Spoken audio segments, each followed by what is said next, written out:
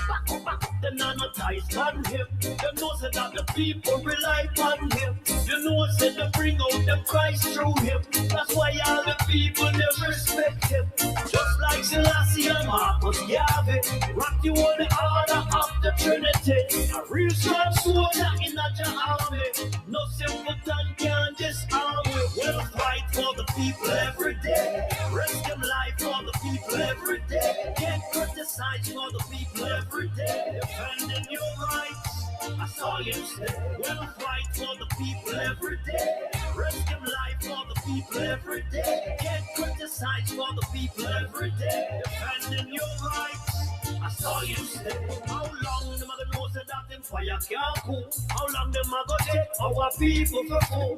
Now build no houses, them now build no school. Take them off the handle, but of the most I rule. They better stop criticizing. Cause what them a do now face him. You know the man no lazy. All them a talk, them are the one who crazy. We'll fight for the people every day. Risk them life for the people people every day. Get criticized for the people every day. Defending your rights, I saw you stay. You fight for the people every day. Risk your life for the people every day. Get criticized for the people every day. Defending your rights, I saw you stay. Step from him, step up all eyes on him. I defend the people that set spice on him. Even politicians spread lies on him. But we know the bug of them not wise like him. Back up, them not ties on him. Them know say that the people rely on him. You know said them bring out them Christ through him. That's why all the people them respect him. Just like Selassie and Marcus Garvey, the man who hold the order of the Trinity. A real strong soldier in a army. No simpleton can disarm me. Them fight for the people every day. Risk them life for the people every day. Get criticized for the people every day. Defending your rights, I saw you stay.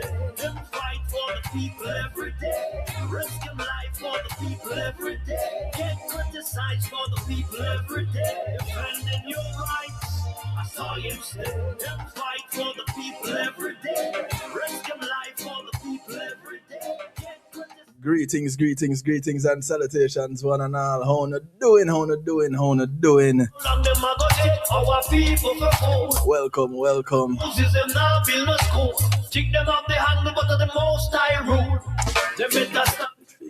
It look different in the studio, yeah. Big ups, everybody. Good afternoon. Good morning, good evening, good day to you wherever you are in the world. Greetings from, well, for me, a very warm South Florida. For the people every day, risk them life for the people every day. Get criticized for the people every day. Defending your rights, I saw you stay. Much love to everybody locked in right now. I defend the people that big ups to the people in the radio land. Even politicians spread lies on them, but we know the bug of them not wise like him. Much love to the family the people in the conversation room. Them bring out them. Yeah, man, in the comment section. Turn up. All the people them respect him. Just like Selassie and Marcus Garvey, the man who hold the order of the Trinity. A real strong soldier in a army. No simpleton can disarm me. Them fight for the people every day. Risk them life for the people every day. Get criticized for the people every day. Defending your rights, I saw you stay. Them fight for the people every day. Risk them life for the people every day. Who's that? Jets Nitram. Defending your Blessings to you. Blessings, blessings. Miss P Love. houses and now build no school. Check them up the handle, but them Elaine Turner. they better stop. Much respect every time. Cause when man now face him. You know the man Who is that? Merle to the world. the one who crazy. They'll fight for the people every day. Risk them life for the people every day. Get criticized for the people every day. Defending your rights, I saw you stay. They'll fight Blessings, Yari. every day. Risk them life for the people every day. Get criticized for the people every day. Defending your rights, I saw you stay. Step from him, step up all eyes on him. I defend. Hey, Yari, how you say greetings and salutations in German? Please and thanks. Wise like him, them not ties on him. Them know say that the people rely on him. You know say them bring out them cry. Sharon Clark, blessings. Why all the people them respect him. Just like Selassie and Marcus Garvey, the man who hold the order of the Trinity. A real strong soldier in a army. No simpleton. Blessings, Dorrit. Them fight for the people every day. Risk them life for the people every day. Get criticized for the people every day. Defending your rights, I saw you stay. Them fight for the people. Miss XT and Farm. Risk them life for the people every day. Greetings and salutations to you. People every day. Defending your rights, I saw you stay. Anne Marie Blagrove. For the people every day. How things with you? Our people for food.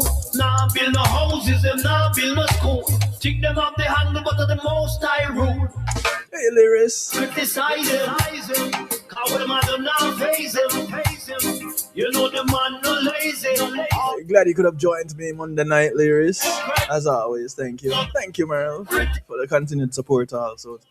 Those of you who don't know yet, Criticize for the people every day. Mondays, Tuesdays, Wednesdays, 10 p.m. Eastern. Place to be 10 p.m. Eastern. Fight for the people every day. As long as you're not tied up For the people reasoning with the Rattigan in you. on a Wednesday. I saw you KevinStew.com is the place to be. up all eyes on him. A different 10 to midnight Eastern. on him. It's called the Night Shift with DJ Kevin Stew. Trust me, it's always a vibe. Guide us now, yeah. Our people need to see the light. Turn it up right.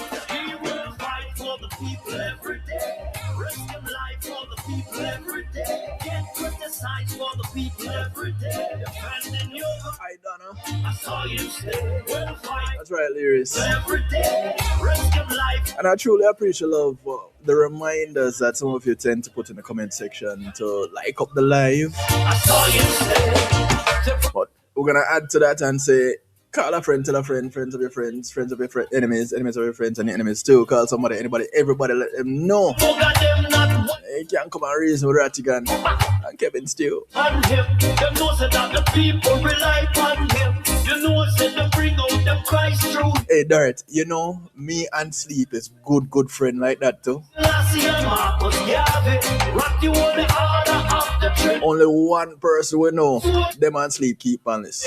No simple time But I call no name still, to fight but all of we know him. every day. Did I say him? Life for the people every day. Get good I think that give us something. to your rights. That's all you say. We'll fight for the people every day. Risk them life for the people every day. Get criticized for the people every day. Defending your rights. That's all you say. How long them gonna know say that them fire can't cool? How long them a go take our people for food? Nah build no houses, them nah build no school. Take them off the hand. Those of you who haven't done so yet, please Better stop criticizing. go ahead and subscribe to the YouTube channel. You know the man not In fact, subscribe to both YouTube channels. crazy. We'll fight. You have the Reason with Rattigan YouTube channel. You have the OJLDF YouTube channel. Criticize for the people. Please don't be strangers. Defending your rights. That's all you say. We'll fight for the people every day. Risk them life for the people every day. Get criticized for the people every day. Defending your Thank you, producer. that's all you say. Say from him, say up all eyes on him. I love the little reminders from the producers, you know. Vice on him. Even And we acknowledge spread lies on him. But we know the book of them now. they make sure to keep us true. You know, make sure that we stay in line. Them know say that. Every now and then we'll get a small drape up. You know say them bring out them Christ through him. Notice I'm not getting drape up because I'm always in line. I'm the good son. Selassie and Marcus Garvey, the man who hold the order of the Trinity. A real strong soul. And then we have Provost Will as the big brother. You know, the big brother always protect the little brother. Fight for the people. Yeah, Risk them that's why him get the drape up. every day. Get criticized for the people every day. Grab your mic, Provost. I saw you Quick we talk to the people, them. for the people every day. Risk your life for the people every day. Get criticized for the people every day. Defending your rights. I saw you say. Them fight for the people every day. Risk your life for the people. Yes, sir. Fight for the people every day. All right. So today is August 15. I want to say a big ups to my brother-in-law celebrated another trip around the sun yesterday. Big ups. And I'm a junior too, you know, junior. Okay. Yeah, big ups to my brother-in-law over in the Lone Star State. Blessings to you. Provost, what's going on? You ready? Yes. Well, look, it's been a very eventful week as usual. You know, This eventful. week was 2 weeks for me, Bridget. Huh? This week alone was 2 weeks for me. Oh, okay. Yeah, I agree with you. Maybe some people argue 3. You know, and as Yeah. producer Jones say all the time, Jamaica is a gift that keeps on giving, just in line with being content rich. So yeah, it's a pleasure to be here, people, as usual, on a Saturday at 3 o'clock. We're here 3 o'clock New York time, 2 o'clock Jamaica time. And today is going to be a bit different than previous weeks because today we have a lot of things to cover and time is limited. So here's what we're going to do. Let me just start up by saying thank you to all of you. You've made a wise choice to be here. You didn't have to make it. Plenty of things you could be doing, but you've decided to spend the time with us, to come to class, and we're going to make sure that you learn something. And I am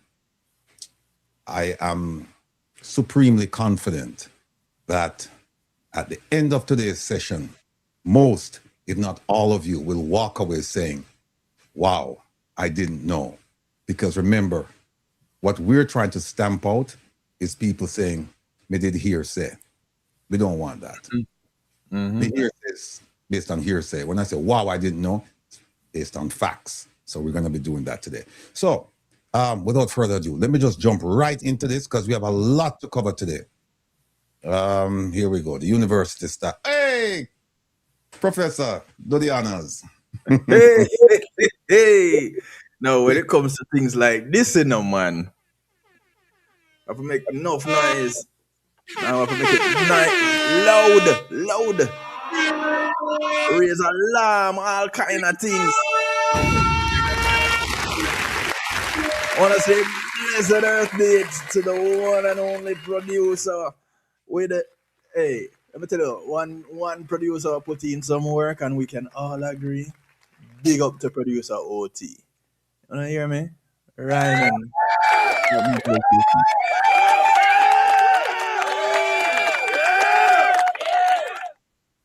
Big up yourself, producer OT. Folks, she just turned 16. So join us in wishing her a happy, what do you call her? Earth Strong birthday, B-Day, whatever it is. It's a very, very special day for her. And OT, we want to thank you for all that you've done and all that you're continuing to do. And we know you're going to do even more in the, although she's saying, we might talk. We are trying to sweeten the pot. Them say encouragement, sweeten labor. And so that is it. Everything. But thank you. And we share your special day with you. All right. Too bad that we all can't gather with you. And I don't think she mind. I don't think she mind at all. We are in person, but know this, OT, that in spirit, we're with you all day. Well, every day, but particularly today, your special day. Big up yourself. We love you. And we wish you continued health, wealth, success, everything. You deserve them. All right, OT. Right. Let me see. I know. Rattigan University. Yes, shaping civic minds. Hey, and you see this what producer John put up today? If there's one day, and I keep saying it, but the program just keeps getting sweeter and sweeter. If there's one day, sweeter and sweeter with information. If there's one day that you really should have your pen or your writing implement and a piece of paper or a book ready is today, because we're certainly going to shape your civic minds for a better today and tomorrow. All right, here's what we're going to be talking about today. SSL, Delta Capital Partners, the British Virgin Islands, and some shocking connections.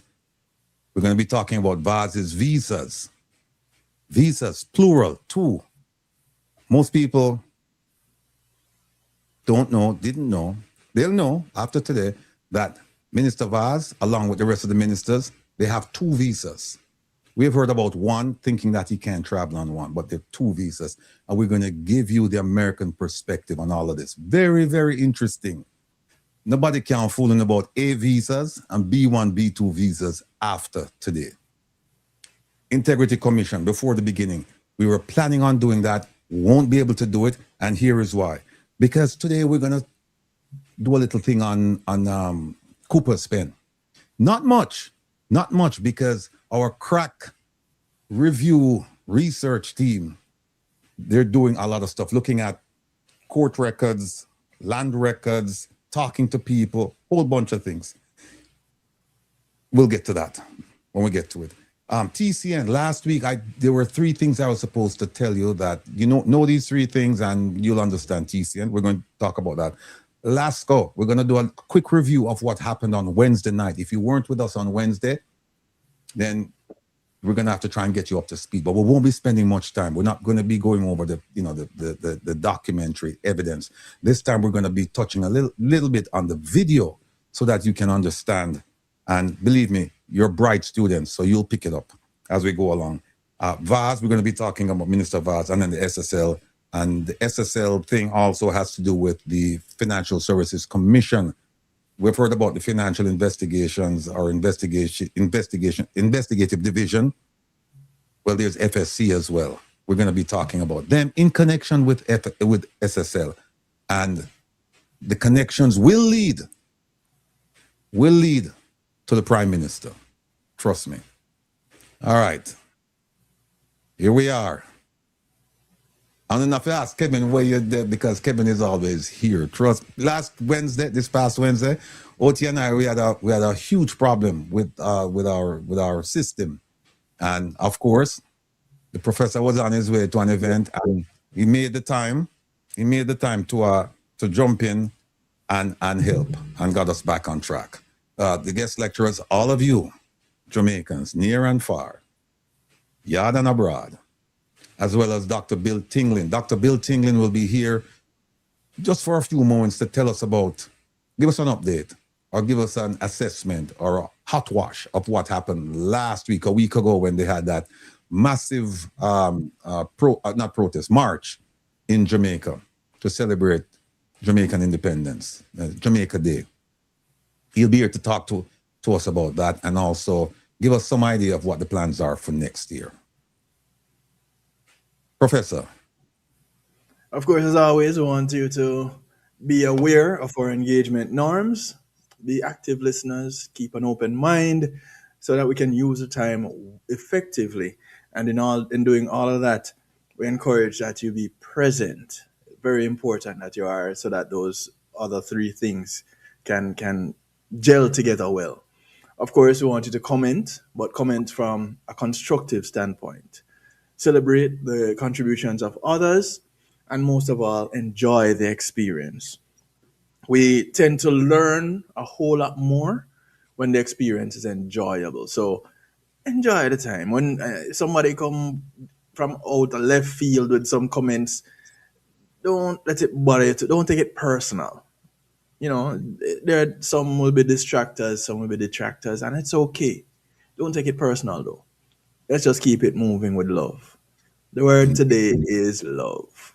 It's OT Earth Day, and nothing is going to get any of us out. Is love. Indeed, the word is love. And normally, on a Saturday, we can't greet everyone individually. And I know that the professor was greeting some of you, but the list is long, as you can see. Expensive, yes. Yeah, but still, I just want to say big up to Doreen Vassal. Our supporter from Jewsland, right across the street from Firehouse, that one little walk bridge there. So, Doreen, big up yourself. And Altia said, Mr. Rattigan, I'm so proud of you. I remember when you started this program. It seems like yesterday. Altia? All right. Well, I remember it too. I remember well. I don't want to remember it, but new members, big up on yourself. Welcome, welcome, welcome. We'll get your names and we'll give you the shout out that you so richly deserve. Thank you. Patricia, tomorrow will be your Earth date. Well, you need to come party with me tonight. Right after the broadcast, 8 o'clock, Reggae Global Radio. And after you done party with me, you party with the Rebel. Yeah. He'll take you into your Earth date. And let me tell you, Kevin, I can't compare myself to Kevin to the music thing. I mean, it's night and day. But I try my best to keep it going. And tonight, we're going to play some reggae music, some current and contemporary reggae music. I love the selection. Mostly, some contemporary music. But trust me, you love the selection. So tune in after you finish with the Saturday Stew at 10 o'clock and then join me until midnight. And after midnight, Dr. Love will take over. All right. Thank you for your donation and support to OJLDF. Your generosity helps us continue our mission and make a meaningful impact. We sincerely appreciate your contribution and your commitment to justice. And that's from all of us around here. And please, the Lord loves a cheerful giver. Continue to give. And Indeed. more you continue to give, the more you will get. Because believe me, we're putting our hearts, our souls, our minds, sleepless nights into this thing so that you can be informed. All right. Quote of the day. Good governance never depends upon laws, but upon the personal qualities of those who govern. Keep that in mind as we go through the presentations today and we start talking about the people who were elected to lead us. Think about their personal qualities and think about good governance. I should say also bad governance. You're going to see plenty of that. All right, this one, we had a discussion about this morning. Small axe chop down big tree, right? And you know the significance of that, people. The government of the big tree. So I don't know how much of the small axe they can withstand because believe me, the pressure is coming. It's coming. It's coming. Well, to be more specific, it is the current administration is the big tree. Right. Considering that government is made up by two parts. You're absolutely correct. Yes, you're correct. You're correct. Yeah, we're focusing on the administration. All right. Now, here's one I really love. Here's one I really love. I paraphrased it many times. You miss 100% of the shots you didn't take. I don't care what sport you're in. If you don't take the shot, you can't score.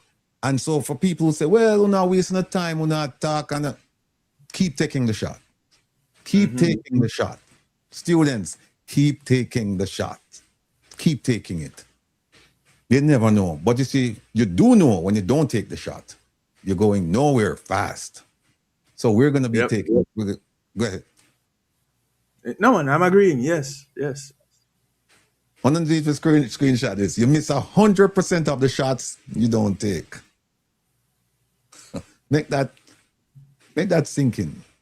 Make it just sink in. Because I know you know of this, you know this, but I don't think you've given it much thought. But you know it. But now that you're seeing it on the screen, think about it. All right. Of course, Wednesday night, Come Reason with Rattigan. That's the program produced by a lovely, talented, relentless producer, OT. And I have to tune in every Wednesday from 8 p.m. Jamaica time. And usually we finish our intention is to finish at 10. We are Jamaican. Kevin, we're Jamaicans. Remember that. Right? The only thing matters is your intention. It's like we soon come. It could be the next 5 minutes or the next 5 days. Right. 5 months. So the intention is what we're really looking at. So big up yourself, OT. So yeah, on Wednesday, that's the program. But then, before we do this, Kevin has a program. The professor has a program. Talk to them about the program, Professor. Is it Mondays, the Tuesdays, Right. Wednesdays? Go ahead, please. Mondays, Tuesdays, and Wednesdays. The live days alternate each week. This week I'm live on Tuesday, but the broadcast happens every Monday, Tuesday, and Wednesday, 10 p.m. Eastern. KevinStew.com and affiliates. This Tuesday, the focus is on health. My Tuesday night focus is generally health. Mondays is community and finance. This past Monday, it was a great time with DJ and Andrea, who would have been here today, but they had to change those plans. Yeah, they have a special announcement to make. They have a special announcement. The next time you see them, they will be making a very, very special announcement. So that's why they won't be with us today. But we did have a real good time on Monday. You can go back and look at that. You can look me up at DJ Kevin Stew on YouTube. You'll find all my previous broadcasts on there, with the exception of the one or two that got sanctioned by YouTube for information that I've presented that I didn't like. But we can talk about that another time. It's All all right. true, though. All true. All right. Let me see. Yeah, Paul. Well, hurry up, Paul. We'll get to it. Don't worry, Paul. Hold your horses. Darrett said Camino Johnson appears in Orange Grove land. Okay. Yeah. We hear about that. And then the professor just mentioned this. It's from 8 to 10 p.m. every Saturday. Tonight is no exception. And it's a Saturday stew. And the man going to have you dancing and jiggling and juggling and all kinds of things. So right after this program, please just stay on the Reggae Global site, or if you're not on the Reggae Global site, then just go over to it and spend 2 hours with the professor, and then you can join me after that. All right. Do we have anything? Oh, that's me right there. All right. Oh, the important thing, August 29th, summer exam. Don't forget, the 29th. Mm-hmm. That's 2 weeks from today. So go back over your notes, make sure everything is okay. If you have any questions, ask us before the exam, right? Don't ask us on the day of the exam. All right. So yeah, we're asking the questions that day. Right. Now, we weren't planning on doing this. The Cooper's pen thing, and here's why. 1 second. Let me pull up something. Oh, Kevin, I'm going to send you a picture so you can put this up, please. I just did. Oops. All right. All right. The videos, we're going to play some videos on Cooper's pen. But here's the thing. This story is making the rounds. And many people have contributed to the story. We haven't thus far. And there's a very good reason. We are taking the time to carefully examine the information and verify the details before presenting it to our viewers. Because here's why.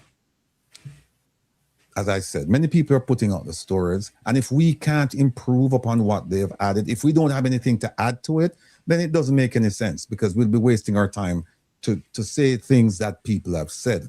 So what we're doing is we're looking at the issue from different angles to see if there's something that is not being said.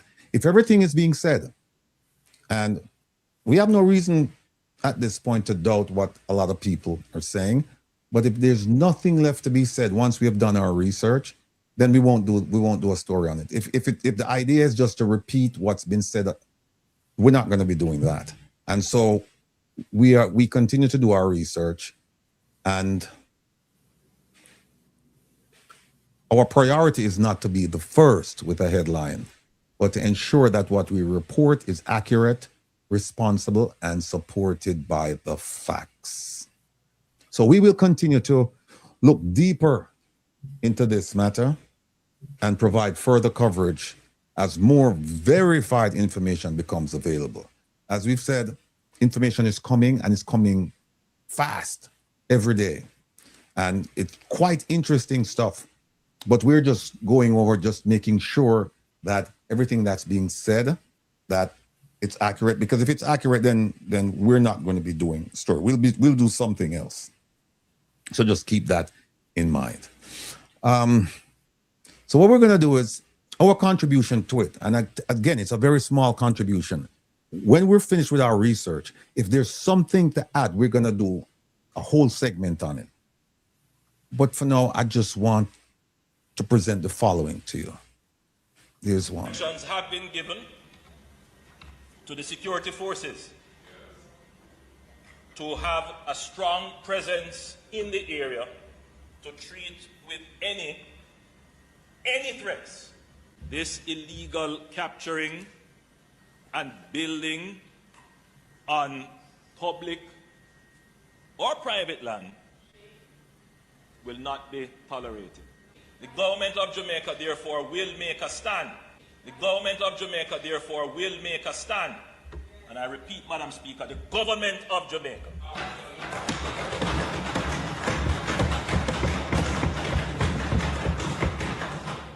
This is not going to be left to a government agency.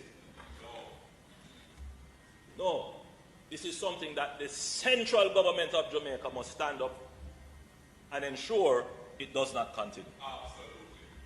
Let me stop it right there. Heard what he said, Professor. He said that public or private land, if you're a squatter, in quotation marks, that the government, the central government of Jamaica is going to take a stand. That was Clifton. Sure, many of you remember that. And if you recall, he said that criminals were selling land over there and that they were going to put them out of business. And then Kevin, where is that article? Will you say put it again? The one with the lady who was set free. It's at the bottom of the tabs. No, I don't see it here. Yeah, man. And in the set.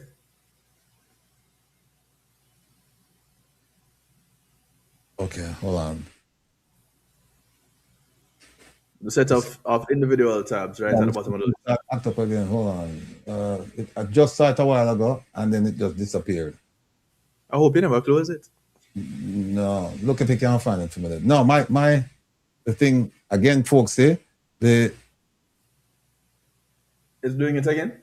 Yeah, it's doing it again. Hold on, it's all over the place right now. It's the cursor is not working. And that's the other part about it, you know. Yeah, this was what was happening on Wednesday. Yeah, on Wednesday, this was what was happening. Hold on a second.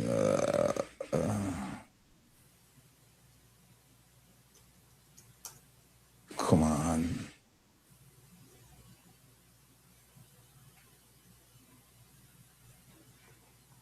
See if you can pull it up from there. While you're doing that, let me just play this video here. You remember this video, people? It is not your birth that makes you Jamaican.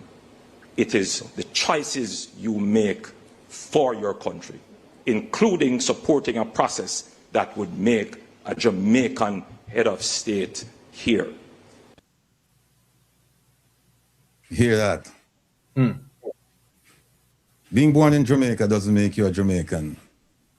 This is contrary to the Constitution. The Constitution says if you're born in Jamaica, you're a Jamaican. But you heard what the Prime Minister said. This was last year. He said, being born in Jamaica doesn't make you a Jamaican. It is the choices you make for Jamaica. Now, let's examine that. He made a choice to bulldoze homes over in Clifton. Does that make him a Jamaican? Because that was not a good choice for Jamaicans. And then remember, when they arrested somebody, the lady turned out to be a principal, I believe, in his constituency. And that lady was set free recently. No charges. No charges pending against her. We're all gone. So I want you to keep the quote in mind, the one about leadership, governing or governance, and I want you to keep what the Prime Minister just said, because we're going to keep coming back to that. Being born in Jamaica doesn't make you a Jamaican. It's the choices you make. So, and you know, when you look at things like that, you have to ask a question. So, watch your cabinet gone again.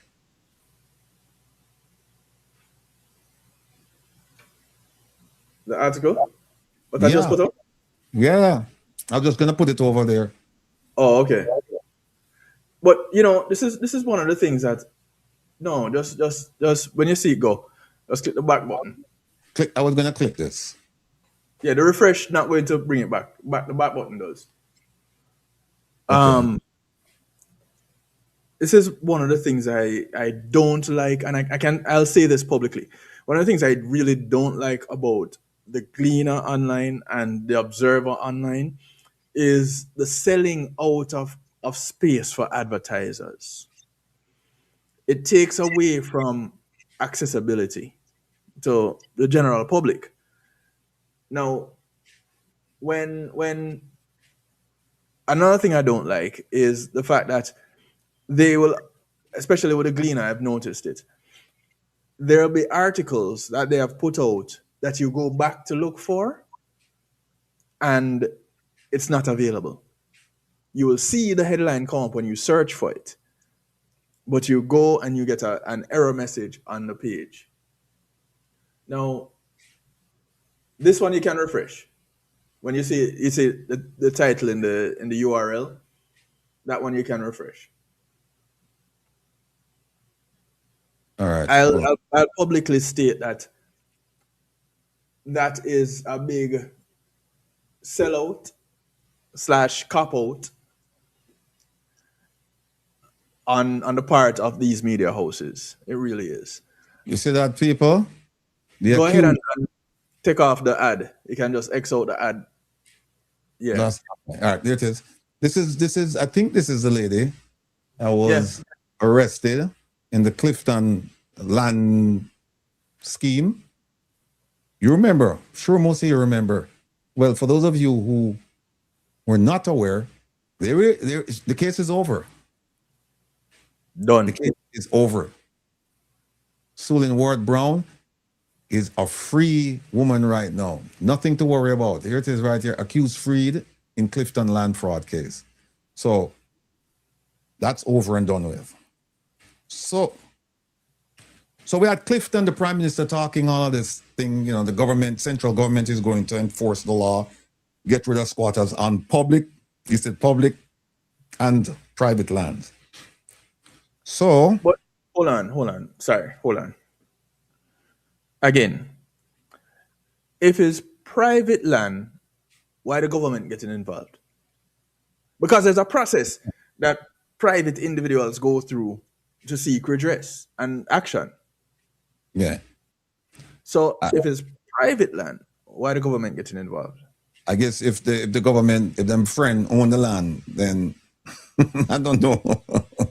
I don't know. But people, I want you to remember this, that Cooper's Pen is part of Jamaica's North Coast tourism area. Cooper's Pen on a waterhouse. It's not behind, it's like behind me. Cooper's Pen sits in a very attractive part of the country, in the North Coast tourism area. The Hotel Rio Palace and the Hotel Rio Palace Aquarelle and Excellence Oyster Bay. So that's two hotels. Hotel Rio Palace Aquarelle and Excellence Oyster Bay are located in Cooper's Pen. And there are also projected tourism developments in and around the Cooper's Pen area. So you can understand why this area is so important to a lot of people. We can understand. It's not just some random part of the country, back bush. No.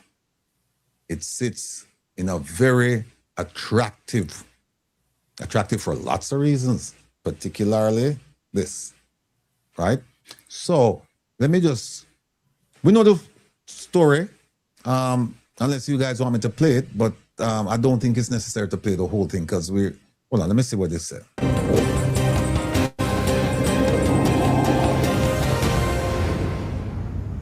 Good afternoon and welcome to the Midday News. Here's what we have in the bulletin.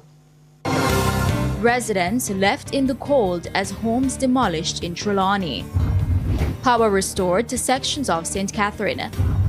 And later in sport, the Caribbean Premier League makes its return to Jamaica at Sabina Park this evening at 7. Thank you for joining us. I'm Shamela Pula and here are the details. Several residents in Cooper's Trelawney are reportedly homeless this afternoon. This after their houses were demolished this morning in a major operation involving police, military personnel and heavy-duty equipment. Residents say the operation began as early as 5 a.m. They say they were caught off guard, adding that they received no prior notice. And of course, we will have more details on this developing story in subsequent newscasts. All right, so we can move that. We have also heard about the men in that community who were arrested earlier. So when the security forces went in with the demolition crew, there was no opposition, just the elderly, the young, women. So you can see this was planned. Yeah. And the men who were detained, yeah, it was orchestrated. And the men who were detained, no charges that we're aware of. No charges. And so, as it relates to charges, generally, you have to be held, you can be held up to X period of time without charges being laid. Mm-hmm. So in that respect, there's not much of a recourse for those men. Yeah, but the thing is that you have to have some reason to suspect that criminal activity took place or about to take place. But you just said the right word. We suspected that individuals, we've heard this before, the same individuals that tend to escape in nearby bushes, we suspect that individuals have been participating in illegal activities, and as such, we detained said individuals to see if. So you have to articulate that, though. It's not enough to go to court and say, we suspect that they're going to do it. Now you have to lay it out. What's the basis for the suspicion? And so people, I'm being told by eminent practitioners of law in Jamaica that one avenue of recourse is to sue the JCF, because the JCF under their act, they're prohibited from engaging in eviction processes, except to provide protection of the peace. So they can stand to make sure that nobody interferes with, the bailiff, because the bailiff is the one who's supposed to go in and remove the stuff, not the police. So that, even under the INDICOM rules and regulations, that is a problem. But we will explore that when we do the full story. And somebody said, isn't that kidnapping? Could possibly be. We don't know, but we're looking at the facts. Somebody said that they have some barrels. I need your help to send some barrels to Jamaica, to suffering Jamaican. That's Charmaine Clark. Charmaine, do me a favor. Joan, can you put up the number? Or put up the email so that Charmaine can email us, and we'll assist her in getting the barrels to Jamaica for the suffering people. All right. So now we have two quick videos to show you. One second, Provost. Sure. As it relates to the media houses, as I was mentioning earlier, the Observer and the Gleaner, they sell out ad space, and the ad spaces that they sell out are invasive. So oftentimes you'd look for an article and you'd be bombarded with ads. The article will disappear. And the other thing is the Gleaner has a tendency to archive and then remove certain articles relating to certain individuals, especially the ones that we have been looking at on this program. So that I wanted to say publicly. All right. The Charmaine Clark, there's the information on the screen. You can reach out to us and we will provide whatever assistance we can to get the barrels to Jamaica. All right. Now, we have two quick videos to show. Here's one. That's one. So it's very short. Here's another one. These are the things we're looking at now.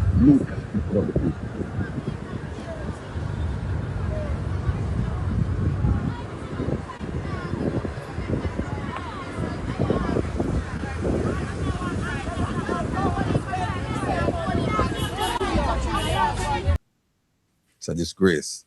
It's a disgrace. And that was Cooper's pen. yeah. And we're in the hurricane season. We are hope, knock on wood, that we are spared from any natural disaster, but God forbid something should happen. So you want to tell me that out of the 3.5% of unemployed people, that is all of them right there, so? I guess so. So if they are a part of the 3.5 or they are the 3.5, when you take with them living arrangement, how they're supposed to work? Right. Well, if it's the 3.6 unemployed, if those people weren't, well, now they will become part of the 3.6. Yeah. The unemployed, or they'll become part of the 500, 600,000 outside the workforce, still unemployed. So the government are going good. Them are going good with this nonsense. But you know what?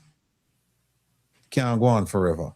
No. I could have finished up by playing this. The incident is quite concerning, and many of the images that we have seen are disturbing. My heart goes out to the families who have been. A lie. You ought not go to no family. How come with Clifton you ought never go to them families? It's the same thing. Same thing. Same thing. Him heart go out a road. Yes. For them family. It's not going out to them. It's going out a road. You have the official presence there, and you have people being evicted, and you have their homes demolished. Same thing. So come and tell us now that, well, my heart goes out to them. It's disingenuous because you just said, we just played the video where you said you're not going to tolerate it on private or public lands, that central government is going to be involved. And guess what, people?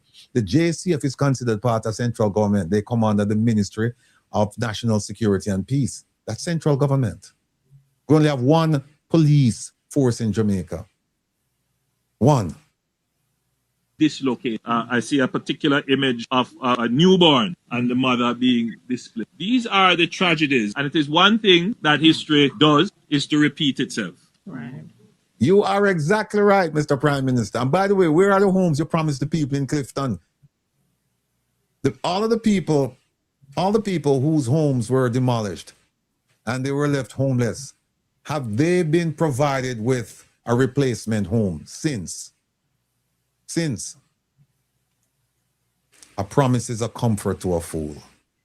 And I am committed to ensure that our history is not repeated.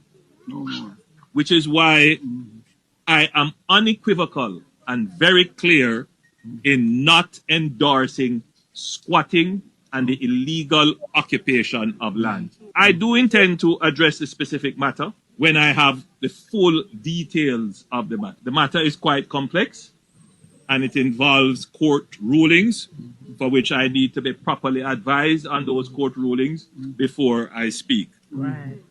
I do intend to, however, address the matter. As soon as the matter occurred and it was brought to my attention, I had no prior knowledge of it. None of our ministers, certainly not the Member of Parliament. I got a call very early in the morning, quite surprised, and immediately. Oh, people, so how is it possible that nobody in the government knew about this, but we had government forces out there? Is this a rogue force? The people who are there, who do they report to? Who gave them instructions? When were the instructions given? A whole range of questions. But if this is true, that the government didn't know about this, and what does that tell you about the government and good governance?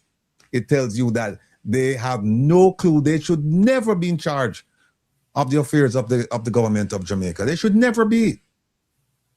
Never be. Think about that before we move on.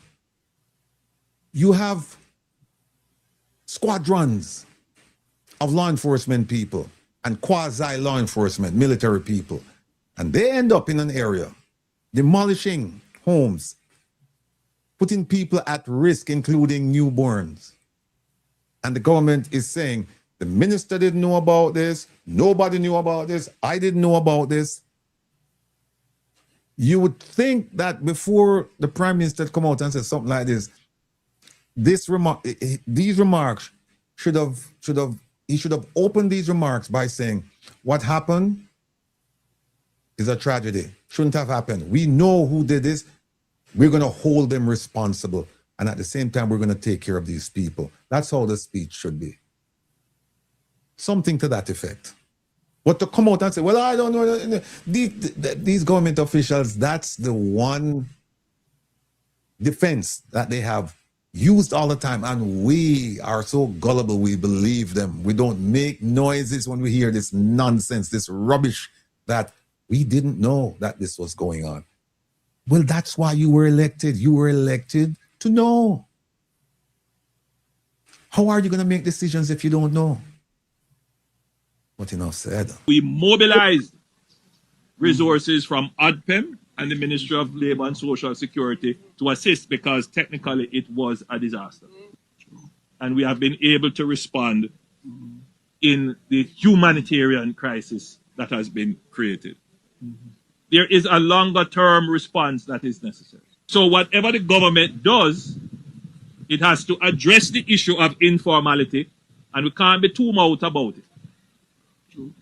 We have to speak straight about it. Squatting is wrong.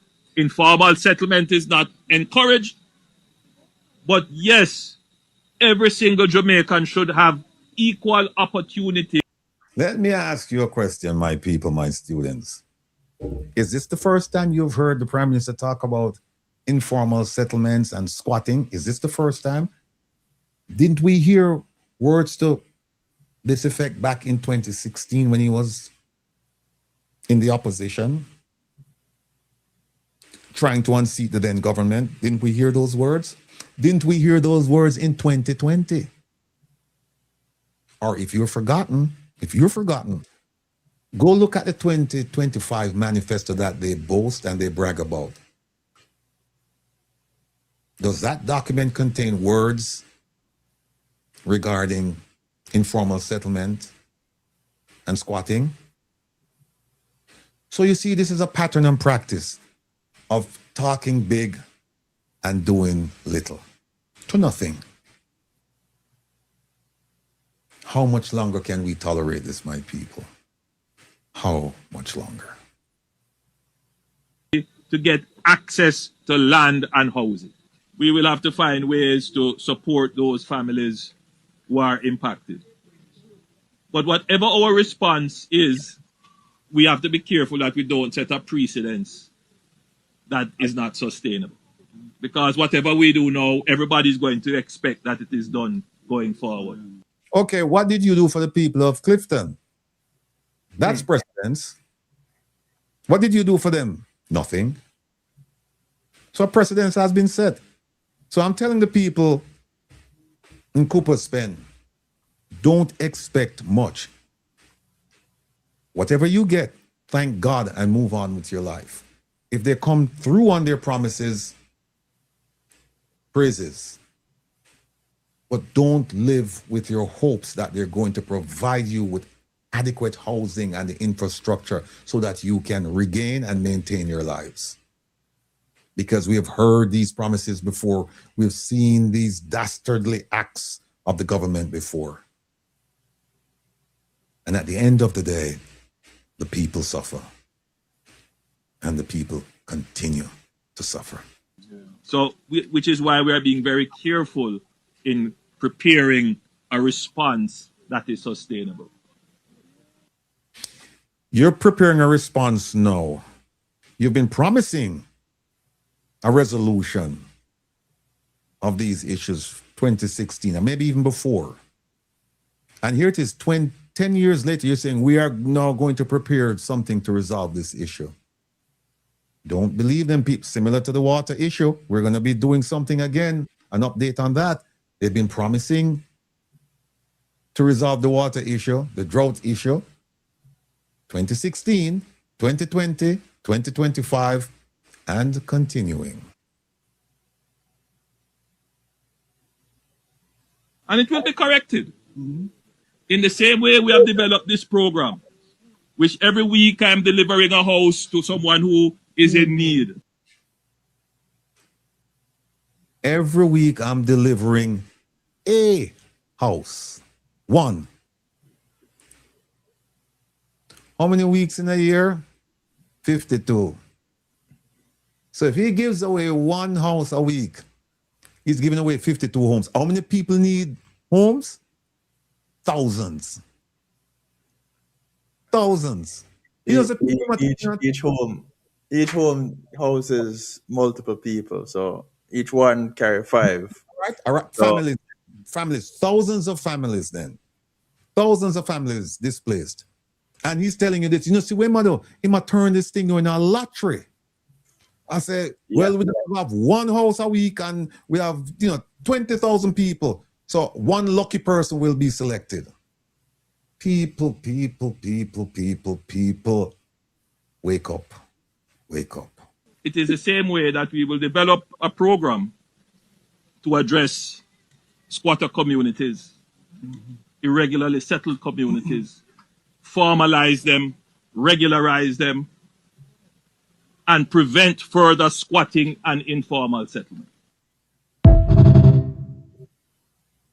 Well.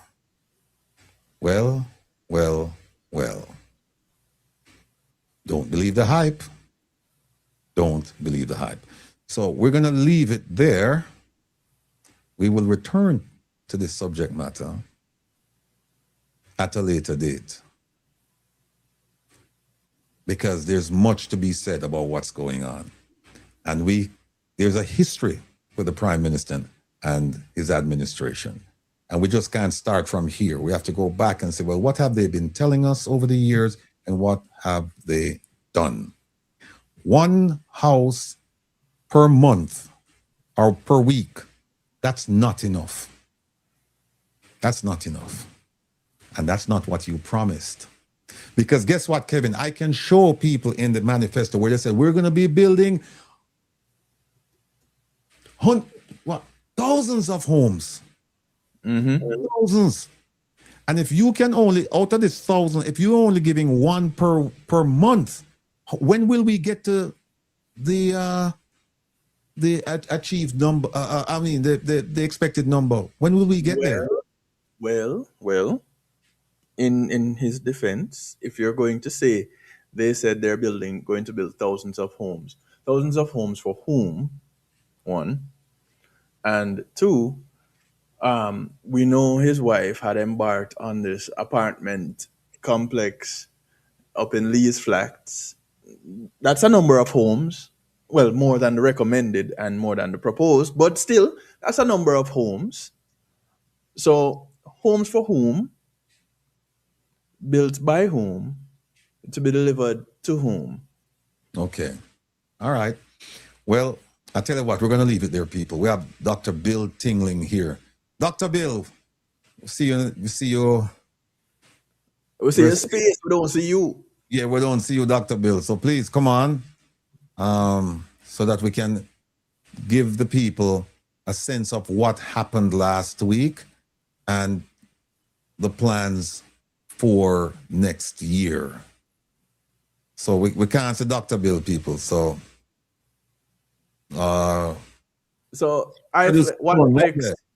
one flex in the comment section says skip the chain of command and call the GG. And call who? Call the GG.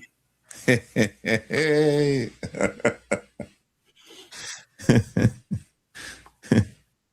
Dr. Bill, calling Dr. Bill.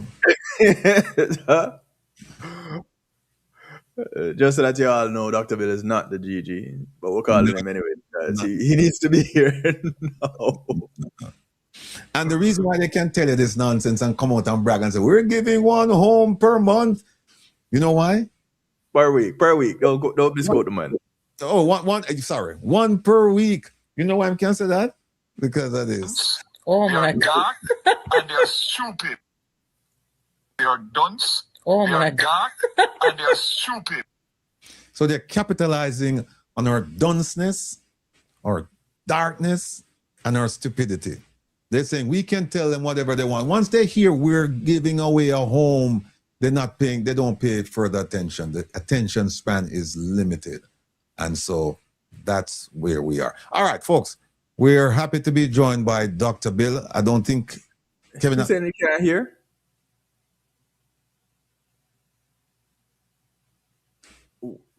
Turn up your device. Should I Can't put hear it us? So he's saying he can't hear us.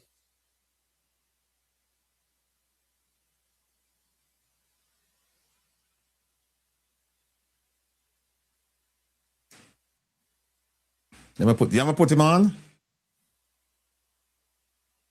No, me can't hear you. Hold on, Pro. Yeah, let's bring up Dr. Bill because he's saying he can. Yeah, Doc, can you hear us? he can hear us. Dr. Bill, go ahead.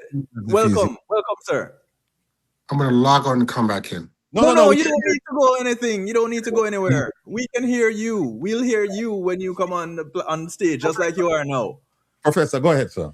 You're good. You're good, Doc. We can hear you loud and clear. I can't hear you, but I hope you could hear me. You can hear us now? You could hear me? Yes. My brothers, my Jamaican sisters, to God be the glory. We're live to say wonderful things about our country, the wonderful country of land and water.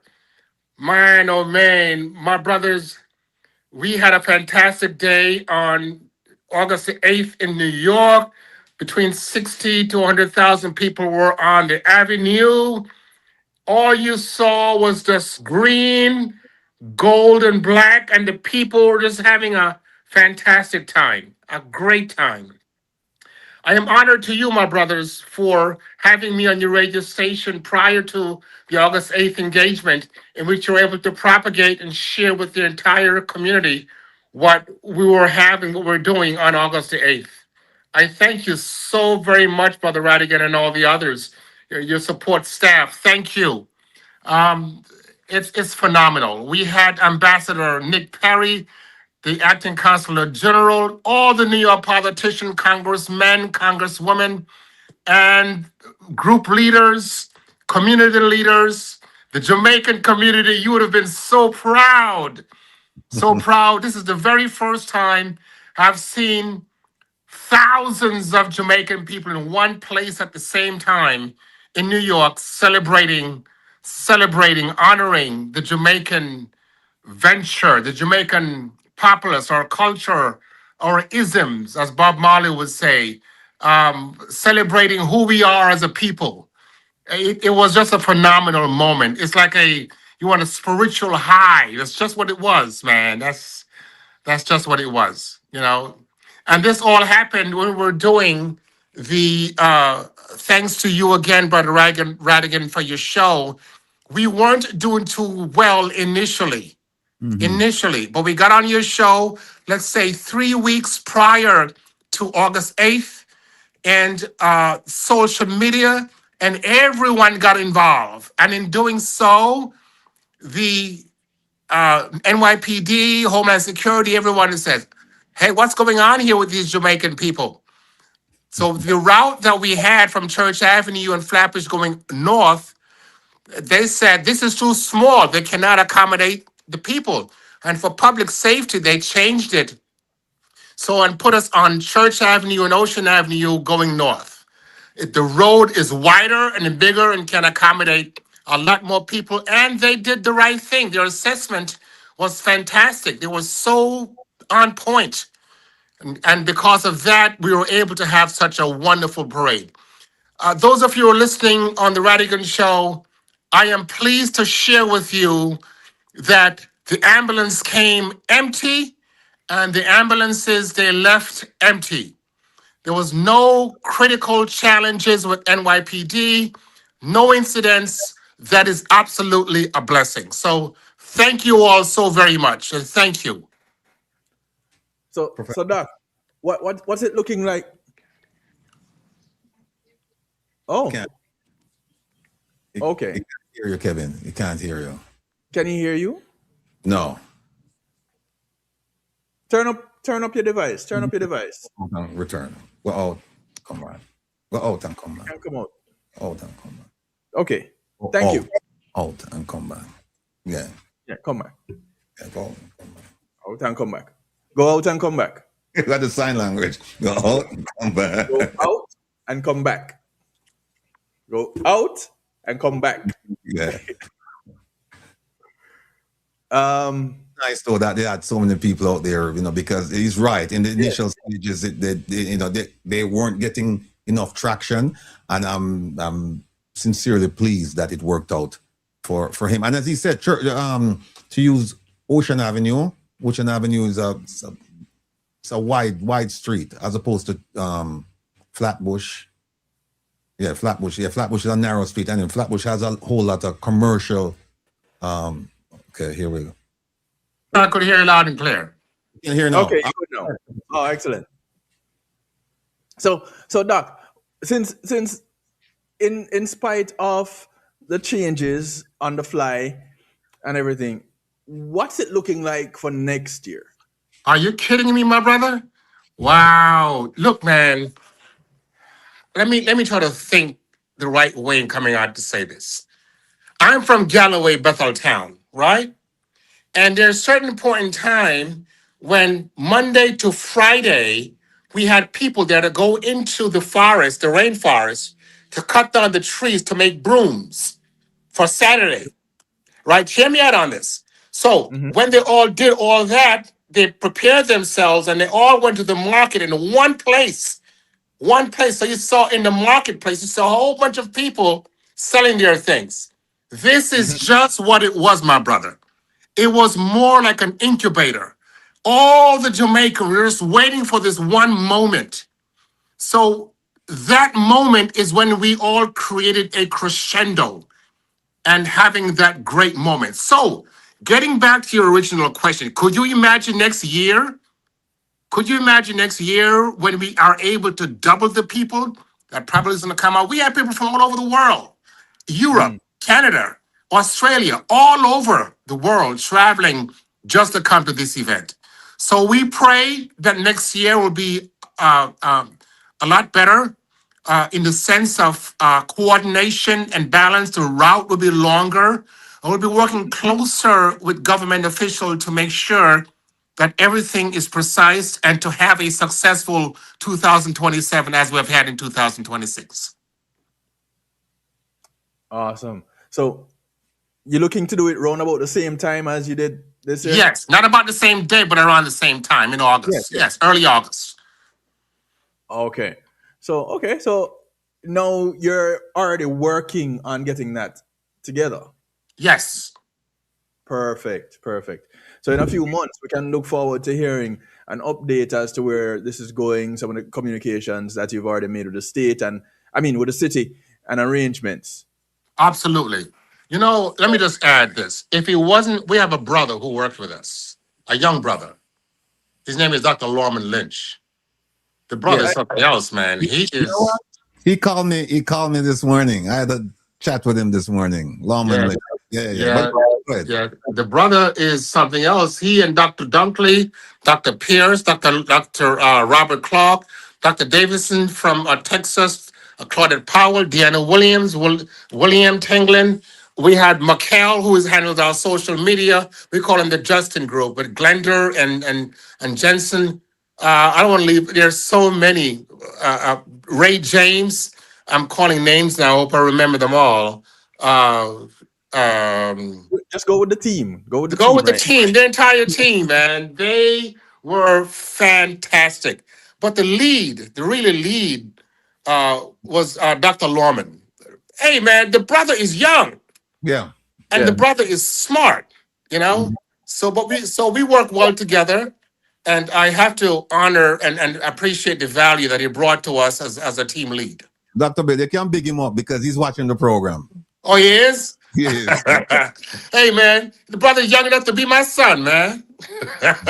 But the brother's all right, He's a gifted Jamaican, And you know what, my brother? We work so well together. It's like a balance.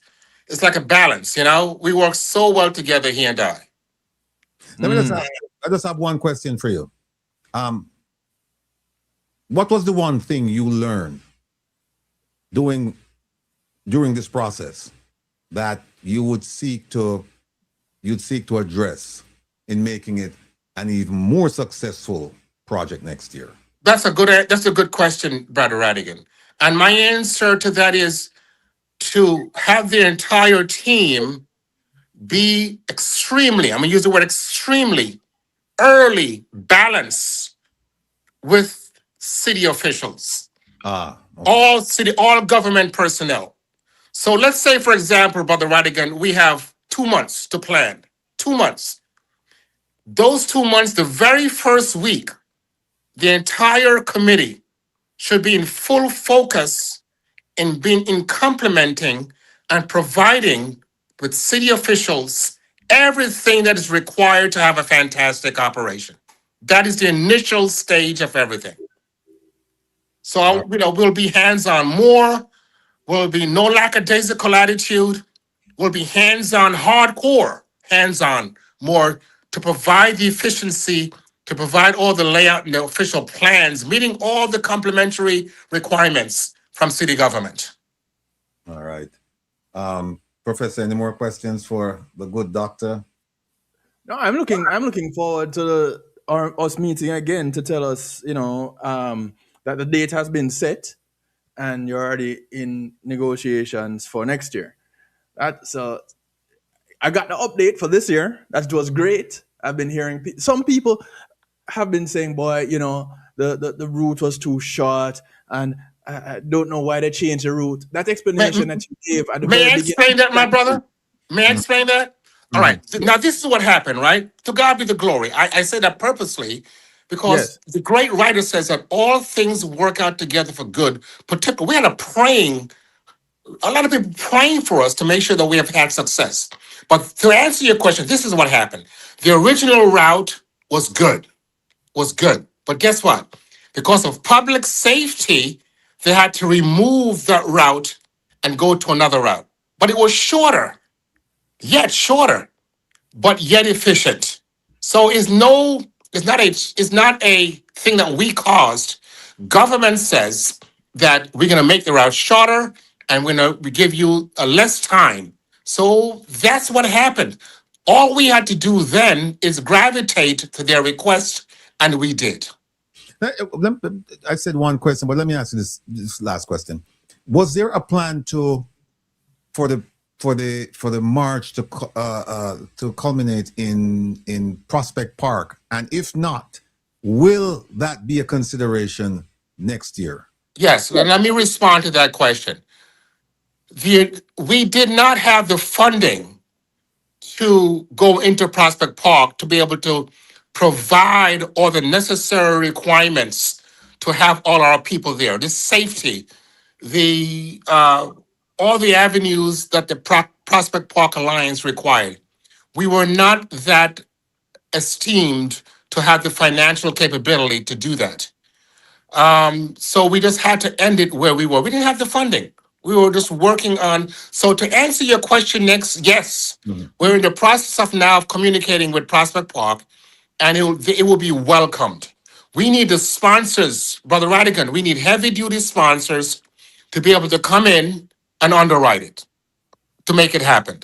All right. Well, you know where to stop if you want to talk to heavy duty sponsors. You can come here and do the outreach. Indeed. So, yeah, make us a stop on the march to getting the march ending in Prospect Park. Yes, indeed. Well, you've always been there for us. And I just thank your audience for listening and thank your audience for their grand support. All right, my brother. Well, look, always a pleasure. Congrats on the march. And I know with you at the helm, it's going to be bigger and better last year. People, you ain't seen nothing yet. So, Dr. Bill, thank you. Thank you. Thank you. Grace and peace, my brother. Thank you so very much. All right. Yes, people, that was Dr. Bill Tinling, the primary force behind the march last week. And I can tell you, once he sets his mind to doing something, it's going to be accomplished. It's not like our prime minister who will promise us things and then don't deliver, don't take blame, and expect us to just accept. All right. Professor, we can move on now. Folks, listen. Last week, no, not this Wednesday, about 10 days ago, last week, Wednesday, we did a program on the TCN, third country nationals, you know, the people, the deportees out there, and there were two parts to it. There's one where they're sending 25 every 2 weeks, and there's one proposed by Minister Marks for up to 10,000. And we show you that it's 6 or 1/2 dozen of the other. They're all deportees. And remember, we said that we're going to give you 3 things or 3 questions to ask in order to fully appreciate the TCN issue. Here are the 3 questions. We did it 10 days ago, but fortunately, we didn't do it last week, Saturday. Here's it. When you hear about the TCN, Third Country National Program, just ask, what is TPS? Because guess what? We have over 350 Haitians on the TPS, temporary protected status, and their status was removed as a result of a U.S. Supreme Court decision. So now ICE is getting ready to send these people out of America. And I suspect that the ones who don't have matters pending before the immigration court, they are going to be removed. And I think in some instances, they ask them where they want to go. In some instances, I suspect that a lot of them will be in Jamaica. A lot of them will be in Jamaica. So here it is. Oh, and by the way, a lot of them, they're skilled. So they would satisfy Minister Marks, Minister Horace Chang, who else? Minister Dana Morris Dixon, and the Prime Minister and others. They would satisfy the requirements that we want skilled workers. No, sorry, the Prime Minister said no skilled workers because we have a lot of unemployed people and the people outside the workforce, and he will not import labor until he's finished with the employment issue in Jamaica. So he's juxtaposed what he's saying, compare and contrast what he's saying to what Minister Marks, Minister Dana Morris Dixon, Minister Chang, and others. Just compare and contrast what the Prime Minister is saying about that labor issue with them, or against what they've said and what they're proposing. But here's the thing: just ask, what is TPS? The key word to remember from the American perspective is this: temporary. It's not permanent. And the court essentially said that. Yes, look, you can't stay here forever and ever.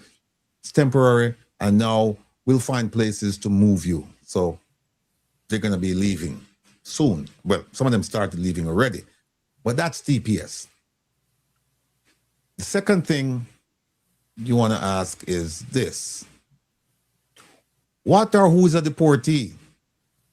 The people on the TPS that they're removing from the United States who will end up in Jamaica, they are deportees. Plain and simple. Whether they come in for 2 weeks or 10 years, whether they come in under the program for 25 every 2 weeks or the program for up to 10,000, they are deportees.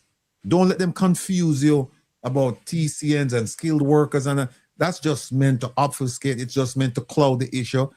And so when they come out and they say, like the Minister of Foreign Affairs and Foreign Trade, when she came out and said, there is no plan under the MOU to have 10,000 people come to Jamaica, she's been slick. She's right. Under the MOU, they were talking about up to 25 every 2 weeks. The 10,000 is another program. So what she did, she reached across and grabbed parts of that program and then kind of mixed them, blended it up with the MOU program, the program under the MOU, because there's another program under diplomatic note, which is up to 10,000. I hope you understand me. Those of you who watched the program last week, you fully understand. So you ask, who's a deportee? And the definition is there. If you remember what Minister Mark said. She said she defined a third country national, and she said it means that you're not a citizen in the country where you are, and you're not a citizen in the country where you're going. She's absolutely correct. But she didn't define deportee, and she didn't define third country national deportation program. So it doesn't matter how she wants to define the status. The problem is the program. The problem for her is the program. Because once she defines the program, then it doesn't matter her definition of who a TPS or a third country national, it doesn't matter because they're going to be in that program. So the second thing you ask, first thing, TPS. Second thing, deportee. Here it is right here. A person who entered the country legally or illegally and is later removed from that country by the government, usually, not always, usually to their home country, because some of these deportees, they cannot go back to their home countries for various reasons. So just because you're deported doesn't mean that you came to America illegally. You could have arrived legally, but you did something you weren't supposed to do, and now they have to remove you. Just keep that in mind. Something as simple as staying longer. Overstaying, yes. Overstaying. So it's TPS, deportee, and here's a third one. Oh, here it is right here. Third country national, that they're saying, oh, third country national. Remember Minister Marx's definition? You're not a citizen of the country you're in, and the country where you're going, you're not a citizen. Here's what you didn't tell you. In the context of third country national removals, because those people are not coming to Jamaica on their own volition. They're being removed. And it says in the context of that, a third country national is a deportee. So you see, it doesn't matter what she says. Anyway, she turned Makajukar. Is a deportee who has a final order of removal from the US but cannot be returned to their home country. Instead, the person is removed to a third country that is not their country of citizenship or origin. So those are the people she's talking about. So just to recap, let me see. Yeah, that's it. Let me see. Yeah, we don't need to go through all of that. So here it is. Third country national in the context of removals. There it is right there. Who's a deportee? What's a deportee? And the first one is temporary protected status. What is TPS?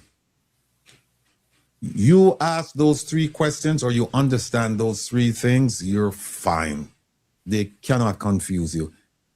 And I just wish that the journalists or the reporters who are asking questions of the officials regarding these, it's one program. Believe me, it's one program. But I just wish that they would ask the right questions. And they're not. Gota says overstand. All right, Gota. So we're finished with TCN. Now, next topic. We'll move with lightning speed. Next topic is we're going to talk about LASCO. All right. Some of you asked me to do a little bit, just cover it because we did it on Wednesday. We're going to do an overview of it now. We're not going to go into details, but believe me, with the overview, you will understand. Where is... Give me a second. I'm in TCN here, Kevin. Where am I find...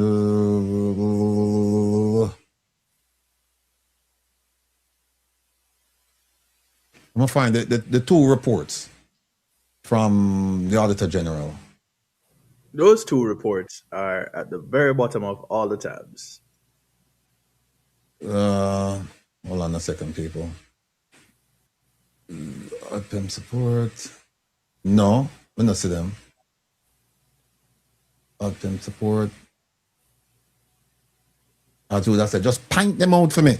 Let me just start talking to them. So what happened, folks, is this.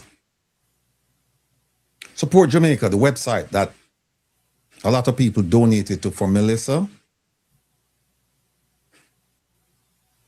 We're finding out now that there was a financial institution involved and that monies that you sent to the tune of 340, let me see how much it was.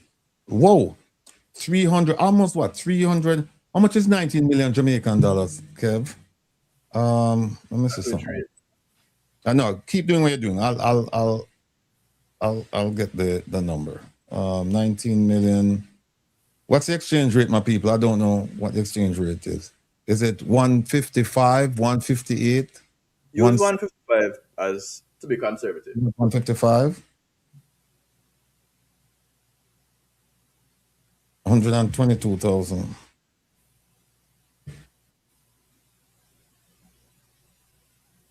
So that's people. You won't believe. Oh, 158. All right, we'll use 155. But listen to this. Like I said, to be conservative. Yeah, approximately $500,000 US that you sent to help our people went somewhere else. Let me repeat. $500,000 US that you sent, because you sent more than that, but out of the total amount, $500,000 US that you sent, thinking that it was going to help the people affected by Hurricane Melissa, did not go to those people. It went somewhere else. And we're going to show you that somewhere else. Also, that website was quickly. Where's the second one, Kevin? Which one is this? There's so much information inside of this one here. That's the website. Where's the other one? There's two of them. Yeah, there's two down from it. Is it this? Okay. All right, I have them. So what we're going to do is, for those of you who didn't watch us on Wednesday, we're going to play quickly, because we have two major topics we have to get to, SSL and Minister Vaz. Let me just show you this. Hold on a second. Where is he? You move him. No, he's right here. I'm looking at him, but I just want the part with when he was questioned. When he was questioned by hold on. Stay with me, people. It's just a lot of stuff here to go through. And no matter how we set them up, we always end up with some of them just escaping us. Because I'm looking at the screen and there's just a lot of stuff to go through. I'm looking at one where he was questioned by Damien. Do I have it here? Oh yeah, here it is. All right. No. Remember Commander Gale? You remember him.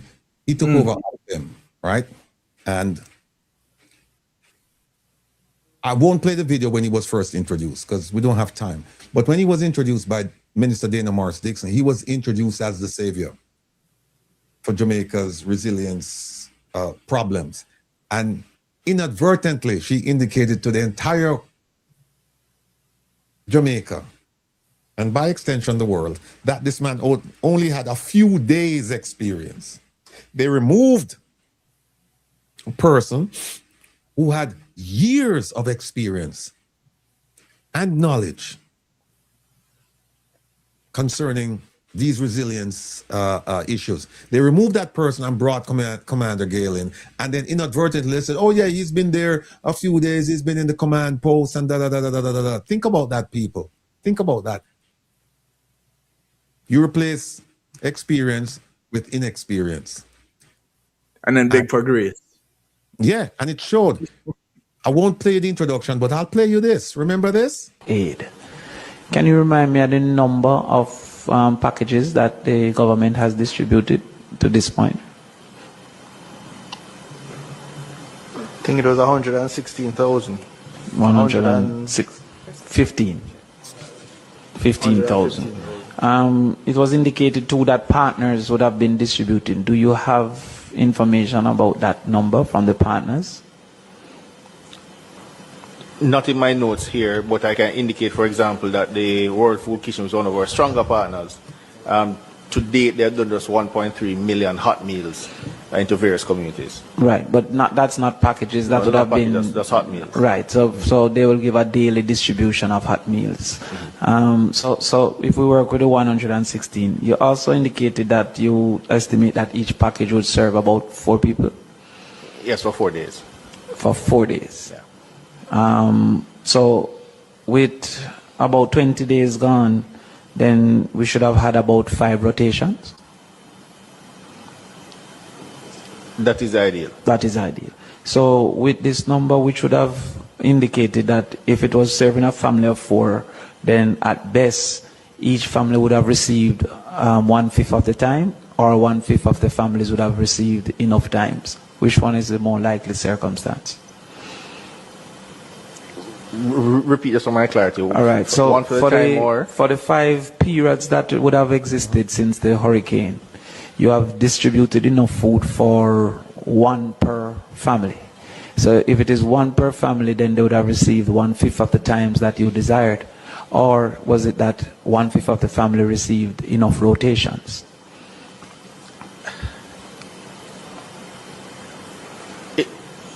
The reality of it might be a mix of the two.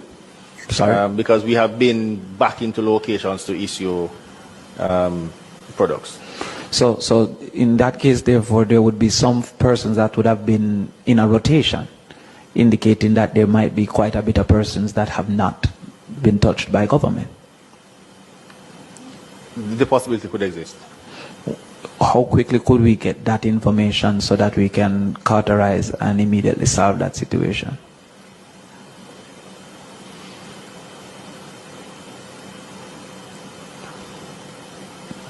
We could see to work on it just to complete it this week. This, my people, is the perfect example of trying to put a square peg in a round hole. Won't work. Won't work. Abunti, you're right, him last. Clueless, Jada. Of course. Clueless.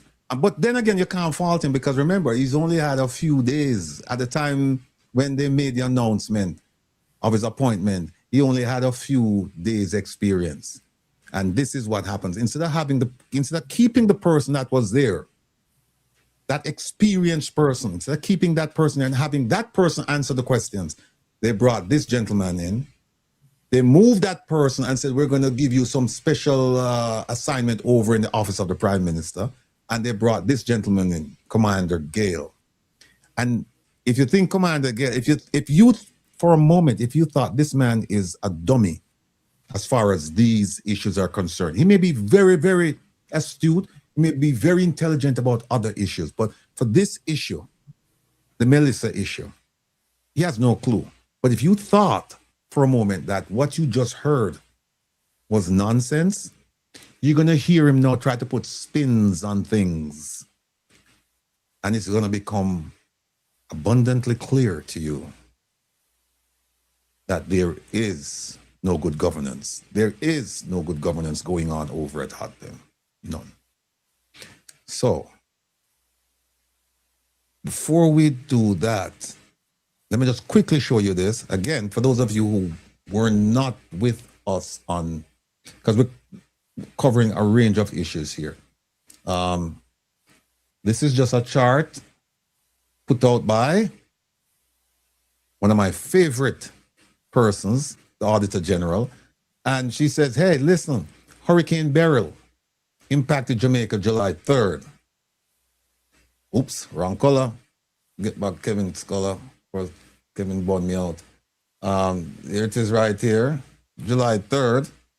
And then look, and 5 days later, they launched something called the disasterfund.opm.gov.jm. That's a website. And the website was created by a private entity. Turns out that that entity is Amber.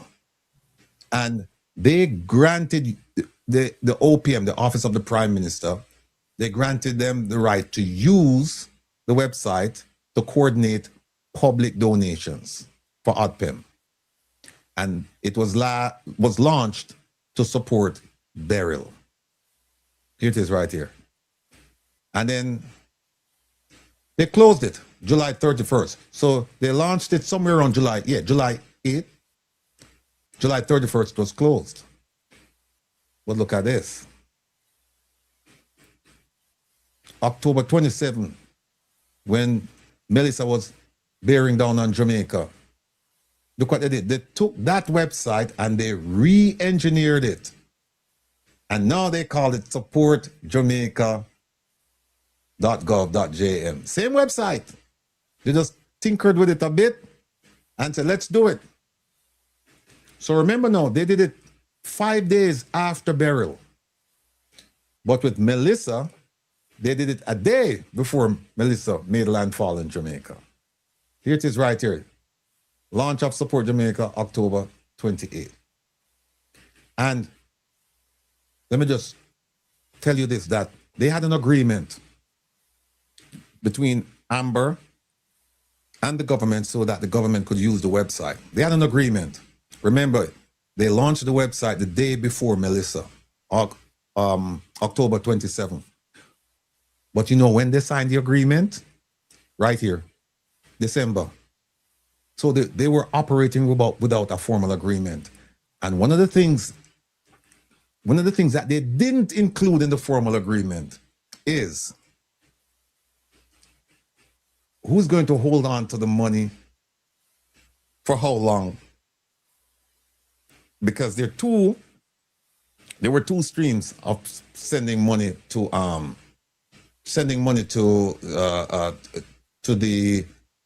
the website. There are two ways of doing it: by wire transfers and by credit card. Let me just quickly move this and get to this.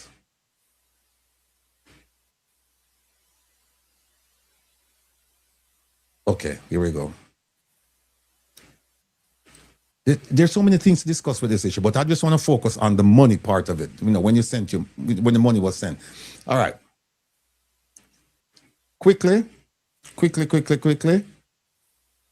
All of you gave, come back to yellow. I have to go back to Kevin Scholar. All right. All of you gave money, donors, right? So you gave money either by credit card or by wire transfer. Now, if you get it by wire transfer, it went straight into this account, the NCB account for ODPEM. If you did it by credit card, it went to Lasco Financial, and we can say that without fear of any contradiction. And here's what happened when it went to Lasco.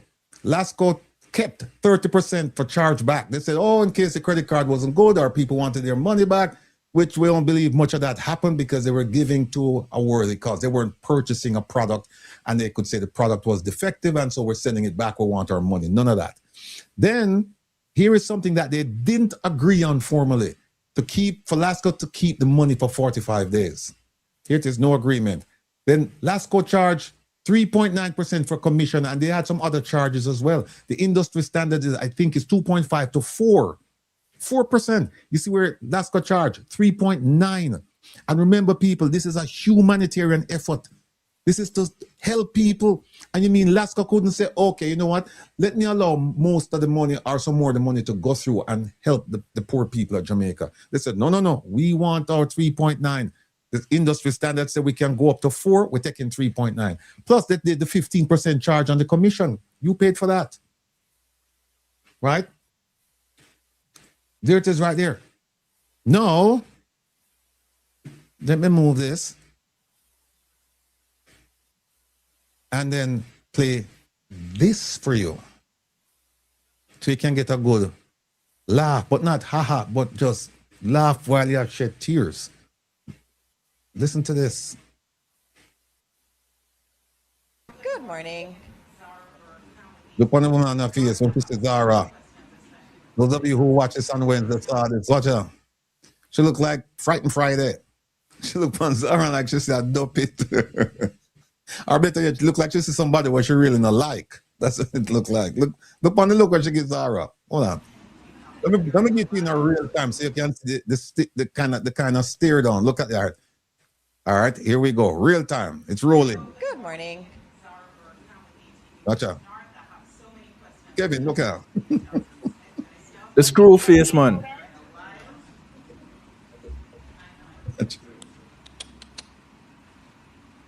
All right, she said the questions are for Minister Johnson Smith. Do you want to say it? I can hear it. I can repeat it. Okay, a new mic is coming. Hello, yes. Okay, Zara Burton, 18 degrees north. Many questions for Camilla Johnson Smith. Can you just read out the questions and then we'll try to take them together? And also for you, Minister. Okay, sure. The set of questions also impact Minister Grange. So this first question has been regarding a text message that I received from just a friend of mine who used to be a journalist over in the Philippines. And he made a mention that, paraphrasing, is it that the government is misusing funds that were raised for Melissa, given that I'm hearing that a private entity was the one that owned the supportjamaica.gov site. Now, that has been in the news recently, just regarding Amber, and also regarding the information that went out to the diaspora, whether or not, why weren't the diaspora and other people who donated on that site locally told that this was a site not owned by the government of Jamaica? So that's one. Two, Minister. Right, that's the one where we were talking about.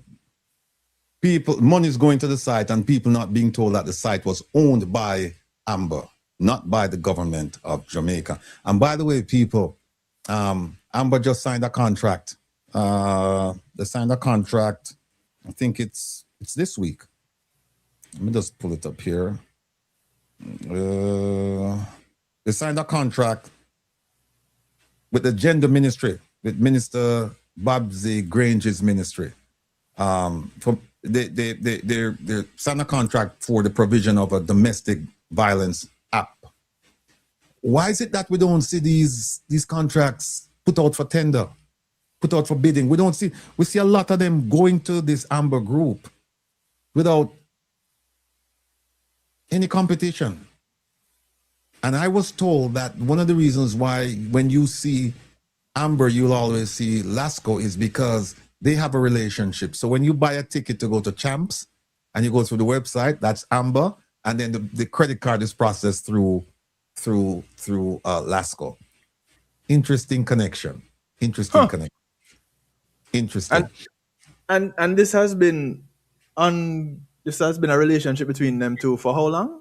For quite a while. I was told that it was for quite a while that Amber and Lasco they partner when it comes to putting out something on behalf of the government and having people pay, like an entertainment event, paying using credit card, that the credit card is processed through Lasco because they have the security portal to deal with the processing of credit card payments. And so, but I don't think they're the only ones in Jamaica with it. But this is just the way it's set up, that Amber works in tandem with Lasco. An amazing thing. So now you just heard the questions posed by Zara regarding ownership of the website and the funding. Now I want you to listen to what this Minister Dana Morris Dixon, I want you to listen to her response. Because she took it on and said she's going to answer the question. All right, here we go. All right, thank you. All right, so ministers, if you can come up, let's get through these questions. I will give one note though on Support Jamaica. And I know yesterday the head of ODPEM would have been giving updates, but what I do know is that in the disaster risk management structure, there is a finance committee that must approve any spend coming from any money that has been donated. In addition to that, all of the funds that would have been received through Support Jamaica, they go directly to ODPEM accounts. Now, my people, as I said on Wednesday, and I made much about it, this minister, you can't trust this minister now. Well, you couldn't trust her before, but now it's even worse.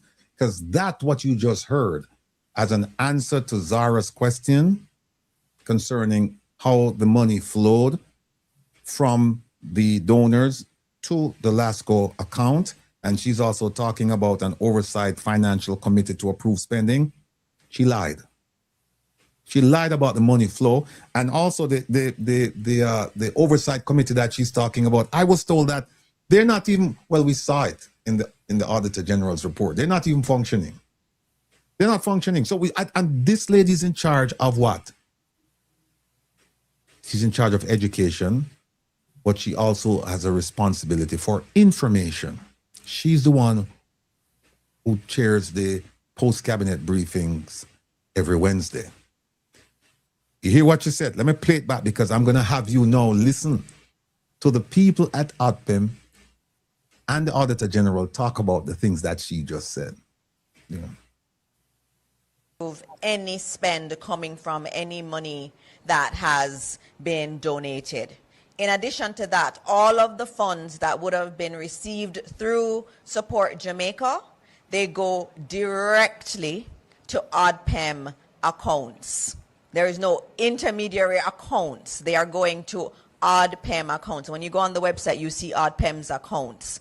And so there is an oversight mechanism for the money. Once the money comes in, there is a mechanism to approve the spend. The committee has to approve that spend. That committee is in place. I know yesterday in PAAC, ODPEM would have given extensive answers there, so I will not go any further.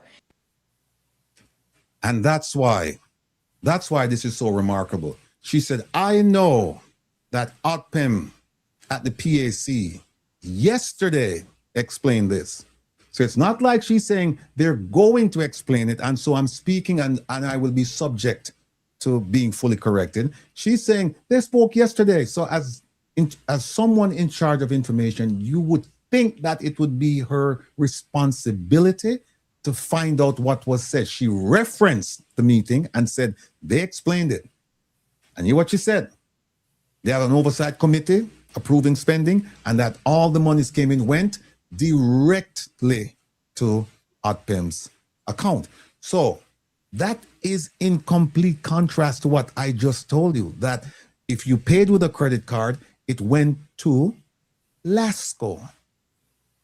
That's not directly to ODPEM's account. And that LASCO took out, subtracted whatever they wanted to subtract, whatever the agreement was, formal and informal, and then they forwarded the rest to the to NCB, the ODPEM account.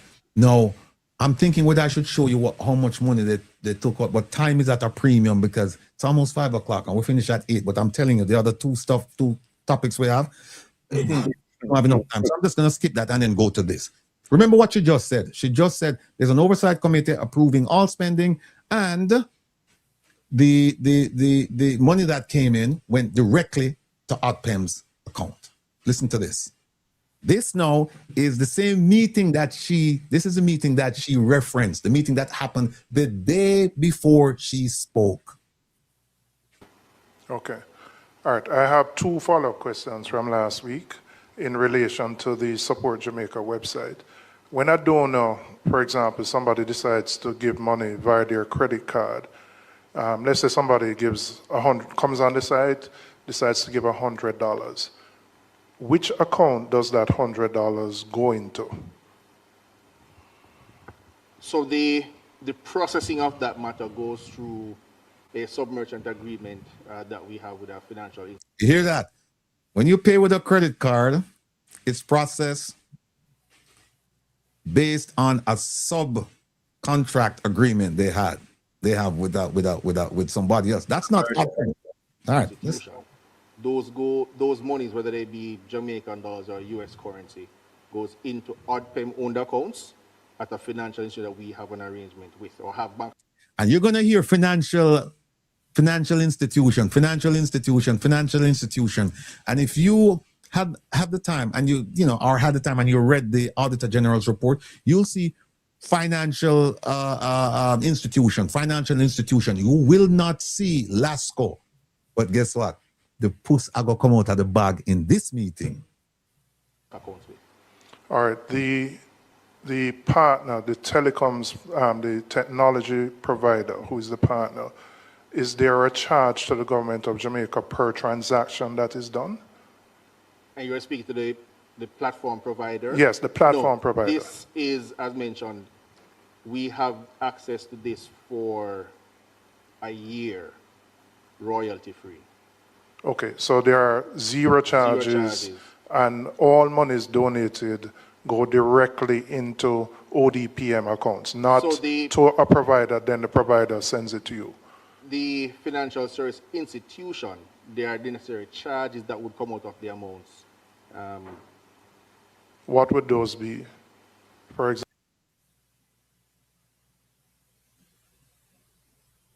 You're muted, Provost, you're muted. All right. If you notice, he didn't answer the question directly. He just said that, the financial institution would take some money out of it. The question was, would all the monies process go straight to the account? Is that yes or no? But he will get to it. He'll get to it. Those are transaction charges? Transaction charges. There was the issue concerning, as indicated in the report, the matter of holdback for overcharges, any matters concerning fraudulent concerns on accounts and so on. That matter, all the monies have now been transmitted to us, and we are working with the provider to come to an amicable agreement over the withholding of funds, if necessary. That should be in place. When you say provider here, you're talking about the financial service, the financial institution. Indeed. Okay. I don't know if the Commander Gale answered. Well, I didn't hear it clearly. So the chairman asked if all of the monies went into ODPEM related accounts. Just for clarity. All the monies have gone into ODPEM related accounts. Okay. See, you see how them slick? When they had this meeting, by the time they had this meeting, all the monies ended up in the account. But that's not how it flowed. That's not how the money flowed. But, I don't think that they were listening carefully to his answers. I don't think they were paying, but it's going to come out. It's going to come out. Go ahead. Is it that all the monies donated went into the ODPEM accounts, or all the monies excluding fees went into the ODPEM account? Yes. All the monies excluding fees ended up in the account, but not directly. They're saying it went directly because guess what happened now? They didn't want it to be known that almost $500,000 went somewhere else. Didn't go for the intended purpose. For 45 days. For more than 45 days. I can show you where 80 some odd days past the 120 something days, the LASCO kept some of the money. And so the question now that's percolating is, well, what did they do with this money during the time period that they had it? People, if you want a full understanding of this, you need to go back to the program on Wednesday because we can't afford to not talk to you about BAS and SSL today. All right? But let's continue. Okay. All right, members, are there any follow-up questions? We're now going to the substantive matter. I am glad that you didn't move to the substantive matter, that somebody decided to ask a question and then the truth won't come out. It's taken us a little while, but... sorry, Mr. McAdam. Thank you, Mr. Chair. Just to follow up on the question you asked. By the way, the gentleman speaking, Mr. McAdam, is from the Auditor General's office. This man is a credit to his office and to Jamaica. Because if you watch that program and you listen to him carefully, he was pointing the committee in a certain direction without actually pointing them in a certain direction. He would step in when necessary. He would say certain things to kind of like clue them in. And then in instances where it was glaringly clear, then they would say, oh, wait a minute. The light bulb would go off and then they would start asking questions. But the people from the Auditor General's office, outstanding civil servants.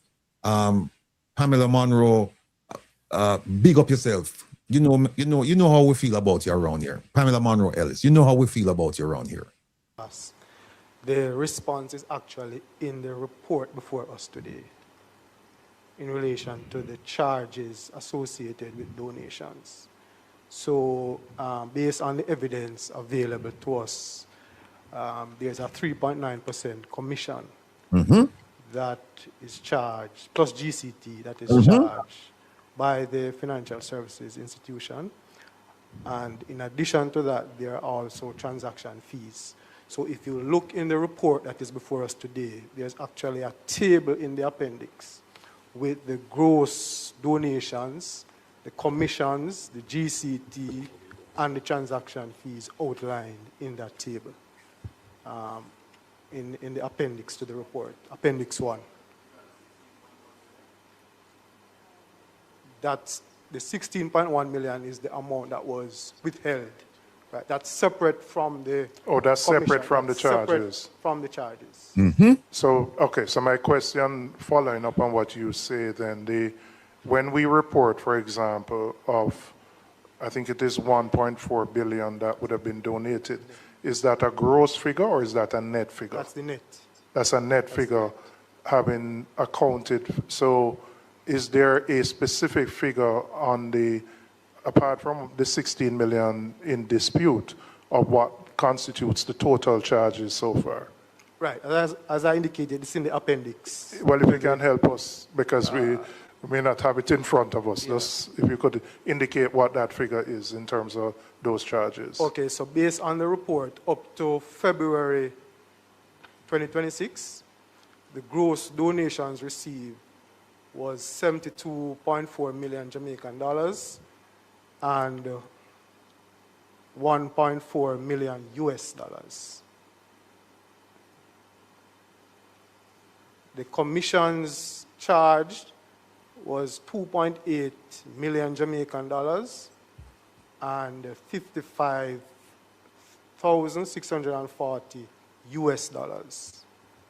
GCT, 423,000 Jamaican dollars, 8,346 US dollars. Transaction charges, 182,000 Jamaican dollars, 3,214 US dollars. And the amounts withheld as at that date was 16.1 million Jamaican dollars and 309,000 US dollars. My question to ODPM, acknowledging that at the outset you wouldn't have been able to do this because we had an emergency, but have you done any comparison to determine whether the arrangements with the financial institutions are the best that the government can get in terms of the percentage charge, etc., at this point in time? We are undertaking that now, Chairman, but we have not gone the way of changing the... All right, let me remove that and explain something to you. They ask him, the last question is, they're charging 3.9%. The industry standard is somewhere 2.some% to 4%, and they're charging 3.9%. So the question is, did you go out in the market? Did you go out and put feelers out to see if you could get a lower interest rate to process these credit card donations? And you hear what he said? No, we didn't. So you have to ask yourself, then why didn't you do that? Because here's what happened. I know for them money. That's why them not care. I know for them money. So you and somebody in the chat just mentioned, I don't remember, I can't see it now, but they were asking, so wait a minute, I didn't know that all of these monies that I donated, that all the money didn't go. Well, here, you see everything that the gentleman just said, here it is right here in writing. You can screenshot this. Here it is. Funds collected through the Jamaica Support website as of February. Remember what he said? The gross donation received was this: 72.4 million Jamaican dollars and 1.4 American dollars. Now let's look and see what the financial institution took out of that money. They charge commission 2.8 million Jamaican dollars and 55.6 American dollars. That's money that where you donated, that will that's the equivalent. That's not going. No, it's not. No, that's not the equivalent. It's two accounts. They have it in the US account and the Jamaican account. So wait. Hold on. You're talking about Jamaican. The 72 million Jamaican is donations in Jamaican dollars and the 1.4 is donations in America.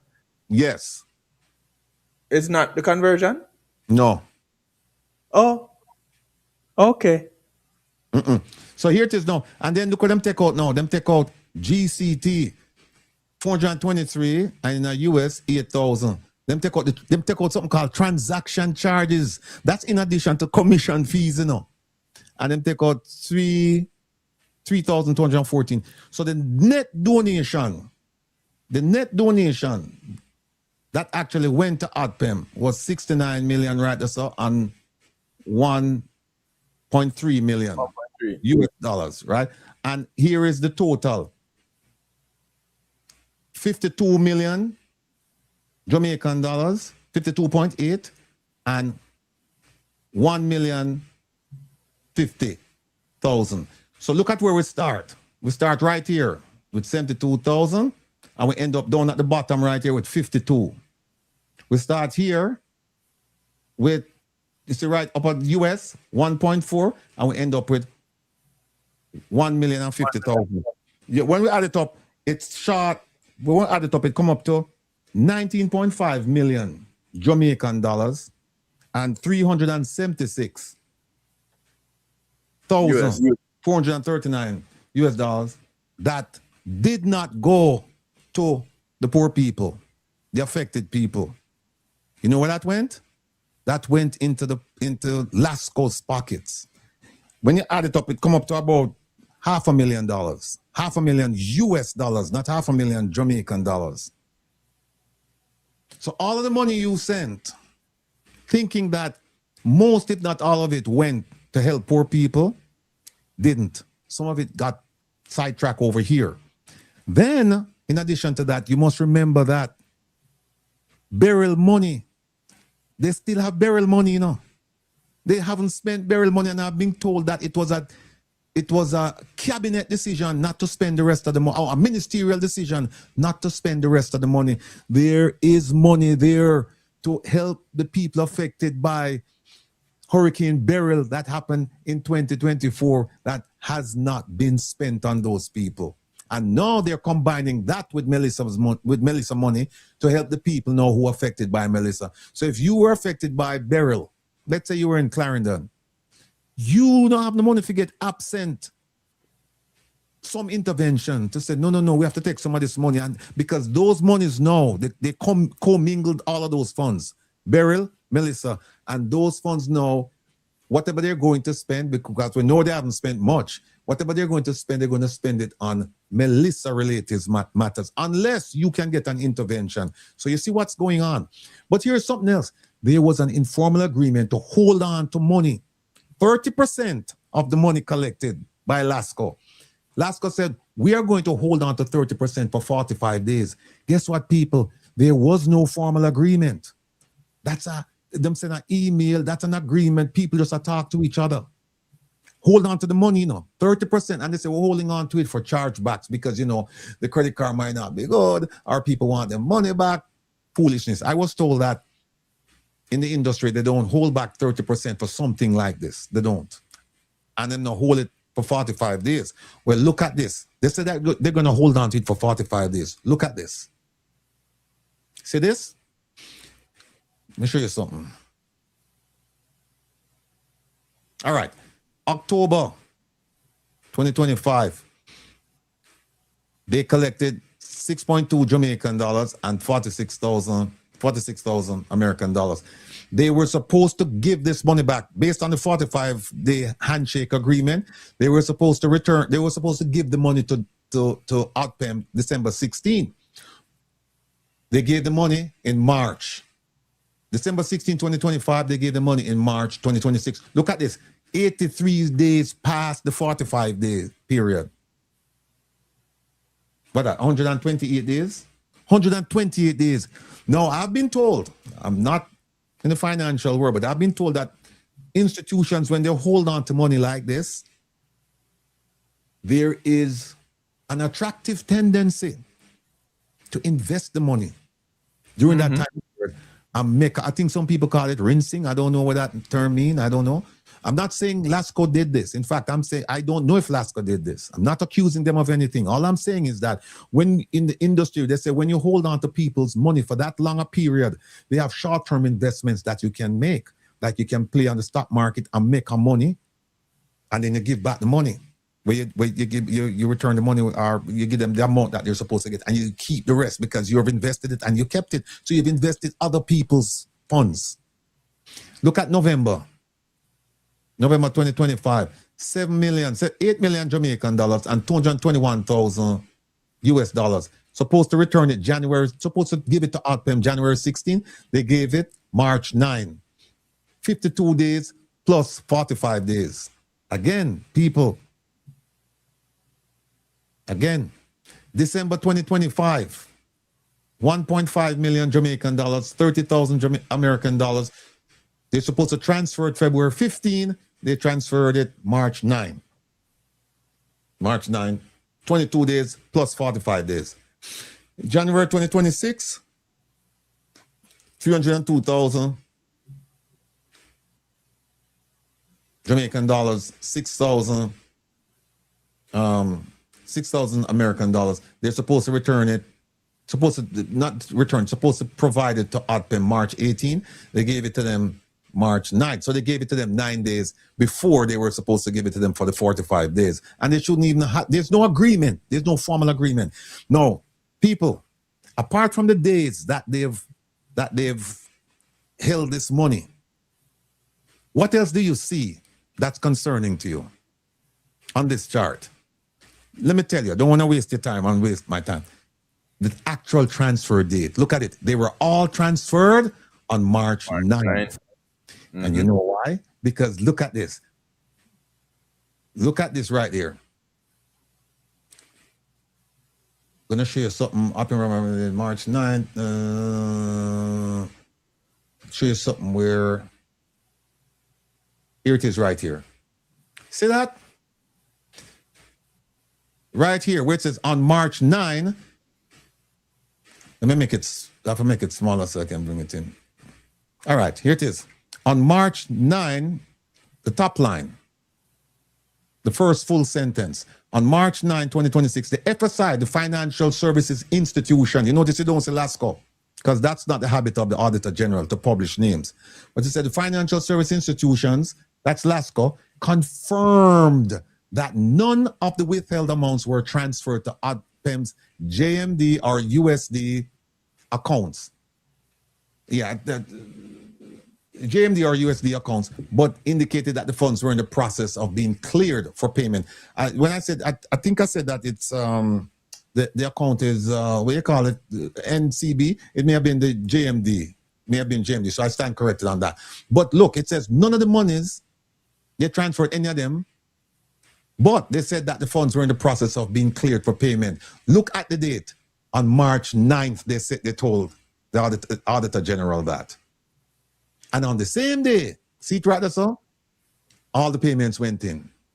So if the Auditor General didn't come in and say, hey, wait a minute, what happened to this money that you're holding on?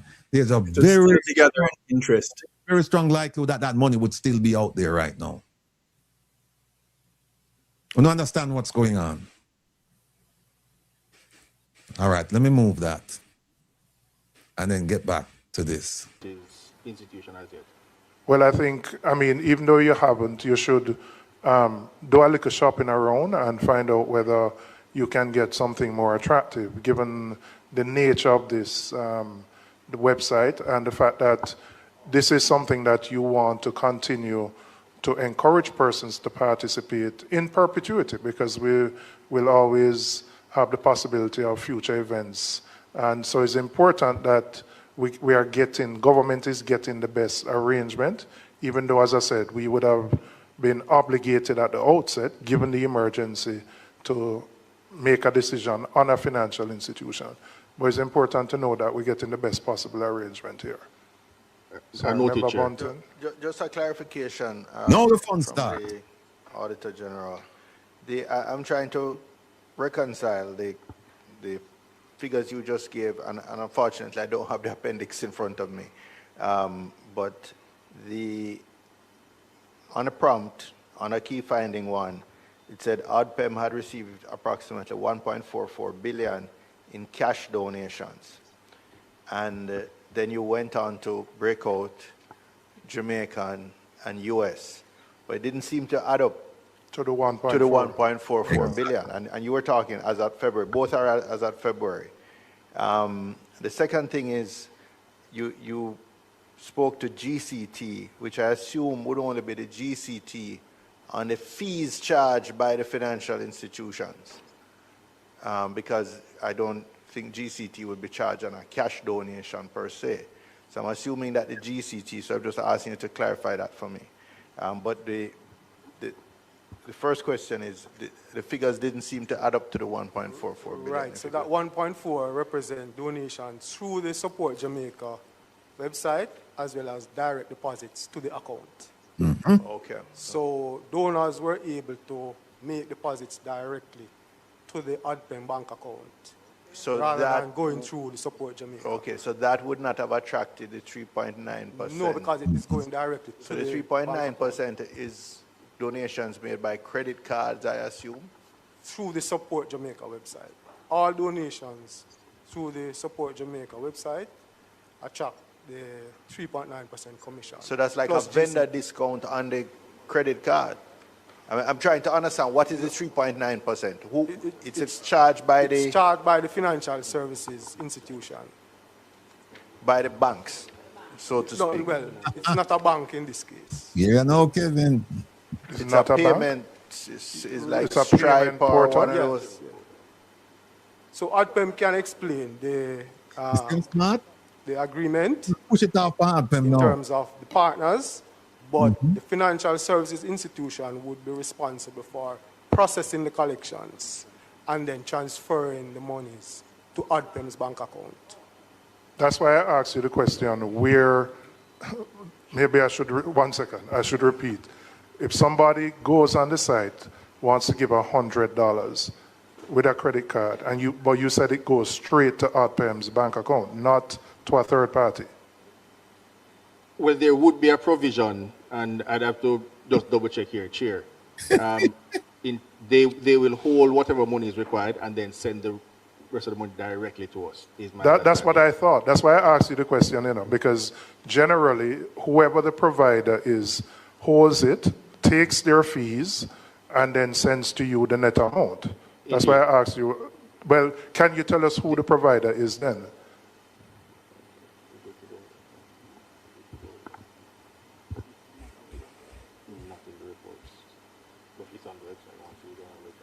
Crickets. So this is the Lasco Financial Services institution. I don't want to call the name wrong.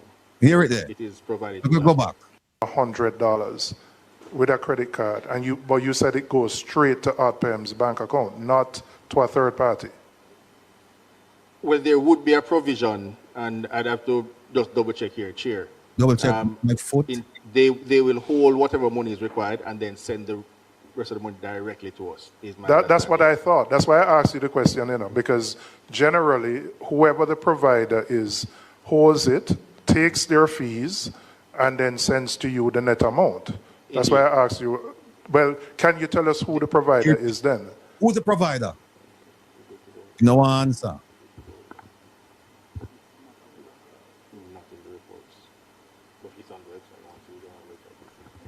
So this is the Lasco Financial Services institution. I don't want to call the name wrong. No, smile. But it is provided through Lasco.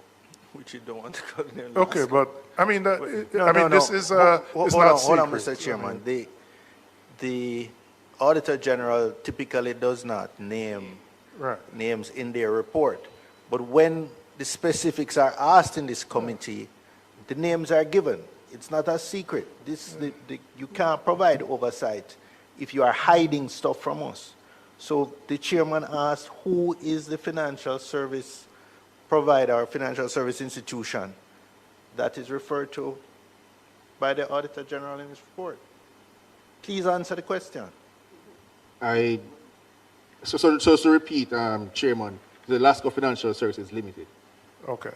So we have an arrangement then with them to process transactions through the website, They collect the money initially, they would take their fees and then remit the net amount to the ODPM account. Is that the arrangement? That is the arrangement, Chair. But Okay. if we look at the report as well, there was also some withholding of some amounts for chargebacks. So that would be in a case, so we keep it simple. Let me just take it off, Kevin, because the time I run. Because at that point, no, we are forthcoming with information. Yeah, there's a lot more to it. There's a lot more to it, but we just don't have the time. So OT, line up yourself because Wednesday we have to go finish this thing. But people in here now say it's Lasco. They never want to tell her who. Right? And now we know it's Lasco. And you see how much money Lasco took out of your donation. So when you said, oh, but in your heart and your soul, your conscience, you say, I'm helping my people, and so I'm going to make a donation. And you never know when you send $1 how much money coming out of that dollar. You thought that, okay, most of it, if not all of it, would go to the poor people. And then not only did Lasco take money out of it, Lasco held the money. And I want to show you something else. Lasco held the money. And remember, they had a handshake agreement with ODPM. Look at this. Look at this. Look at the top. Look at that. See what it says? Further, no evidence was found that ODPM took timely or effective action to enforce compliance with the proposed arrangement, despite significant delays of between 22 and 83 days beyond the proposed transfer timeline. So, you see what I want now?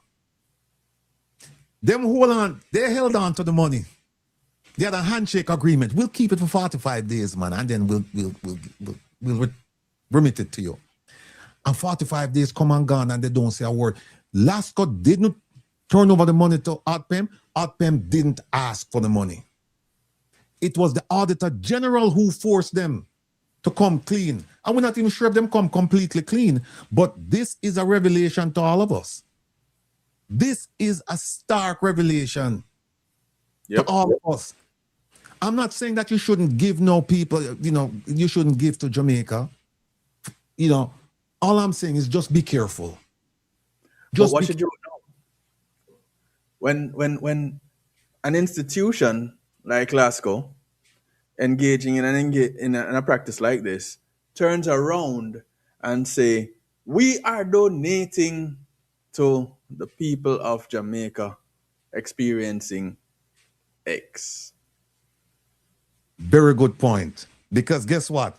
Lasco could turn around, and they did, and they said, we're going to donate. But when they're donating, is that money coming out of Lasco's pocket or your pocket? So Lasco, take your money, and I'll go help the people who you want to help. But at the same time, we don't know what Lasco did with the money. I would propose that an investigation be conducted into Lasco's financial affairs to say, okay, you received these funds, and we can track it. It's electronic. And when you receive these funds, the $500,000, what did you do with it? Was it in one account, or the money transferred somewhere else? And then we see it brought back into that account, because then you would know that they were using the money to do something else other than just holding on to it for 45 days and then turning it over. People.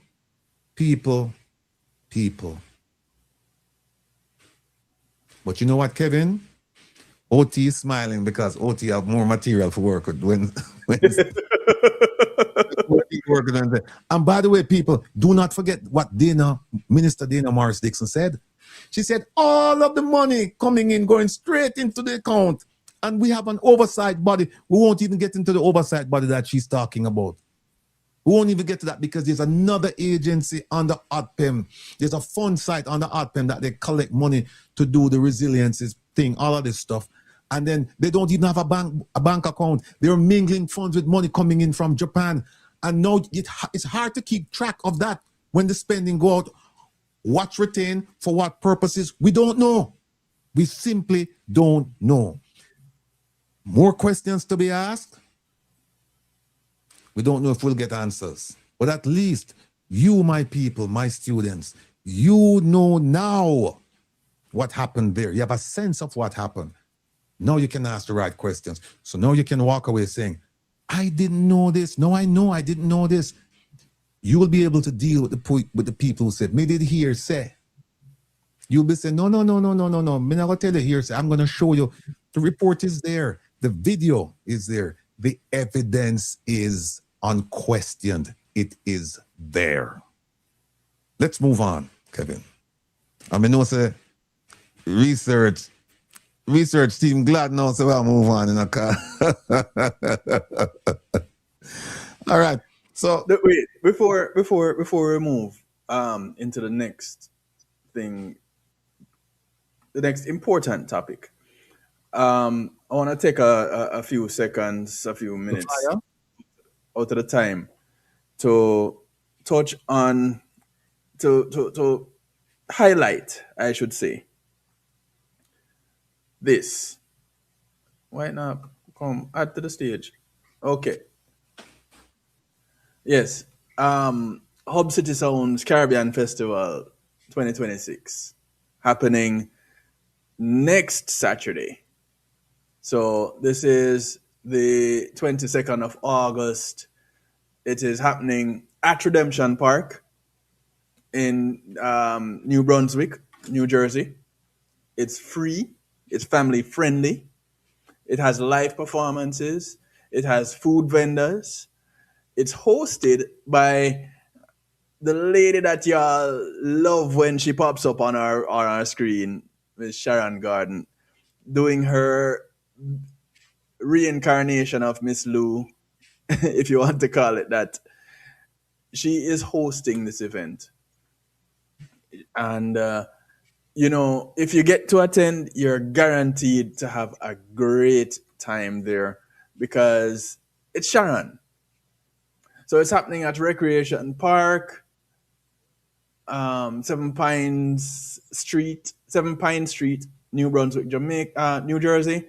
It's free. Nige Boy will be performing as one of the performers there. Raoul Blaze will be up there. Some of you might be familiar with Raoul from, if you probably heard him on my broadcast in the week. You might have heard him one time on the Saturday Stew.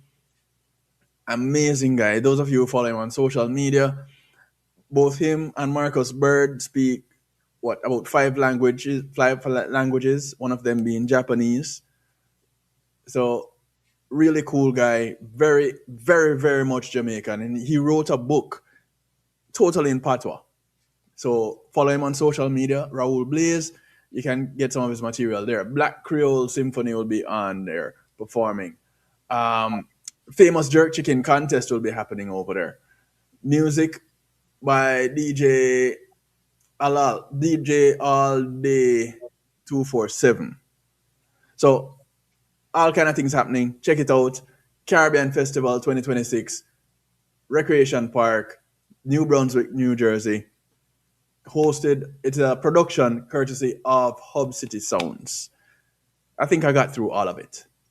Okay. All right. Outstanding. I'm going to show up, show out, and support the thing. Kevin, I look for the Craig Beresford affidavit, yeah. PMIC. I see. I don't see it. PMIC. Oh, PM, Prime Minister, I see. Okay. Yeah. Okay. Craig Beresford. All right, I'll find it. Oh, that's where you have everything lined up. All right. Let me find this thing here. Hold on 1 second, people. They'll duck up to 1 second.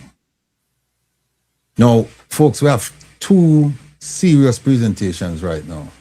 Not that the others haven't been, but we have 2 right now. And one of them has to do with SSL, but there's a company involved. All right. So we have two presentations right now. We have the Darrell Vaz visa situation, and we have the SSL with a company. Kevin, in the interest of time, it's 5:30. I don't want to take the chance to do Minister Vaz's thing and we run out of time for the other one. So I know my team, research team, producers, I know all of you looking at me and saying, just do the SSL thing. We can always get to Vaz if we don't get to it today. With that said, ladies and gentlemen, here we go. Now, let me see what page this is again. What page is page 51? All right. Let me just show you the document I'm looking at. And it's a document that I'm very familiar with. We're talking about now the SSL saga, the connections that we have made around here. Now, I've gone through this document several times, and believe me, it is a treasure trove of information. Every time I read this document, and it's 108 pages, every time I read it, I come across something that I didn't see before. And we were just talking about some connections, some things that were happening. And I ended up reviewing the document. Again. As I'm going through it, with the page again, as I'm going through it, this thing crossed it. I don't know how I saw it, but I saw it. I wasn't looking for it. I saw it, and then I started saying, wait a minute, something isn't right here. So our research team decided that, you know what, let's just look into this as one of the many things we're looking into. And here is what we're talking about. This is a section of the report from the Integrity Commission, the commission, saying that these are the things that we have questions concerning the Prime Minister's investments and assets and liabilities. We have problems. They're looking at it from the illicit enrichment standpoint. And they came up with a list of people and things that should be looked at. And you can see it right here. I'm going up. Yeah, right, there it is, undeclared business venture. And they're going all the way down, you know, the taxi company, the loan company.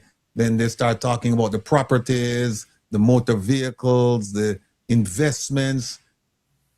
They're on fire.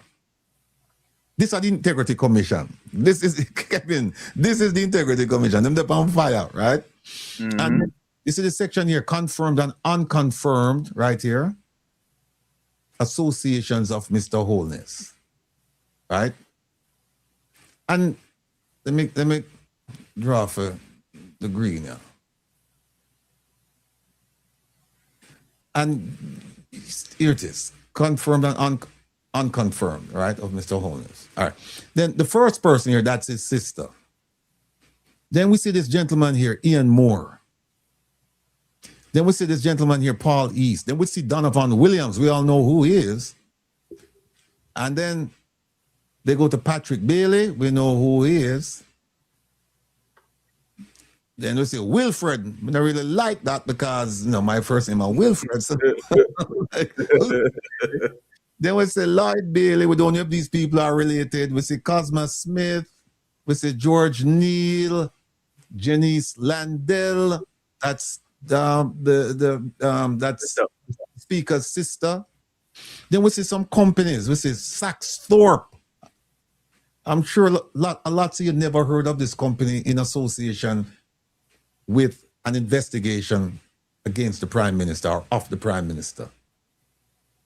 And we're going down and we're going down and we're going. I was looking for something. Then we see NF Barnes. And while I'm looking, 2001 Properties Limited, and I'm looking, Nev East. We talked about Nev East already with Mr. Paul East. And then we say breaches. And they're talking about the breaches now. And it's non-disclosure. And then we got to this recommendation. What is this branch of the Integrity Commission recommending to the investigative branch? What is the information and complaint branch recommending to the investigative branch? And here it is, examination of information pending from Financial Investigations Division. And they're looking at all of these companies. And then, folks, I saw this. Delta Capital Partners. Never seen this company before. And it says right here, funds under management on behalf of any of the above named organizations. Now, what they're saying is that this Delta Capital Partners, we need to take a closer look at this in terms of its management of funds on behalf of the above named organizations. And we see organizations and we see individuals. What's interesting is some of the organizations, they're the Prime Minister's companies that he established during COVID.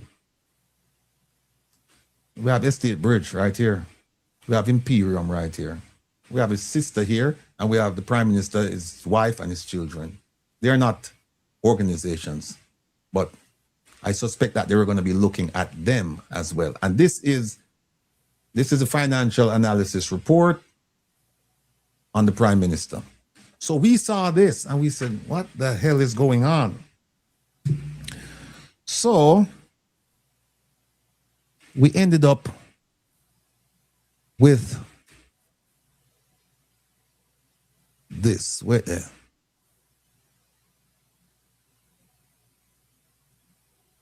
I don't know what you're Kevin, but I just saw it a while ago. Where is it? In TCN? No. No. Everything is in PMIC. No. I'm looking for the report itself, the slide.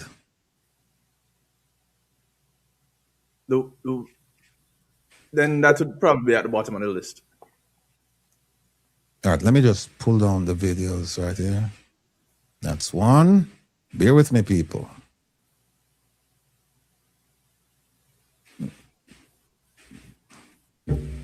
That's two. Kevin, look for the column. Okay, so as the provost is called away real quick, I saw someone trying to reach out to me. George Henry. Thank you, Elaine. I didn't see that. George, shoot me a message, 773-789-7839, 773-789-7839. You can shoot me a message there. And let's talk about what you're trying to accomplish. We can do that. Again, remember, as soon as we get done here, REGGAEGlobalRadio.com, we kind of take off our shoes, relax a little bit, and I won't say de-stress. We'll just mellow out a little bit musically, get some musical therapy.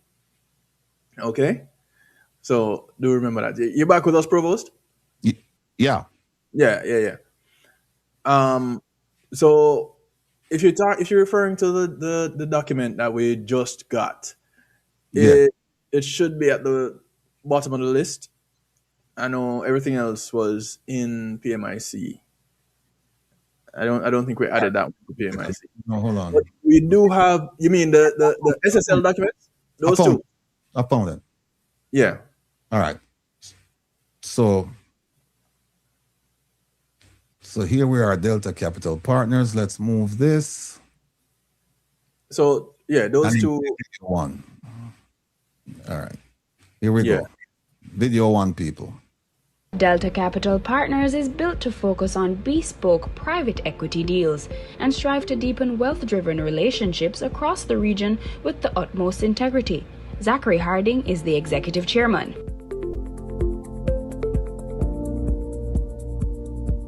I joined as Group Chief Executive Officer of Stocks and Securities Limited last year. One of the things that we realize is that the brokerage business itself is very marginalized. So it's fee-based, commission-based, and within reason, unless you're doing very large IPOs or high volumes of trading, you're always just going to be getting small commission checks. So we wanted to be involved in the higher value end of wealth creation on the business side. There was a venture capital entity before, but that focused on small entities only, and we wanted to focus on large entities. So the boards met and agreed to form Delta Capital Partners, which would become the Caribbean's true private equity firm, focusing on medium-sized businesses and really making investments in real sector companies that had the potential to grow and scale, not just in Jamaica, but across the Caribbean. So Delta Capital Partners itself was formed primarily by two individuals, Hugh Croskery, who's the founder and chairman of Stocks and Securities Limited, and myself, who formerly had a private equity firm called Hyperion Equity. I had quite a substantial amount of deal flow, but Stocks and Security Limited is a well-known, well-recognized institution in the financial services space. So we basically combined the benefits of both entities for me to bring the deal flow to the table, but then also leverage SSL's assets to create a new type of entity that can really support the growth in high-value businesses. Okay, let me remove that. The key phrase there, he said a couple of things, but the key phrase is that he said that this company, Delta Capital Partners, formed by two people from SSL, that they were going to leverage SSL assets to create a new type of entity, which is Delta Capital Partners. Understand that, people. Understand that Delta Capital Partners was formed by two of the principals over at SSL, and they were using SSL capital to leverage this company. And this company was going to be a private equity firm. They said they're going to be looking at high value individuals. They weren't going to be deal with small transactions because the commission was paltry. They're going to use it to deal with people with a whole heap of money. Here we go. This is our little presentation on Delta Capital Partners. Remember now, I showed you that the Integrity Commission mentioned Delta Capital Partners one time only in their 108-page affidavit. And they just said, we need to look at at Delta Capital Partners and its management of funds of organizations mentioned above. And some of the organizations mentioned above, they're the Prime Minister's organization. And then they also mentioned the Prime Minister, his sister, his wife, and his children. Here's Delta Capital Partners. He mentioned that it was going to be a venture capital. They're going to be a private venture. They're venture capitalists. It's a private equity firm. Now, for all of my people who don't understand what is a private equity firm, we're going to get to that. But let's start with this: governance, accountability, transparency. And we made sure that we went through this report. We compiled it and we went through it just to make sure that we're not going to accuse people wrongfully. We're not going to insinuate. We're going to present facts. For that reason, we said, let's put pen to paper, or in this case, let's write it down. Let's type it, write it down, so we don't have any mistakes. We don't have people, if they want to complain and carry on, let them carry on with what we've written, not what we have said. So we're not going to paraphrase anything. We're just going to come out and say it. Here it is. For several decades, Jamaicans have witnessed a number of significant financial events, including financial crises, investment failures, regulatory controversies, and fraud scandals. As a result, questions of governance, accountability, transparency, investor protection, and regulatory oversight remain matters of continuing public interest. All we're saying here is that there have been all kinds of scandals relating to money. And there's always a problem concerning governance, accountability, transparency. the protection of investors, and how these entities operate. Like, the Financial Services Commission, they're supposed to be looking at all of these financial institutions, making sure that they comply with the laws. All of these things, they remain a matter of continuing public interest. And some of us might say, well, this now nothing to do with me. It does. Stick around. Here's our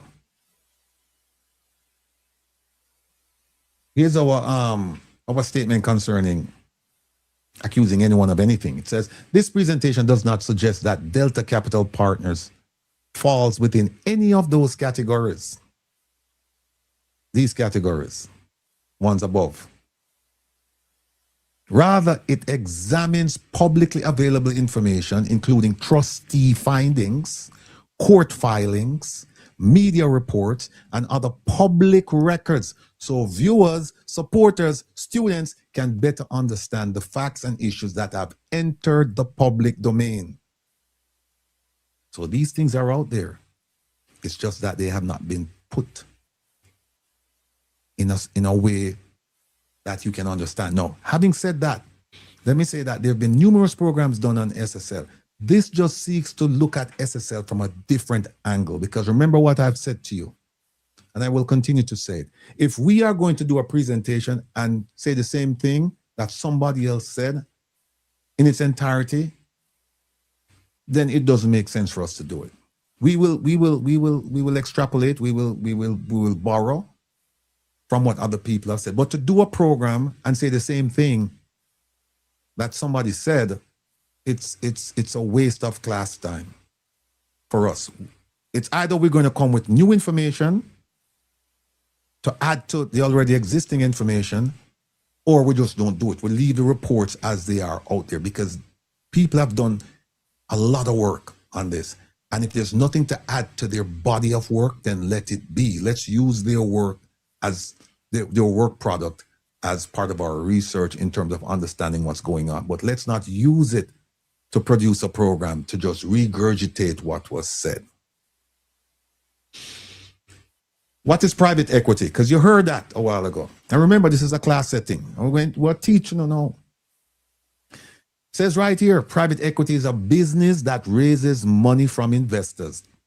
Remember what SSL was doing? Them collect money from both, and then they're supposed to invest the money. Collect money from this one, and then they're supposed to invest it. They're not supposed to take the money, put it in their pocket, or do whatever. No, they're supposed to take it, and then supposed to advise the people, leaving their money with them, depositing their funds with them as to how, the various options for investment, and then follow instructions from the depositor, the investor. So it says, private equity is a business that raises money from investors and uses it to invest in private companies not on the stock exchange. And the goal is to help those businesses grow and eventually sell the investment for a profit. So private in equity companies, they would come to you and say, look, we have some products out here, some financial products, or we have a business that is just getting started and they need some money. And we are the intermediary. We stand between you, the investor, and the company. The company is looking for money. We have the contacts. We know you have money, so we are going to make a pitch to you to invest in this company. So now you give the private equity firm your money. The private equity firm then gives the money to the company to develop the company.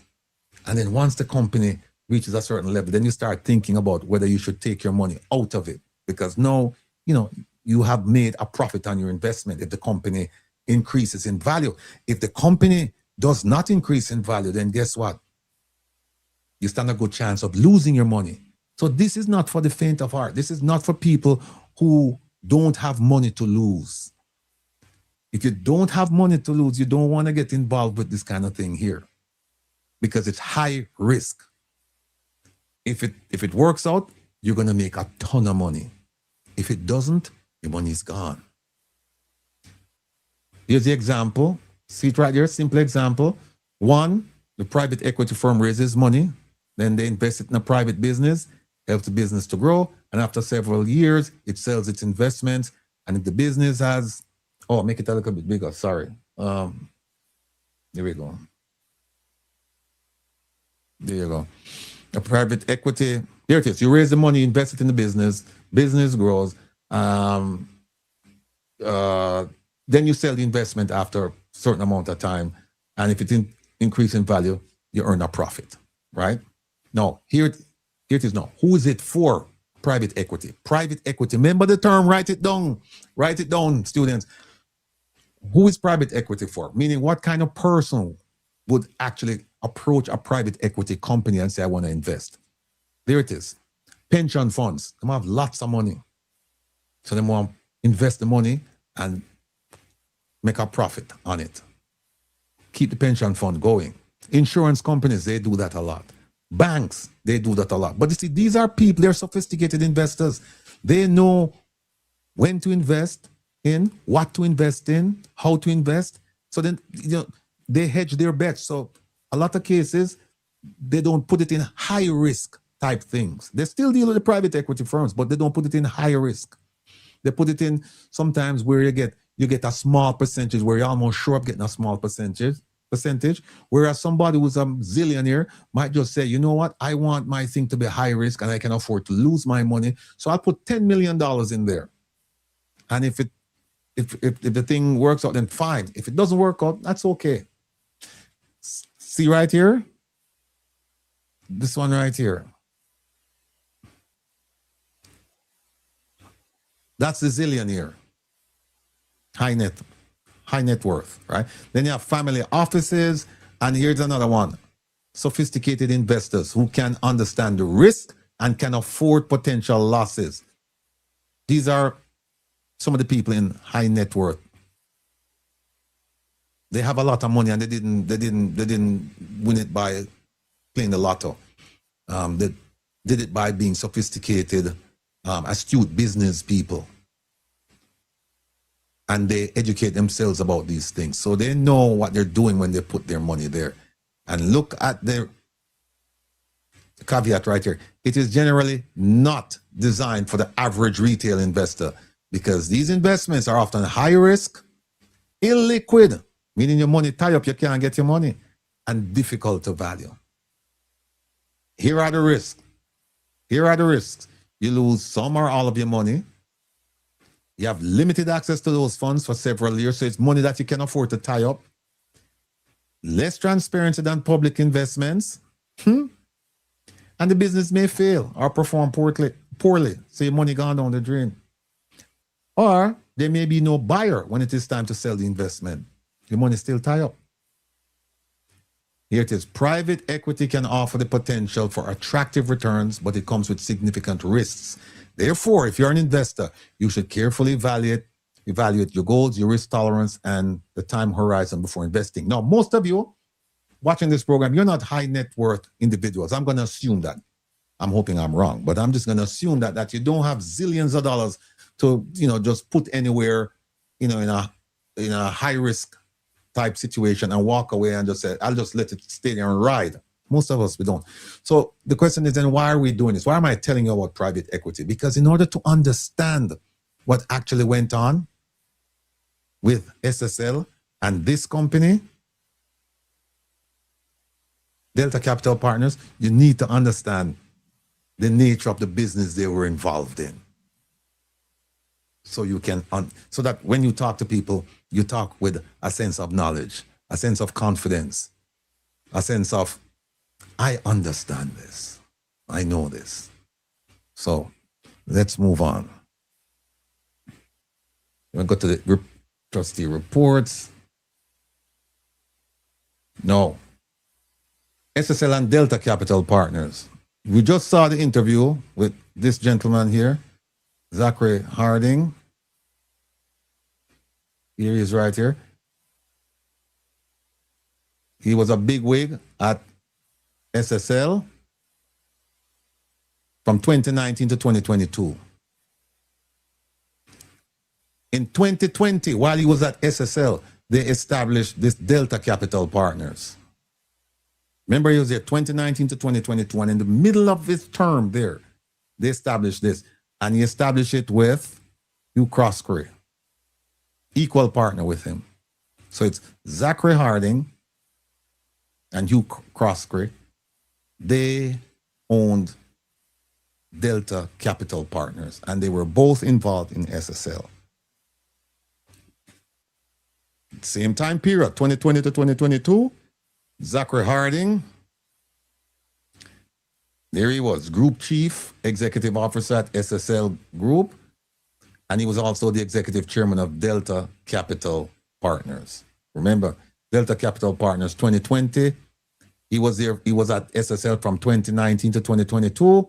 2020, they started Delta Capital Partners, and 2020 to 2022, that's the position he held. Now, in 2022, he resigned from SSL. He was still in Delta Capital, but he resigned from SSL. And in 2022, Hugh Croskery, he surrendered his ownership in Delta Capital Partners. So you see what happened in 2022, Zachary said, okay, I'm leaving SSL. And Hugh Croskery said, okay, I'm leaving Delta Capital. So for a time, both of them were in SSL. Then they both formed Delta Capital. And then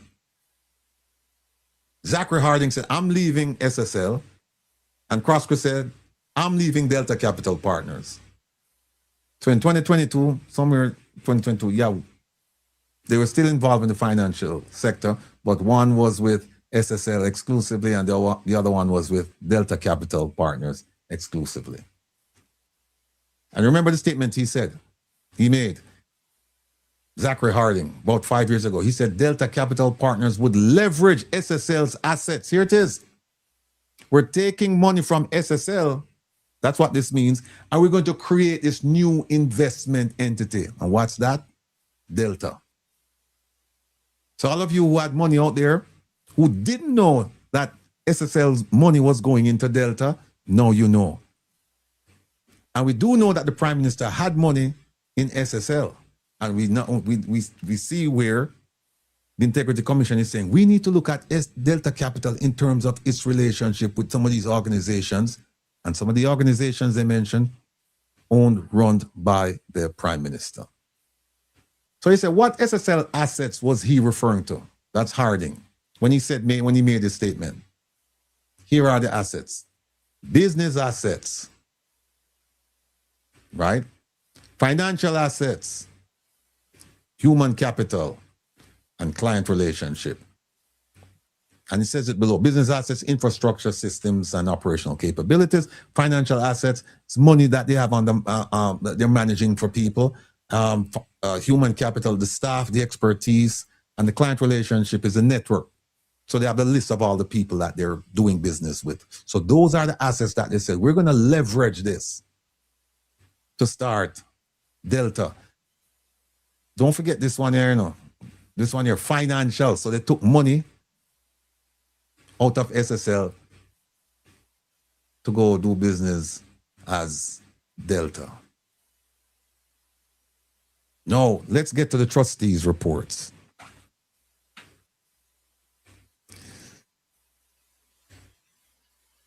There's a trustee involved with Delta Capital Partners. They ran into problems. There's a trustee to figure out what happened here because Delta Capital started having problems. And here's what the trustee found. The trustee found that Delta Capital Partners owed $47 million to SSL at the time that they did the report. Owed. So remember, money went from SSL to Delta. And when they started having issues and they said, okay, let's look at where the assets and the liabilities are, they said, oh, look at this. 47 million Jamaican dollars came, well, it may be more. We don't know. We haven't got to the payment part yet. But at the time the report was done, $47 million was owed to SSL by Delta Capital. And this was part of the 670 million in receivables owed by related parties. So Delta Capital apparently owed 670 million, and the 47 million SSL, that was just part of it. Here's what the trustee said. He said, The receivable amount represents amounts advanced to provide working capital, a portion of which was repaid in 2023. So you see, it's clear evidence now that SSL was giving money to Delta Capital, a new entity.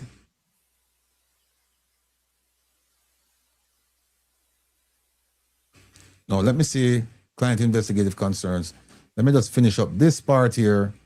All right, let me go back to this. Now, according to the trustee, Delta Capital invested in several equity and loan deals in the region, in the Caribbean, in CARICOM, most of which have turned out not favorably. See that? They were losing money. They were losing your money if you invested in SSL and some of that money went over to Delta. And here's what the trustee recommended. Trustee said, listen, we have to do an investigation into whether clients' funds were used to finance investments through related entities, meaning the money are turned like this. So it's like, it's not invested in some other entity. It's like the same entities. They just put it here and take it back there. Put it here, take it back here. So it's just a go around in a circle. Here's another one. Whether the clients were encouraged to invest in the SSL Growth Equity Limited and Delta Capital Partners by key SSL representatives. Whether clients with money, they were encouraged, they were duped, they were sold a bill of goods. They were convinced that put the money with SSL Growth Equity Limited and Delta Capital. They need to look into that. Here's another one. This one is key. They need to investigate the reports from certain clients indicate that they did not authorize those investments. Data? And only became aware of them after reviewing their portfolios. So some clients were saying, we never tell them to take our money and put it in a Delta. We didn't know they were doing it. Because remember now, Delta have problems now. They have to bring in a trustee. So here we are, failed acquisition. The trustee's report notes that Delta tried to buy a company out of Barbados called Massicard. Might as well call it Massica. But guess what? See it in red? It did not proceed after Massey Holdings Limited terminated the transaction. So that never happened. Now, before we go to the ownership structure, let me play you a video too. Yeah. Hold on there. We have this thing lined up properly. Here we go. Former executives linked to the scandal-hit investment firm Stocks and Securities Limited (SSL) have now been charged. They were charged last evening following a ruling by the Director of Public Prosecutions (DPP). The development follows yesterday's coordinated raids at their homes. But as you'll also hear in this report from McKinsey Robinson, those charged have since been offered bail. The three are former Director Hugh Croskery, former Montego Bay Branch Manager Sarah Meany, and ex-CEO Zachary Harding. They have each been charged with multiple counts of fraudulently inducing persons to invest money, failure to register company carrying on business in Jamaica, carrying out securities business without dealer's license, failure to apply to the Commission to be registered for securities issued, and breach of the Banking Services Act. Each has been offered station bail in the sum of $1 million and is to appear before the court on January 26, 2026. Up first this evening, three former executives charged in connection with the scandal-hit investment firm Stocks and Securities Limited (SSL) had their bail extended when they appeared in the Supreme Court today. Former Director Hugh Croskery, former Montego Bay Branch Manager Sarah Meany, and former Chief Executive Officer Zachary Harding are scheduled to return to court on April 27, 2026 for the continuation of case management. More in this report from Raquel Porter. The matter began earlier today in the Kingston and St. Andrew Parish Court but was transferred to the Supreme Court by way of a voluntary bill of indictment, a move that allows the Director of Public Prosecutions to fast-track serious cases without a preliminary examination. When the matter was called up this afternoon, the court was told that the three are charged with multiple offenses, including carrying on security business without a license, issuing securities without a license, as well as failing to maintain a trust account. The other charges are taking deposits as an unregistered entity, borrowing foreign exchange without a license, operating a company in Jamaica without being duly registered, and fraudulently inducing persons to invest. The court was also told that the case file remains incomplete. As part of their bail conditions, a stop order has been imposed and the defendants are required to surrender their travel documents. In a statement issued Monday night through his attorney, King's Counsel, Jacqueline Samuels Brown, Mr. Harding said, based on the questioning and information provided by investigators, there was no allegation that he was the beneficiary of or involved in any way in the misappropriation of funds or theft of money from Usain Bolt's account or those of any other SSL clients. Mr. Harding stated that while at SSL, he acted above board. Mrs. Samuels Brown said official records from the Financial Services Commission and the Bank of Jamaica will confirm that during Mr. Harding's tenure, he prioritized legal and regulatory compliance. She said he maintained open communication with regulators, adhered to their directives, and acted under the guidance of reputable legal counsel and independent external auditors. According to the attorney, Mr. Harding proactively engaged the FSC, implemented clear corrective plans, and worked under their ongoing oversight to address long-standing issues that existed before his involvement with SSL. Mrs. Samuels Brown says her client has rejected claims linking him to any wrongdoing and urged the public to refrain from spreading falsehoods and misinformation. All right, we'll remove that. Get back to the presentation. The man said don't spread propaganda upon the trade. I hear you, sir. Here's the ownership structure. That's of Delta. Zachary Harding, 57.5%. Ivan Carter, this happened when Croskery left, 30%. And Croskery, he surrendered all of his when he left and he went back, stayed with SSL. And we noticed that Carter left in March of 2024. He came on board 2022 and he left in 2024. Here's a timeline from the trustees' report. The trustee, Cadian Campbell, submitted the report to the court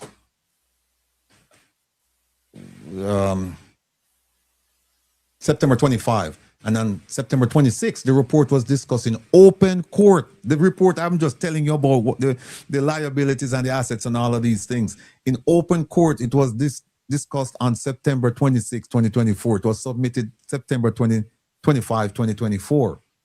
And the FSC, see them here? We have something we'll talk about for them. Requested that it be sealed pending revisions.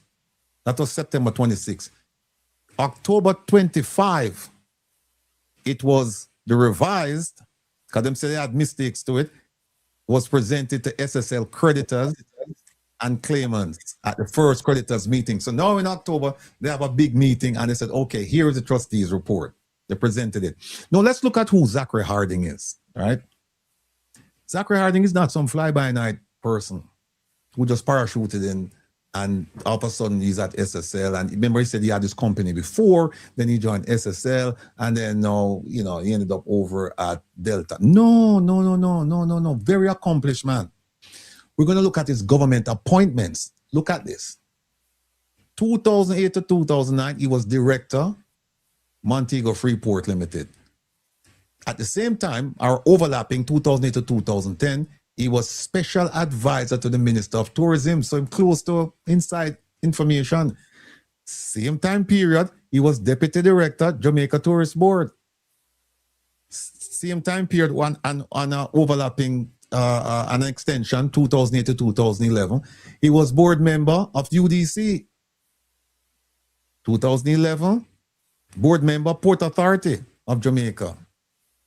Then he was the former deputy chairman, Sports and Entertainment Network.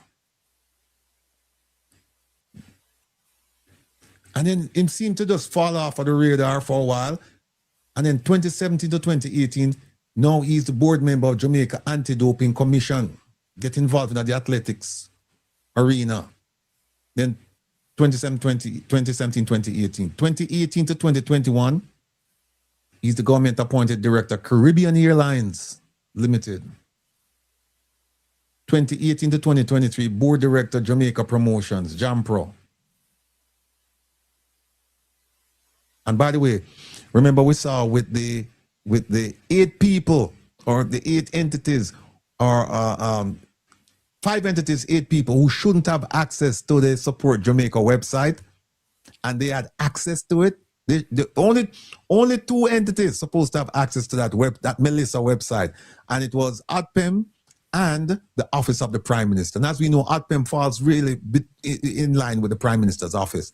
But then we saw that Minister of Education had people there. We saw that Babsy Grange, her ministry, Minister Grange, she had people there. And JAMPRO had people there too. They shouldn't have, but they had access to see all of this information, the money, and your personally identifiable information. Very valuable information. They had access to it.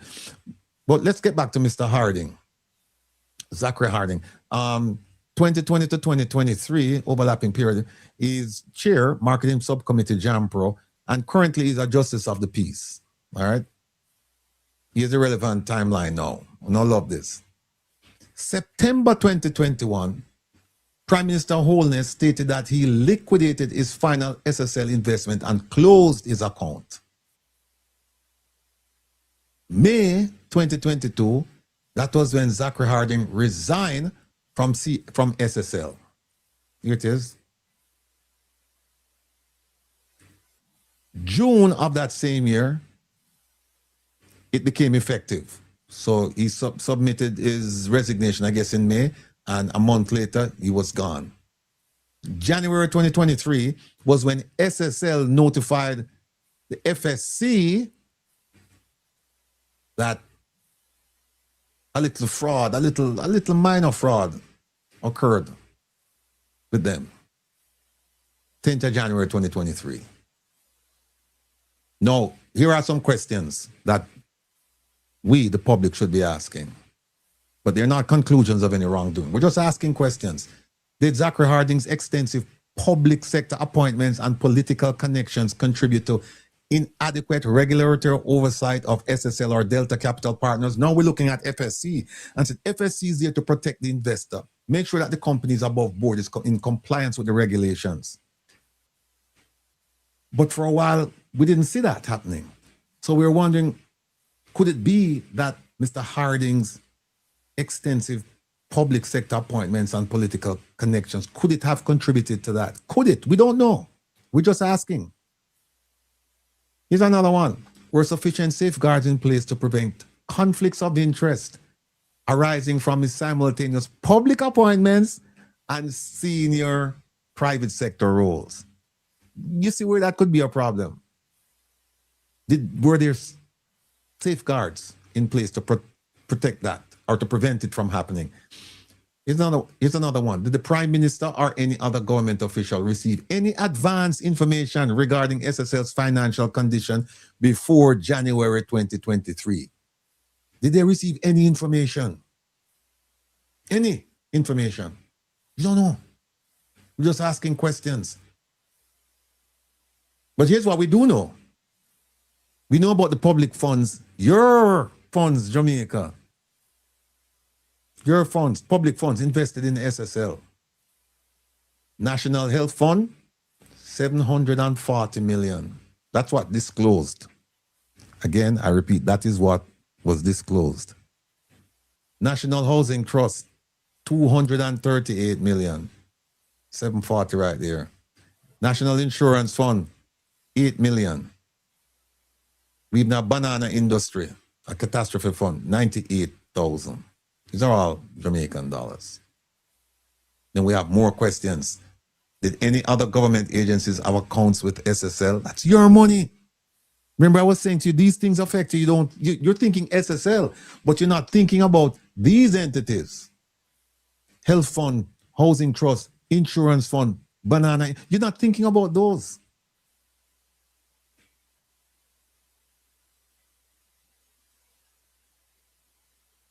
Who else had money with SSL? Were any public funds invested in Delta Capital Partners directly? Because we know that they said that they're taking money, they're going to leverage money from SSL into Delta. But we want to know were any public funds invested in Delta Capital Partners, because Delta is way underwater. And if so, who approved those investments? Who?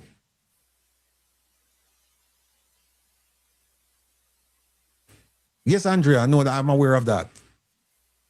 That a lot of these things happen after. And we have right here the capital partners, the story continues. See them here? Investor funds, financial reports, risk assessment, due diligence, compliance, financial trouble, all of this.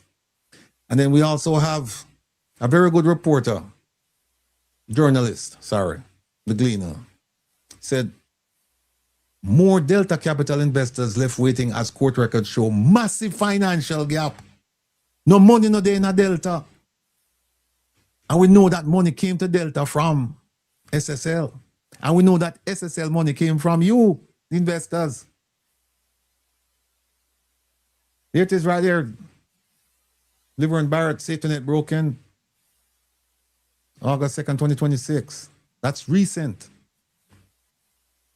Now, here's a summary of the media reports. Delta Capital appears to owe far more money than it owns. This is according to financial documents filed in court. Documents filed in court. It shows that Delta has liabilities of $15.4 million US dollars. And they only have assets totaling $4.28 million US dollars. There's a shortfall. Big shortfall. Big shortfall. So they owe about 2.3 billion Jamaican dollars and they only have 664 million Jamaican dollars. So what are they going to tell the investors? No. What are they going to tell the investors? Where the debt come from? Where does the debt come from? Here it is. The investors, you purchase promissory notes from them. Me give you my money, you give me a promissory note, you expect to give me back a certain sum. They get the money, see that? Number 2, Delta Capital. And they promise to repay you with interest. But when they can't, guess what? You, the investor, you now become a creditor. And in court, there are documents showing that there were promissory notes to investors of 14 million US dollars, and they had other payables of 1.4 million. So that's why the total liabilities, and it says according to court documents, 15.4 million US dollars. Remember that? 15.4 million US dollars. So we're showing you how much money they have and how much money they owe. Now, why these numbers became public, it was not released voluntarily. Just so you know, it was a lawsuit. George Chai filed a lawsuit seeking to recover $220,000 as part of his lawsuit. Delta Capital filed its financial position in court because now this man is saying, I want my money. I want back my money. And so he took them to court. And when they're in court now, they have to reveal this to the court to saying, Judge, we can't pay our people including this one because this is what we have. We have what we don't have. We have, we have what we don't have. Right? Without no money. Here it is. This is just a little. We're just going to show you some people who took them to court. We have George Chai. Right there. He won a judgment. And he got his money.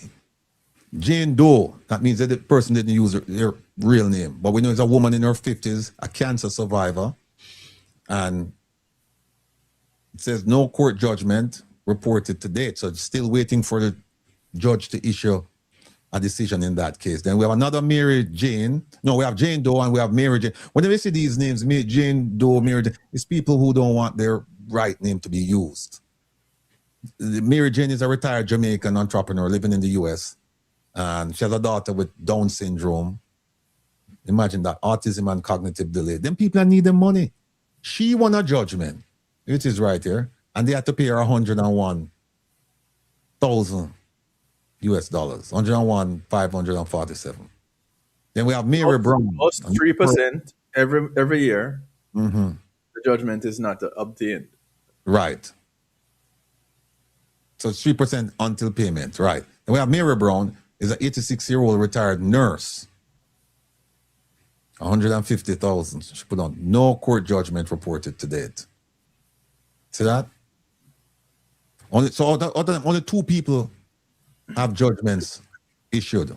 George Ty and Mary Jane. Now, keep this in mind, people. And I need to mention this to you as a lawyer. I need to mention this to you. Just because you win a lawsuit, it doesn't mean you're going to get paid. It means you have a judgment. And that judgment means nothing if you don't do something with it. If the court says, you know, Mr. A, you have to pay Mr. Rattigan $1 million. And if Mr. Rattigan gets that court order and does nothing with it, the court not care. The court is not going to enforce that. The court is saying, Mr. Rattigan, you have our court order now. You need to do something with that to get the money. So now I have to what they call execute on that judgment. I now have to do something with that piece of paper. What that means is that the person is going to pay me, or I have to file a lien. I have to find out where you have your properties, you know, where you have this, where you have your assets, and then file a lien against it. And in some instances, you can go to the court and have the court force a sale of the lien to pay you. In an event, what's going to happen is that if you put it on the person's property, that property cannot be sold until your judgment is satisfied. But if you don't want to wait, you can go and just say, okay, all right, fine. You know what? I'm going to force a sale.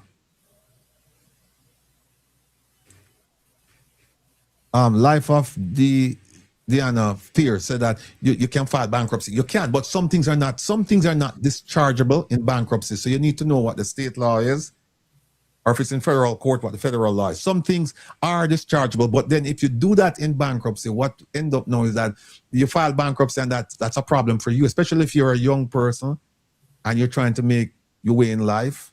You know, when I say young person, like someone in the 30s or whatever, it could be problematic to file bankruptcy. And then some things are not dischargeable in bankruptcy.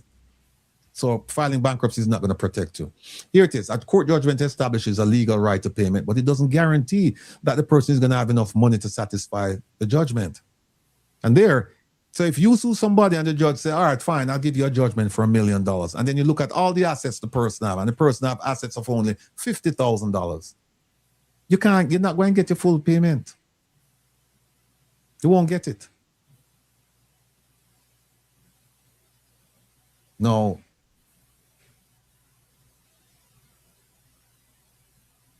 We can touch on this a little bit. When the son of a former Attorney General, Minister of Justice, and President of the Senate is charged with multiple offenses arising from the SSL, do family connections and public, we could even phrase this and say, if you from a prominent family and you get in trouble, do the laws apply to you? The same, well, the laws apply to you, but the application is unequal.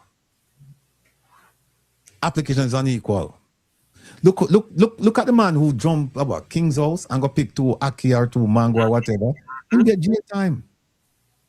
And we see situations where people from uptown, what do they get when they commit crimes? A slap on the wrist, or the case is thrown out. Case is thrown out.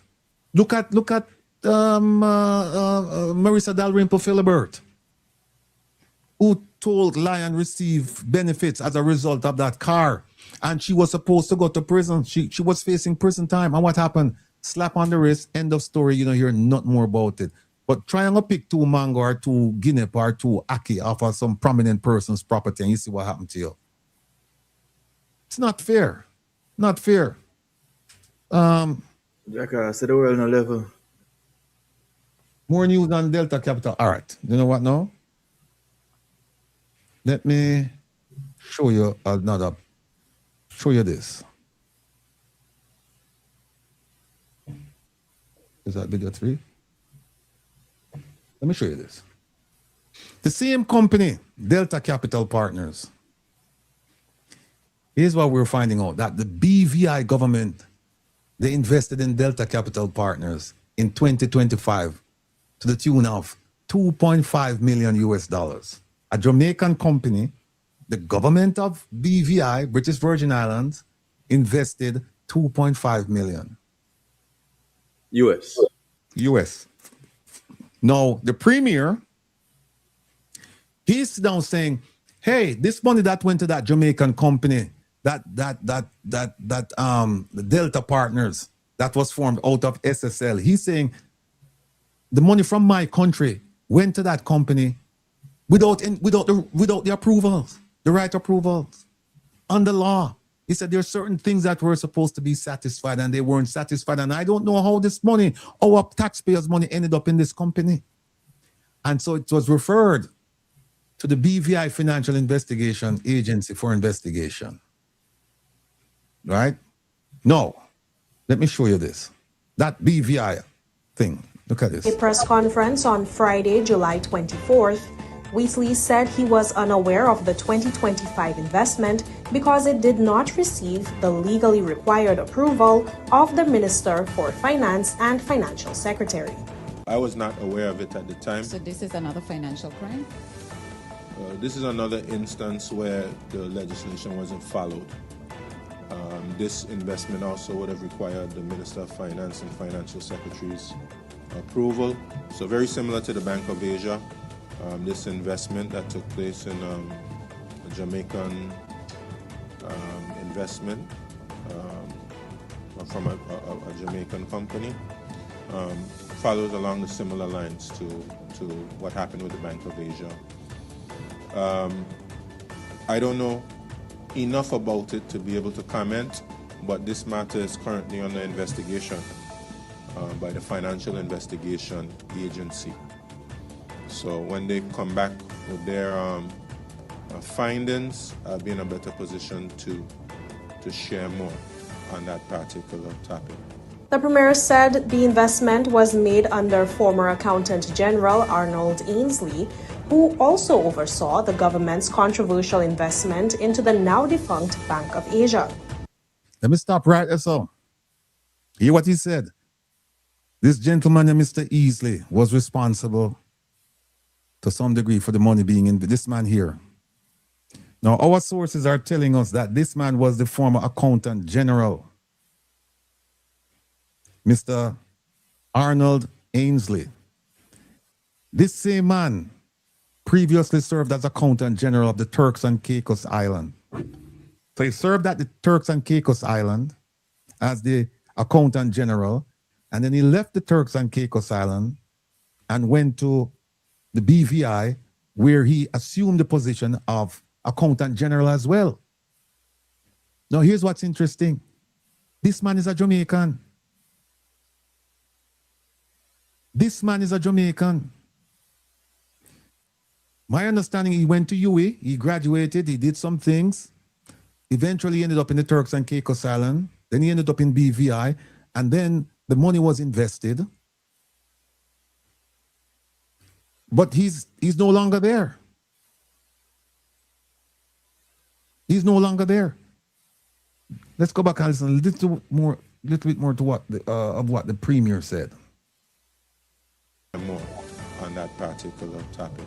The Premier said the investment was made under former Accountant General Arnold Ainsley, who also oversaw the government's controversial investment into the now-defunct Bank of Asia. Another thing, this same Arnold Ainsley was also responsible for BVI's money going to a bank called Bank of Asia that is no longer in existence. Where is this man? Is he in Jamaica now? Where is this man now? Wheatley noted that investing public funds in financial institutions is common practice, but acknowledged that in both the Delta Capital and Bank of Asia investments, those bypassed established procedures. You hear that? The money that Mr. Ainsley is responsible for being deposited in the Bank of Asia, and with Delta, he's saying they bypass all financial regulations. They bypass financial regulations. He said the cabinet has since approved a new investment policy to strengthen oversight and ensure accountability, while the FIA continues its investigations into the matter.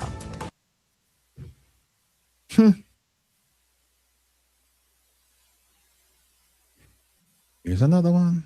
Monday, Wheatley disclosed for the first time that former Accountant General Arnold Ainsley was the person responsible for authorizing the controversial deposit. Ainsley was appointed to the role in January 2022 for a 2-year term. The Premier acknowledged that the deposit was not carried out in compliance with relevant legislation. He also confirmed that 2 separate reports are being prepared on the issue, an internal audit and a report by the Auditor General. Despite the disclosure, the Premier faced pointed questioning from members of the media regarding the delay in releasing the findings and the lack of transparency. So now here's what happened now. We have SSL money going to Delta, and we have Delta getting money from the BVI. And we have a Jamaican who was in Turks and Caicos, Accountant General, went to BVI as Accountant General, and we have 2 transactions that he oversaw. One to the Bank of Asia, that bank is no longer in existence, that money is gone, and one to the same Delta, the Jamaican company. And you see where Delta is way underwater. Delta owes 15+ million US dollars, and they only have 4+ something. So that this 2 point something here, it's gone. Because if all of the creditors say we want our money, they're going to get pennies, if anything, on the dollar. If anything. So now we want to find out, we need to find out this Mr. Ainsley character. Who is he connected to with Delta Capital or in Jamaica? Or is he connected to anyone in the Jamaican administration? Who and where is he? He's no longer there. But I want to show you something right now, how reporters or journalists should deal with people leaders when it comes to financial matters relating to public funds. Public funds, not their funds, public funds. Listen to this. Surrounding the matter. One thing I neglected to say the last time I was here was that we're having 2 reports. You know, the internal audit report was produced. Unfortunately, through, I guess, challenges with my internal team, it wasn't brought to my attention when it was received. So that was some of the confusion as it pertains to that. But I was reminded that the Auditor General is also doing a report. And that report is going to be laid on the table of the House of Assembly and become public, because of course that would be a special report. Current leader of the opposition, Honorable Myron Walwyn, requested Auditor General do a report, which she has commenced. I believe she's still in the process of getting that finished. So I think, and the internal audit report, I don't think is generally a report that's released to the public. So I think perhaps it'd be best just to wait for the Auditor General's report to be laid. But of course, I mean, I can answer whatever questions you have on the report. So I just want to be clear, Premier, because I believe that we know all of what you said. And all of that was a discussion with the media, with you and the public. We know what the internal audit is. We know the Auditor General. She's doing a report, but you promised, and I'm going to go and get your words the video, that you were going to do an internal audit. And although internal audits are internal, you said, you promised that you would bring the information when it was available to the public. I don't think you misinterpreted anything from your team, because you told us more than 6 months ago that you had gotten this report. And each time we asked, there was another reason why you couldn't say if you were going to share what was in it. The last time you said you had to review it, you have it, etc. So what is the difficulty, since your government is so transparent and you boast transparency, what is so difficult in sharing the contents of the people's business? Well, it will be as shared. You promised. Yeah, it will be shared. I mean, well, we want your word. We don't want the Auditor General. We want to go on your word. We want to trust you, who we've elected. I don't quite have the same recollection.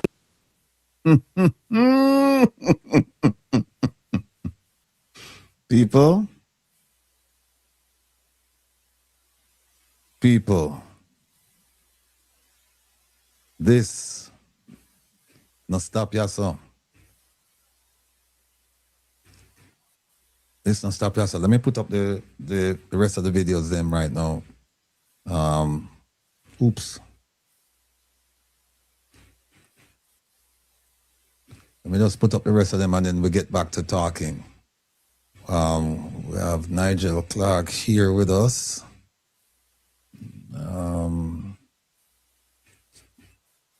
6.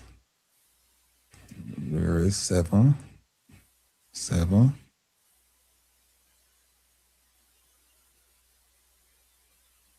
8. No, just the one more 9. All right. 5, 6. Bear with me. Oh, there's a video. 5, 6, 7, 8, 9. All right. See what's going on now.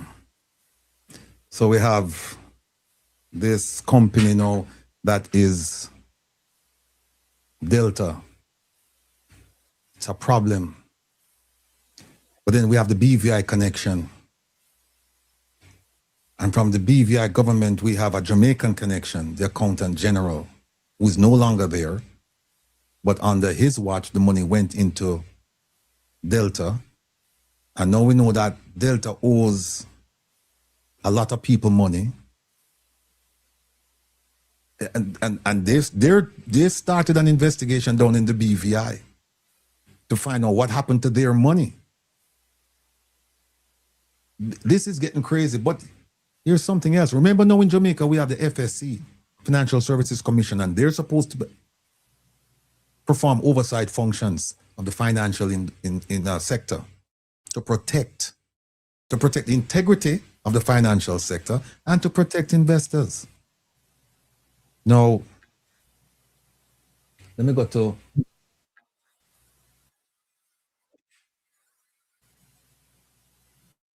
show you this.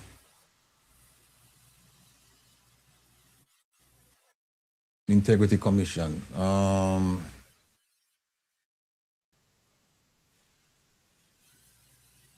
Okay, all right, good. Kevin, get the boat ready. Get the boat ready, Kevin. Get the boat. Start up the boat, Kevin. the Integrity Commission. Hold on. Which part? PMIC. Hold on. Yeah, right there in PMIC. No, hold on. PMIC. PMIC. All right, let me pull this down and jump on to this, because we are going to show you some things today. Craig Beresford. All right. All right. Remember this, people? This was Craig Beresford's 108-page second affidavit. Delta Capital Partners. Remember, we're talking about funds under management on behalf of the organizations. Remember that. All right.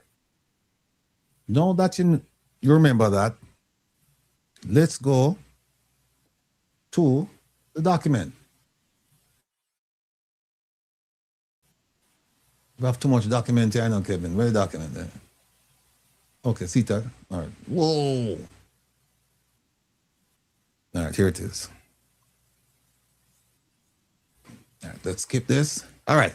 So I just showed the Integrity Commission report where they mentioned Delta Capital. The only time they mentioned it in the report. Now think about it. If they're mentioning that, we need to take a look. We need to not to take a look. We need to investigate Delta Capital and the Prime Minister's organization and some other organization. And we see where his wife is there, his children are there. You must start saying to yourself, what do they know about Delta Capital Partners that they're asking for this company to be investigated? Because guess what? In Jamaica, they have lots of financial houses like Delta Capital. Lots. So why Delta Capital? Why Delta Capital? Some of you might say, well, because it's connected to SSL, because when they looked at the funding, they found out that monies went from there, from SSL to Delta. But then that would beg the question, what does the Prime Minister have to do with that? If he invested in Delta, then why are we if he invested in SSL, why are we looking at Delta, an offshoot of, so to speak, offshoot meaning that two people from SSL founded that company? Then why would we be looking at the Prime Minister in terms of Delta? We can look at the Prime Minister in terms of SSL, but did the Prime Minister have money in Delta? That's why they're asking for Delta to be investigated now in with reference to the Prime Minister's organizations. Is that it? We don't know. But it's very, very, put it this way, you would be incurious not to think that there is something going on here. If you have a curious mind, you'd say, wait a minute, something is going on here. Why Delta Capital of all the companies? And Delta Capital, as far as we know, the Prime Minister did not invest in Delta Capital. As far as we know. So what the connection? Exactly. What's the connection? And why would that end up in an Integrity Commission's report? Well, here's what they ask. They said, we want to see funds under management on behalf of any of the above named organizations. We just show that to you. And here are some of the companies they mentioned. Imperium, Estate Bridge. We know those are the Prime Minister's company. Then there's one called Saxthorpe. There is a connection mentioned. Not sure how strong this connection is, but there's a connection mentioned in the Integrity Commission's report, in Craig Beresford's affidavit with this company, Saxthorpe. Now, this company here, Panadian, we're going to talk about Panadian. Now, this company, the Prime Minister was involved. I'm 100% certain about this. The Prime Minister was involved in Panadian. He wasn't the only person, but he was involved in that. And here it is right here. For source reference, you can go to number 3, page 40 of the Integrity Commission's financial analysis report. It's right there for all to see. Just don't take my word for it. Here's the reference. Go read it for yourself. Now, here is Panadian Investments. Here's Panadian Investments. You know what, Kevin? Page 40. I need to show them the report. I know we're pressed for time, but I need to show them this report. I see Prime Minister, you say? PMIC, yeah. PMIC. Why Kevin have so much file over there? So PMIC. Okay, see it, huh? All right, page 40, it's there. Hold on. There's something else here. The thing where we don't look for. All right, Panadium.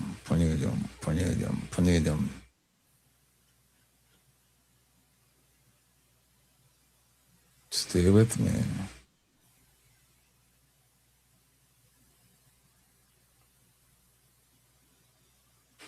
All right, see down. All right. See now, again, here it is, the financial analysis report of Andrew Holness. Says, Panadian, this company was incorporated where? the British Virgin Islands, the same place where we have issues right now with Delta Partners. Company was incorporated in the British Virgin Islands during 2008. Who formed this company? And here it is. Don't yell and scream at people when them say these things. Yell and scream at the Prime Minister, because here's what it says. Mr. Holness declared, the man himself, he told the truth, or at least seemingly the truth on himself or about himself. He said he declared that what? He was one of 3 shareholders with equal shareholdings in that company. And the other 2 shareholders were Mr. East and Mr. Moore. Right? And look at this. According to Mr. Holness, Canadian Investments Limited was formed for one purpose and one purpose only. And it was formed to simplify the process of doing what? Acquiring and registering a boat. Where? In the BVI. Here it is. And that is investment in this company was equal to $80,000, 3/824, which was 1/3. See it right, that's all. $240,000. And then it says, in a statement, in a financial report prepared by Mr. Ewart Gilzine, says that Canadian, this same company the Prime Minister invested in, guess what? Has not traded since its incorporation in April 21st, 2008. No business.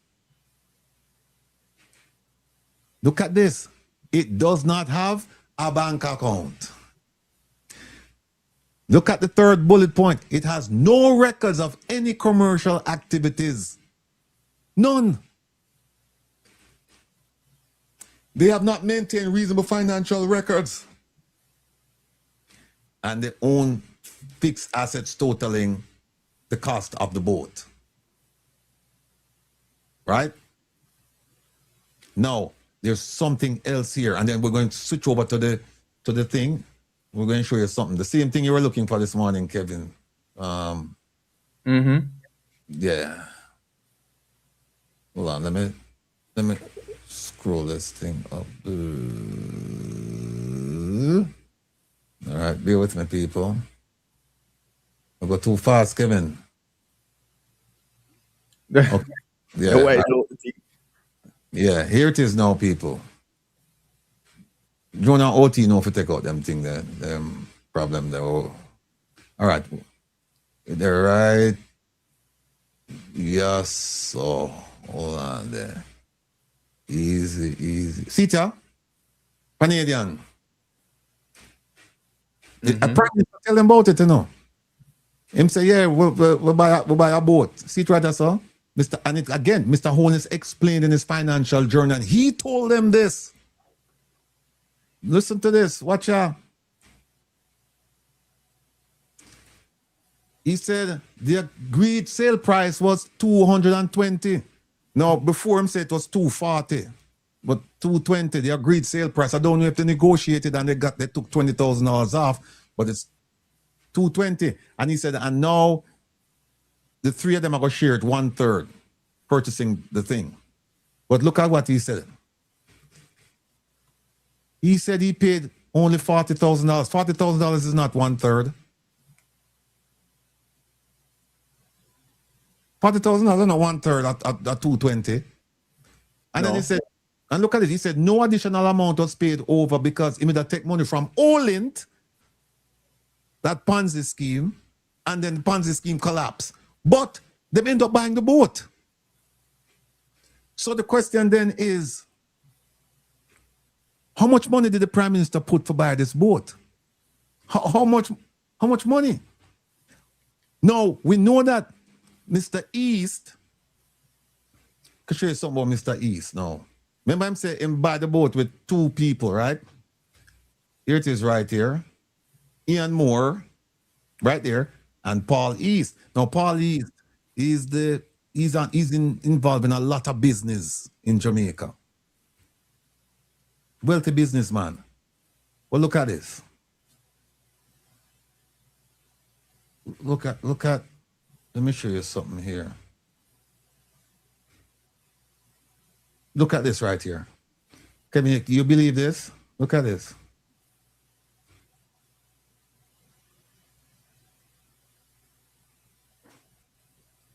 Oh, wait, people, the computer slow down for me. Huh?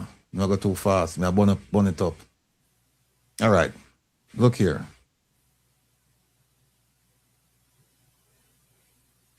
Look right here. The Prime Minister made a personal loan to Paul East in 2010. So, all the Prime Minister, this man is based on what I've been told, is a very wealthy businessman. So, how come the Prime Minister who don't have the money lend a wealthy businessman money and then end up buying a boat with this wealthy businessman with another person? And then him say, we're supposed to pay 80,000, boat's supposed to cost 240, but then it's 220 and I pay 40. 40 is not a third of 220 or 220 or 240. So we don't understand that. So then we say, all right, you know what? Let's do this, Kevin. Let's make it easy for the students. We don't want to confuse them because the Prime Minister confused the hell out of the Integrity Commission and he might confuse the hell out of himself too. So let's do this. Let's do this. Let's add it to the stage. There it is. Well, phone. But no, we shouldn't do it that way. No, we shouldn't do it that way. Hold on a second. Kevin, you're wicked enough. You're too evil. Let me do this, folks. Let me remove this. And then go to my videos, because Kevin have some videos here that he wants me to show you. Here's one. Where's the Prime Minister's picture, Kevin? It's in PMIC. Look in PMIC, you see it. PMIC. All right, hold on. Prime Minister, I see. Okay, I see it. Okay, hold on. So, let's do this. The Prime Minister buy a boat, people. He bought a boat. And let me show you something. The computer, all right, here it is. I was asking Kevin if it's something like this the man bought. Like that. I don't know if it's a Prime Minister, picture the Prime Minister and one of the two men, Mr. East or the other person standing there. I don't know if those people, if they are investors, friends. I'm not sure. But I was talking to Kevin. I said, well, I wonder if it's something like this. And Kevin said, for that kind of money, I don't think so. So I said, Kevin, can you just look up the model? And because I would have stopped right there and said, this is something that, because a fishing boat the man bought. So I said, we'll stop right there. So Kevin went out and decided to do a little bit of research. And then Kevin ended up with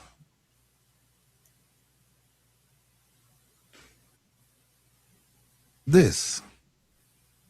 I don't know where Kevin found Kevin found a picture of the Prime Minister. Here he is. Or look, I don't know if that's a Prime Minister, I can't say. But that's a nice boat. That's not the one you showed me, Kevin. That is not the boat. Yeah. So Kevin said, listen, I'm going to prove to you that it's not the rowboat that you saw. It's something different. So I said, okay, fine. So he went, the same Kevin you're looking at right here. And Kevin said, let me show you the boat. Or a version of the boat. And here it is, folks.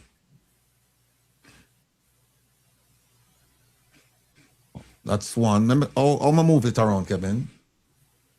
You just go down to the ones below. No, hold on. And truly, they're just showing us the kind of boat that it is and some of the features of the boat. Yeah, but this thing now move. Again? Mm-hmm.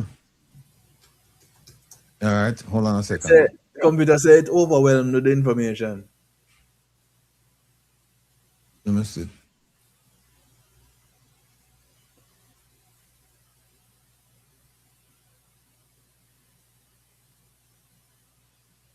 Hold on.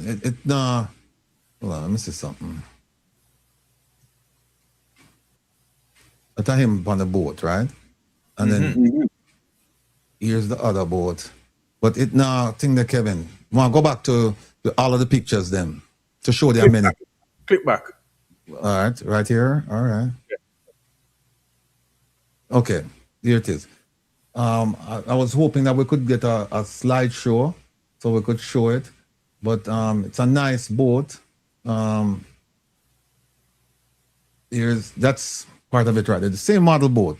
Yeah, man. So, just click back each time you click on one of them to feature. Click back. Okay, yeah. So here it is. It's a really nice. Very nice boat. Here it is. Look at that. So it's not your average fishing boat. It's a sport fishing boat. Yeah, so it can go way out. Yeah, and these are the kind of boats that you catch sailfish and marlin with, and those are not just your little everyday fish you catch off the bridge. That's a boat right there. Wow, look on the bed down. Nice. Yeah, man. Gives a whole new meaning to waterbed. We kidding. It's the bathroom now, you know, have to lean over. See there? Nice bathroom. Right? Let me see what else we want to show. See it, huh? Nice boat. Very nice boat. Yeah, that's the upper deck control. See the engine, yeah? Engine room, this. Yeah. Like turbocharge. Oh, yes. Definitely. Yeah. See that one, yeah? Oh, this can show you underwater, right? If you do fishing or to the fish. Yeah. It's a radar. Yeah, see it again. Nice boat. All right. Now, here's the thing. We don't have a picture. Why you laugh, Kevin? Somebody said this got knocked down by a GP waterfront.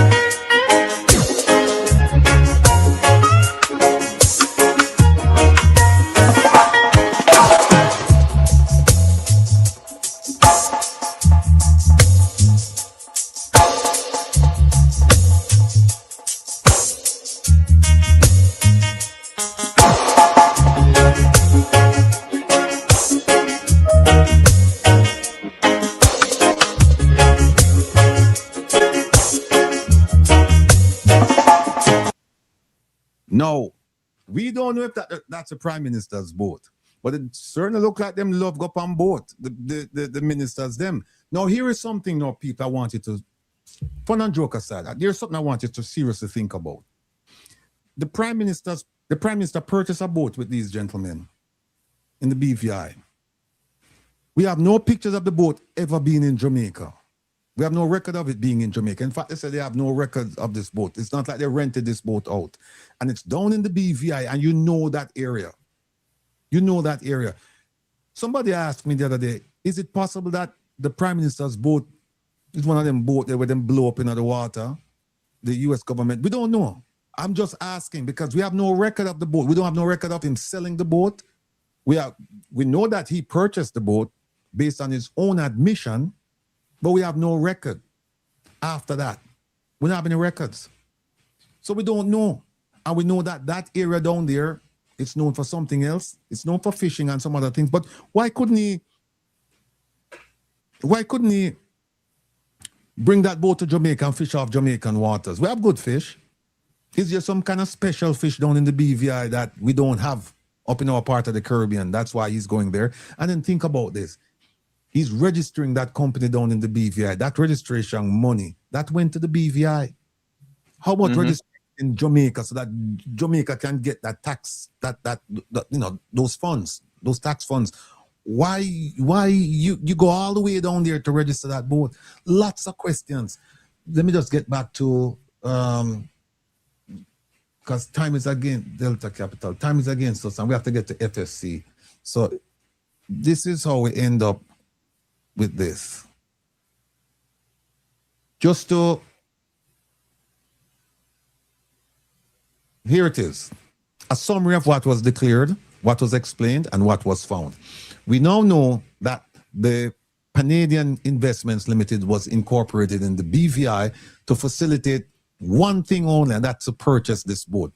Purchase and register it as a leisure vessel. And there it is right here over to the right side. And it's a 2003 Lures Express sport fishing vessel. We know on the right side right here, don't know if you can, hope you can see it. We know that the shareholders, Andrew Holness, Ian Moore, Paul East, and they were to share the cost equally, 1/3 each. Go to the middle. What was declared? And again, that's on pages 30 and 31 of the Integrity Commission affidavit. The total cost was $240,000, and the Prime Minister's investment was supposed to be $80,000. That's what was declared. Now, what was explained? You go to page 13 of the report, and it says they agreed to purchase the boat for $220. Up here, they said the cost was $240. Let's say, okay, they're good negotiators, and they got the seller to take off $20,000. So then they paid $220. Now they still have to come up with 1/3 of it. But the Prime Minister said, I only pay $40. So the question then is, who paid the rest of his share to make up the 1/3? And then when you ask, well, why didn't you pay the rest of it? He said, oh, Olent collapsed, and so I didn't have any more. I didn't have any money. No additional payment was made. Now, when we look at the financial position of the company, here it is, right here on the right side. We see that purple. Let me see if I can make it bigger. Right there, over here, over here, over here. Incorporated April 21, 2008. Has not traded since incorporation. Nothing. They bought this boat and they did nothing with it. Believe that if you want to. No bank account for this company. No records. Reasonable financial records. I think they said they maintain reasonable financial records, but then they owned the asset. That's the boat only. So now we'll come over here. I think the only art, it says they maintain reasonable financial records, but there's no record as to what this company was doing. So then we'll come over here and let's look at ownership and transfer claim. The Prime Minister said he transferred his shares and resigned as a director via a letter. That you find that on pages 21 and 22 of the report. But the problem is that the same Integrity Commission said he failed to provide documentary evidence to show that he is no longer a director, shareholder, or beneficial owner. So we don't know what's going on here. He said, I resigned, and they're saying we have no documentation showing his resignation. Then, come over here. They said, we can't confirm, it's unclear whether his assets were held, whether assets were held by this company locally or overseas, for which Mr. Holness would be the beneficial owner. More problem, we don't know. And here's what they said they did.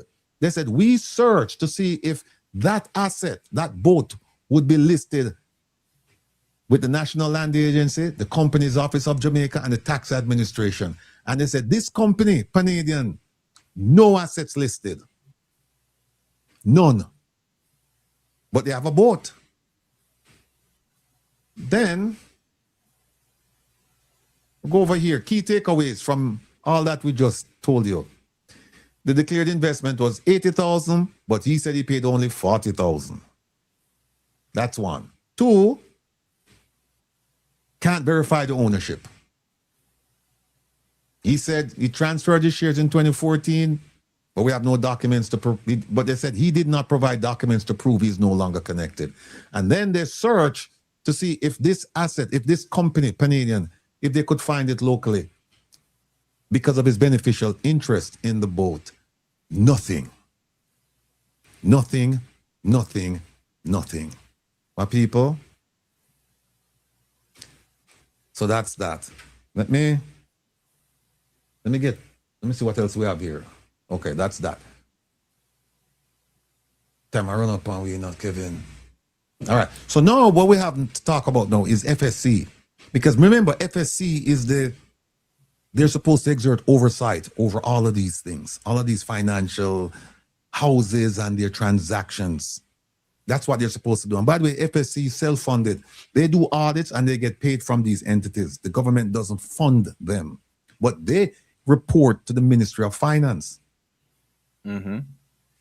It's similar to USCIS in America, the immigration branch. They're self-funded, but they're part of government. But they get funding from the fees that you pay. It's the same thing with FSC in Jamaica.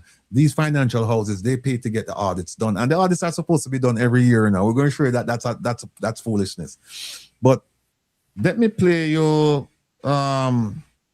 video 5. I think it's this. Of our commitment to transparency in this matter, the FSC will release the regulatory chronology of SSL for the time period of this fraud from 2010 to 2023. It will release this chronology to the public. However, we should not allow this account from the FSC to distract us from the fact that managers and directors of securities firms have a duty of care to their company and to their clients. And this duty of care is independent of regulatory agencies. The managers and directors cannot be exonerated from that duty of care. They must account for their stewardship of SSL. Furthermore, please recall that the FSC relies on the reports of external auditors and the reports of management of licensees. For example, if an external audit records a balance as an asset on an audited balance sheet, this generally means that the balance ought to be collectible. The chronology of FSC's regulatory action with SSL, regulatory chronology of FSC's interaction with SSL for the 13 years between 2010 and 2023, which coincides with the period of the alleged fraud, will show that SSL was under regulatory scrutiny for much of this period. SSL was under directions from the FSC for the period 2010 to 2013. SSL was under amended directions from the FSC from the period 2013 to the end of August of 2017.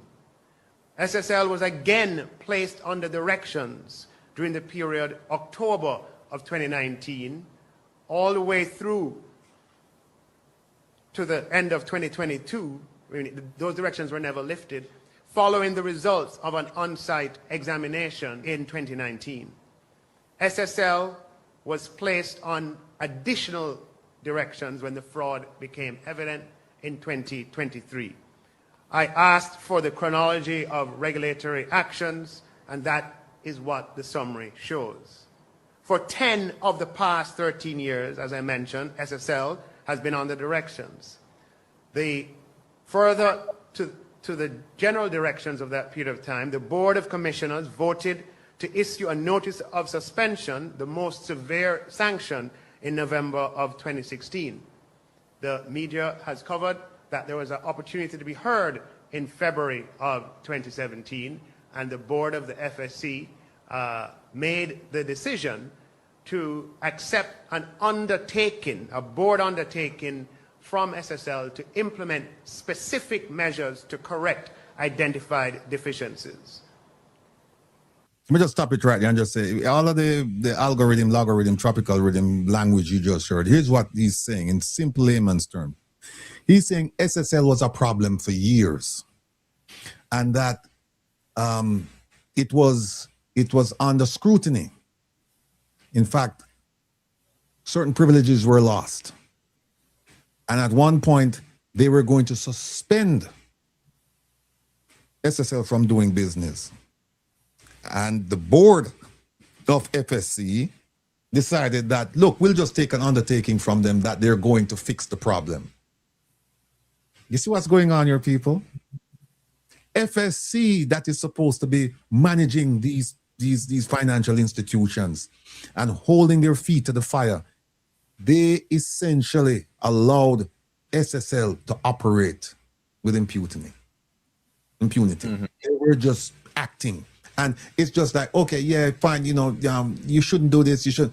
And they were just doing what they're doing. And eventually, when they were supposed to suspend them, they said, SSL pulled a fast one on them and said, well, I'm not even sure if it's a fast one.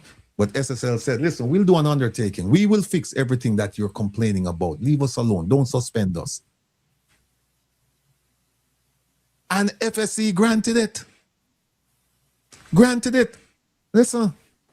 Which is a legitimate regulatory action prescribed in law, meaning board undertaking is one of the regulatory and supervisory mechanisms that are mentioned in the regulations. It's in law, but the problem is that when you have a company that has violated, skirted the rules, you as FSC, you can't do this. You have to impose severe penalties to ensure compliance. But it was allowed to continue doing business. SSL was put on enhanced monitoring in June of 2022.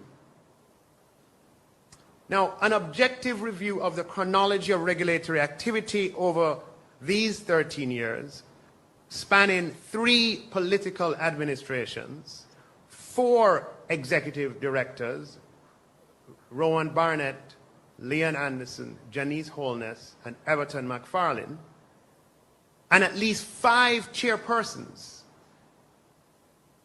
may they rest in peace, from Emile George in 2010, followed by Colin Bullock, who chaired for 4 years between 2012-13 all the way to 2015-16, may they rest in peace, followed by Howard Mitchell in 2016-17, Jackie Stewart Leckler in 2017 to 2021, and John Robinson from 2021 to the present time. Over this entire period, this alleged fraud was being perpetrated. And the information available suggests through the affidavit that that is the case. And other information that has become available suggests that others who have been defrauded, who do not appear on that affidavit, that the theft of their resources would have began from as early as possibly 2012 or 2013 or thereabouts. See, all of this is essentially saying to you that SSL, they were never bent on the compliance thing. They were just doing business. This is all that he's saying. And instead of raking them over the coals, taking away their license, ensuring that they don't do business, they gave them a pass. The FSC board issued the directions as recommended in that report on October 25th, 2019, which was 6 months before that report was received by my office. An internal FSC status update shows that by April 2020, SSL had completed or largely completed 5 of the 6 FSC board issued directions that were contained in the report. So by the time the report was received by my office. Let me just, I'm gonna remove that, Kevin, at the stage, remove. Hold on. Remove this. Let me go to 7. What I would like to do is just indicate, I would say, the burning platform or the reasons we have come to you today in order to push forward the fees.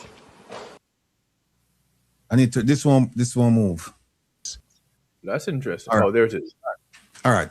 Well, I'll cut it short because we don't have much time, but let me just show you something about FSC. Most of you hear about FSC, and I suspect that some of you are, as I say, conflating or not mix up FSC with FID. FID is the body that can assist the DPP with bringing action for financial irregularities before the court. FSC, they don't have that responsibility. They're more like an oversight body. FID is an investigative body.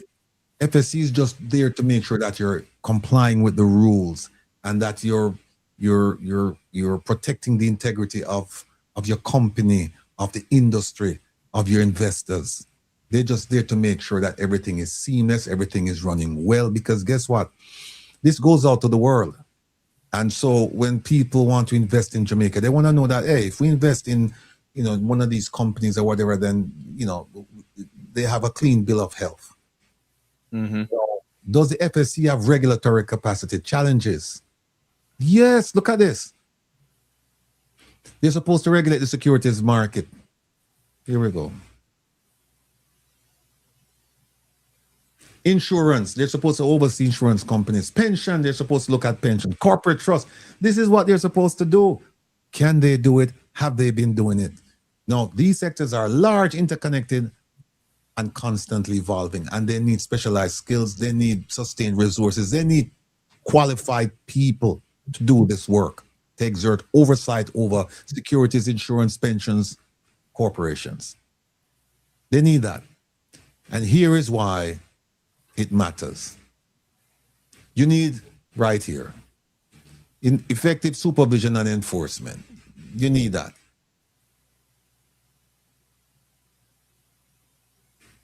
Strong capacity, so early detection to figure out whether a company is solvent or insolvent, or there's something wrong with the company. You need them to conduct their audit to figure out what's going on.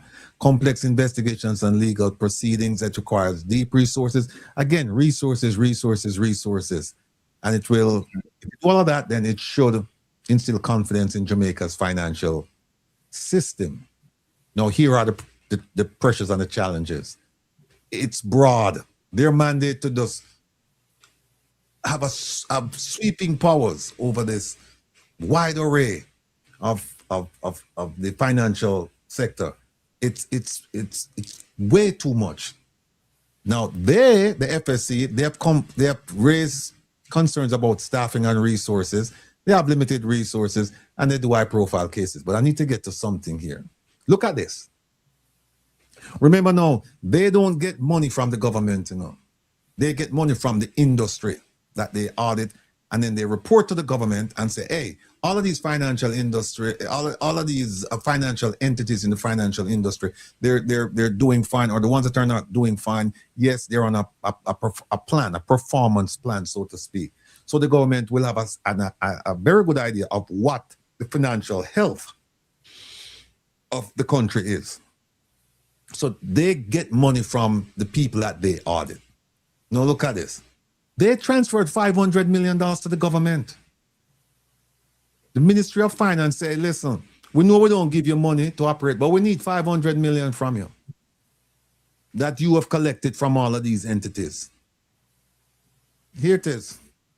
Went from FSC straight to IASO to government. And why was it disclosed? How did we find out about this? It came up during a Senate Regulations Committee meeting where the senators questioned why the FSC moved from reporting surpluses in previous years to recording losses. So they were reporting that we were making money. Yes, they were making money. Why? Because they were collecting from the industry that they audited. Then one year they said, oh, we have losses of more than 500 million. And the question was, how did you incur losses? And so, oh, the government said we have to give them 500 million. So we gave them the 500 million. Now, here's what Executive Director Karen Burrell identified as the three major factors. He said right here, the transfer to the government, the FSC was instructed to send the money from its surplus reserves. Look at this one here. They had no discretion to refuse under the law. And the transfer reduced their financial reserves. There it is right here. They had high staff costs, cyber attack. They had to spend money to deal with that. So now they don't have any money, but they're still expected to police the financial sector. And here's the law that says that they can come to them and take here it is right here. The Act states that a self-financing public body may be required to make a financial distribution. So the company that is required to oversee all the financial agencies, entities, private ones in the country, they collect money from them. But the law says, hey, if you have money, we can take that money from you. Right. Even though we didn't give it to you, but the law says if we want it from you, we can tell you, so we want it. And in this case, they took the money from them, 500 million. So now you know why they can't do a whole bunch of things, because at the same time, they had to fix the IT system. They had staffing issues. They can't do it. They can't do it. So wait, the government says, hey, give us this 500 million to do what? It is used where? It's accounted for how? They just said, listen, you need to give us this money. The Ministry of Finance, and they took the money. Now look at this, 2023, 2024. They have to regulate the securities industry, the financial houses. To regulate, it costs 678 million for them to do it. But then when they collected, the money that they collected to do it was 323. So they have a shortfall of 354. Right. Look at insurance. For them to go out and do an audit of the insurance industry, it costs 702 million for them to do it. But they only have 523 million. So the shortfall is 179 million. I mean, look at this. Security has the largest funding gap, followed by insurance, while pensions are the only sector where fees exceed the cost of regulation. This one here. They made money doing pensions, but they lost money doing securities and insurance. But, and then this lady, she said, listen, that 500 million that we took from them, it's not going to stop them from doing what they're supposed to do. Don't follow those people. You know, it won't affect their stability. I mean, these people,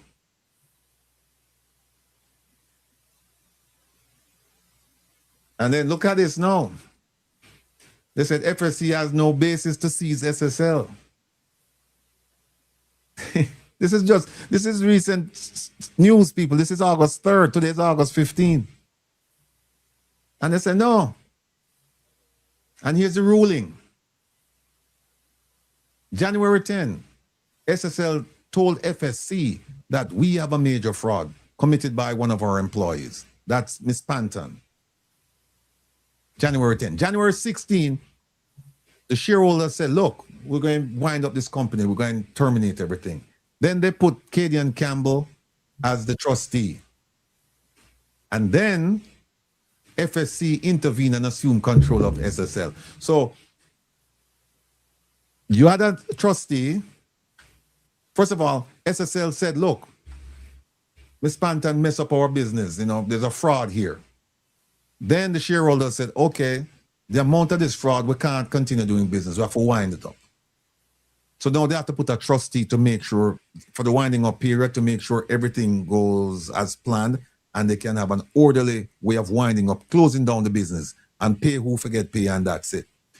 Then the financial services now, they jumped in and took over SSL. And this gentleman, Kenneth Tomlinson, they put him in charge. And then the question is, why did they take by the trustee? So why did FSC get involved? They should have been involved a long time ago. Here's what they said. They said SSL made a false and misleading statement regarding its financial position through its declaration of solvency. And therefore, winding up the whole thing could interfere with the investigation of the major fraud. And regulatory intervention was necessary to protect the investor. This is all foolishness, people. And so they ended up in court. Teacher, FSC argued that Katie and Campbell shouldn't have been a trustee and that they shouldn't wind up, they shouldn't close down the company without FSC issuing orders. And the court should invalidate Campbell's appointment and let FSC continue to manage temporarily SSL. Here's what the court says. The court ruled in favor of SSL and the trustee. Them say FSC unugwe. Unugwe. Uno should have managed this long time. I want to come now. There's a fraud. There is a trustee involved. We're going to wind up the company. And then now you jump in and say, no, you want to manage the company. You want to take it over. When you're the ones who's supposed to be managing this thing all along. And it gone bad and now you want to jump in? No. So they said, no, the trustee, Campbell will remain at the trustee. And then them say, by the way, we have to pay legal costs. So FSC appeal. Them not the money, you know, but them appeal. And here's the appeal decision. The appeal court said, no, we're going to rule in favor of SSL and Katie and Campbell. Because they said, you failed to prove the reason why you want to take control of SSL. You're saying that because they declared solvency and you're saying that it's a misleading statement, then you want to come in. But my argument is, if they claim solvency and they were insolvent, FSC, that was your job to determine that, to find that out long time ago. And then the court said, by the way, you didn't even produce any evidence that the declaration was false. And you didn't prove that this declaration that you're claiming, that it formed the basis of your decision to intervene. And then one person testified that she hadn't seen the declaration until after the shareholders meeting. People, this is just... It sounds confusing, but it's really not confusing. If you think of it like this, that FSC was supposed to regulate the financial industry. And with SSL, they didn't do a good job because they had enough notice and time to put SSL out of business, and they didn't. And now that SSL reported that, listen, a fraud was committed and we're going out of business, then FSC said, no, we want to come in and we want to manage the affairs. And I said, no, there are certain things that you have to prove and you didn't prove them. And now they come to the appeal court and they want to come up with new reasons for taking over control.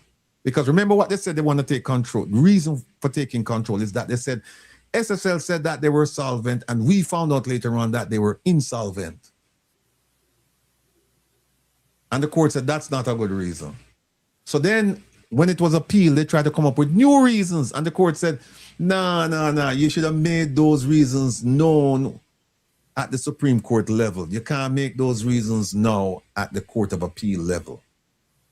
The time when you should have made those arguments was when you were before the Supreme Court, not now. You can't rely on different reasons. So Campbell is still the trustee. And I thought it was a woman, it's a man. And SSL is still winding up under Campbell's supervision. And they got rid of FSC. They kick out SSC. And they said you have to pay the court costs at the Court of Appeal level, not at the Supreme Court level, but at that level. And FSC has to pay 80% of SSL's and Campbell's legal costs for the appeal. Now, keep in mind that they don't have any money. FSC don't have the money. And it is, why does this matter? Regulators must act quickly. Before, during, and after a financial crisis. And they didn't. And you need to have your evidence. You must state why you're intervening if you're going to intervene. And the reasons must be sound reasons. You can't just make up reasons. I mean, think about it. SSL, I don't think you'll find too many people, who will agree with what happened over at SSL. You won't find too many people agreeing. In fact, you may not find anyone. You won't find anyone who agrees. Who agree, yeah. You won't find anyone who's in agreement with what happened over at SSL. But FSC trying to come in now. The court is saying, no, you should have taken care of this long time ago. And now you try coming. We have a trustee involved, and the trustee is trying to wind up the operations of SSL. And now trying to come in and say, no, you want to take care of it and you want to get rid of the trustee, and you're giving us reasons as to why we should remove the trustees and put you in charge now. And we don't find those reasons to be valid. We don't find them to be justifiable. In fact, we don't find them to be honest, because now you make up argument when you reach the Court of Appeal that you could have made or you should have made before. It's crazy. And there it is. FSC appeal largely dismissed. Supreme Court ruling substantially upheld. Katie and Campbell remains a trustee. They're still winding up. FSC must pay costs. And the FSC temporary management terminated. They get rid of them. So this is not a good case. This is not a good case for the Jamaican people, for anyone. It's not a good case because FSC, and we have a lot of videos. We have more videos, but we can't play them now. Because I think we might just play, we could just play this last one, Kevin. The last one with 10, with Julian Robinson. Hold on. Depends on how long it is, because you still need to touch on that. So where do you plan to take this, escalate this matter to as the opposition spokesman, We're going Julian to continue Robinson? to press it because the government is not being honest about the state of the finances of the country. What is happening is that the government is raiding all of these institutions. We see it with the NHT, the $11.4 billion. I'm told the Heart Trust, over $2 billion have been withdrawn from the Heart Trust over 2 years. So basically what it is doing, because the economy is not growing, because tax revenues are not moving at the pace the government wants, and we have had 2 negative quarters of economic growth, mainly driven by the hurricane, but the reality is that we have not seen the growth in tax revenues. The government is basically raiding these, what you might call these statutory corporations, taking their cash, putting them in a difficult position, and in this particular case, the FSC now is going to be raising rates. Now, what you need to understand with the way the FSC is funded, the rates are based on a percentage of the assets of the company. So as insurance companies grow over time, that figure increases. So if the FSC is in a sound position, there is no need to raise rates, because as insurance companies grow, as their assets grow, they will collect more fees. So it is a direct result, as was said by Mr. Burrell, the 500 million withdrawal has put it in a difficult position, and it is forced to raise rates. So the government is doing 2 things.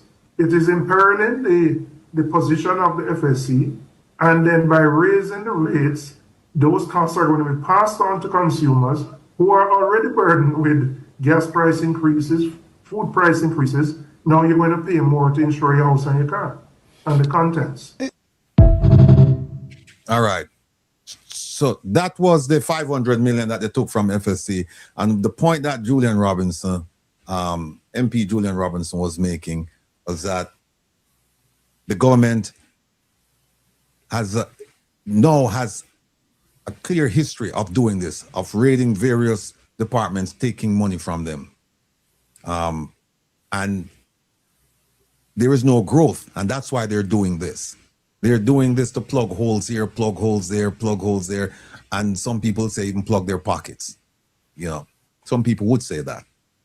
So he's making the argument that we need to do something about this. But again, because of the system, and big up yourself, Rosalie, Dr. Rosalie Hamilton, because she is saying that, look, the system within which we operate, these things are going to happen. The Westminster system, the system that England gave us, it's difficult to act in a way that you could say, well, this is democratic, this is justifiable, this is honest, this is transparent, this is forthcoming. It's difficult because the system wasn't designed for that. So her argument is that no matter who you put inside there, these things are going to happen. So what you need to do is to change the system. That's what her argument is. But be that as it may. Again, people, the Prime Minister in both situations, listen to this. It is not your birth that makes you Jamaican. It is the choices you make for your country, including supporting a process that would make a Jamaican head of state here. See that? So the question we have to ask him is that, are you Jamaican, Mr. Prime Minister? Because we're looking at the choices you made. Are you Jamaican? Are you? So, or it could be, what kind of Jamaican are you? What kind of Jamaican are you? Indeed. No. Well, whet an appetite. Well, whet an appetite. Kevin. Well, whet an appetite. But listen, I need to come around the platform on Wednesday night with Come Reason with Rattigan, with producer OT at the control tower. I need to come around there because we're going to touch some of these subjects. I know Kevin want me to touch how you want to do this, Kevin? We only have, we have about 23 minutes, or less than 23, about 20 minutes. All right, let me just start with this. All right, let me just do a quick shift now, quick shift. We'll whet the appetite. Quick shift to Minister Vaz's situation. We're not playing any videos because the videos will suck up a lot of time. So let's just go to the chart. No, before we go to the chart, let me remove the chart. Before we go to the chart, let me ask you this. Let me ask you quickly this, people. Those of you who are familiar with the visa situation with Minister Vaz, if you're not familiar with it, then you don't need to answer. But if you're familiar with the visa situation, how many visas do you think that Minister Vaz had at the time that they said they revoked the visa? In what, 2019? How many visas did he have? How many visas? Quickly, talk to me, people. Quickly, all right. I'll leave that. Let me just go to the chart. Here's what we do. Let's start right up at the top. Ambassador. The ambassador of any American embassy. And you know American embassies are all over the world. The whole world is covered by an American embassy or a consulate or consulates. The ambassador, they have two types. You have your career diplomats. Those are people who have worked in the State Department, the U.S. Department of State for years, and they're very familiar with the procedures.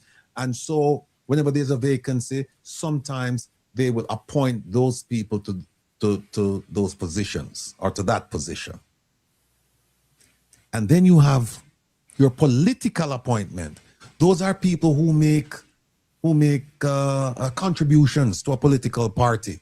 And when that party wins, they're rewarded So you have career diplomats, one side, and then you have your political appointees. And in fact, a colleague of mine was just nominated to be the ambassador of a Middle East country.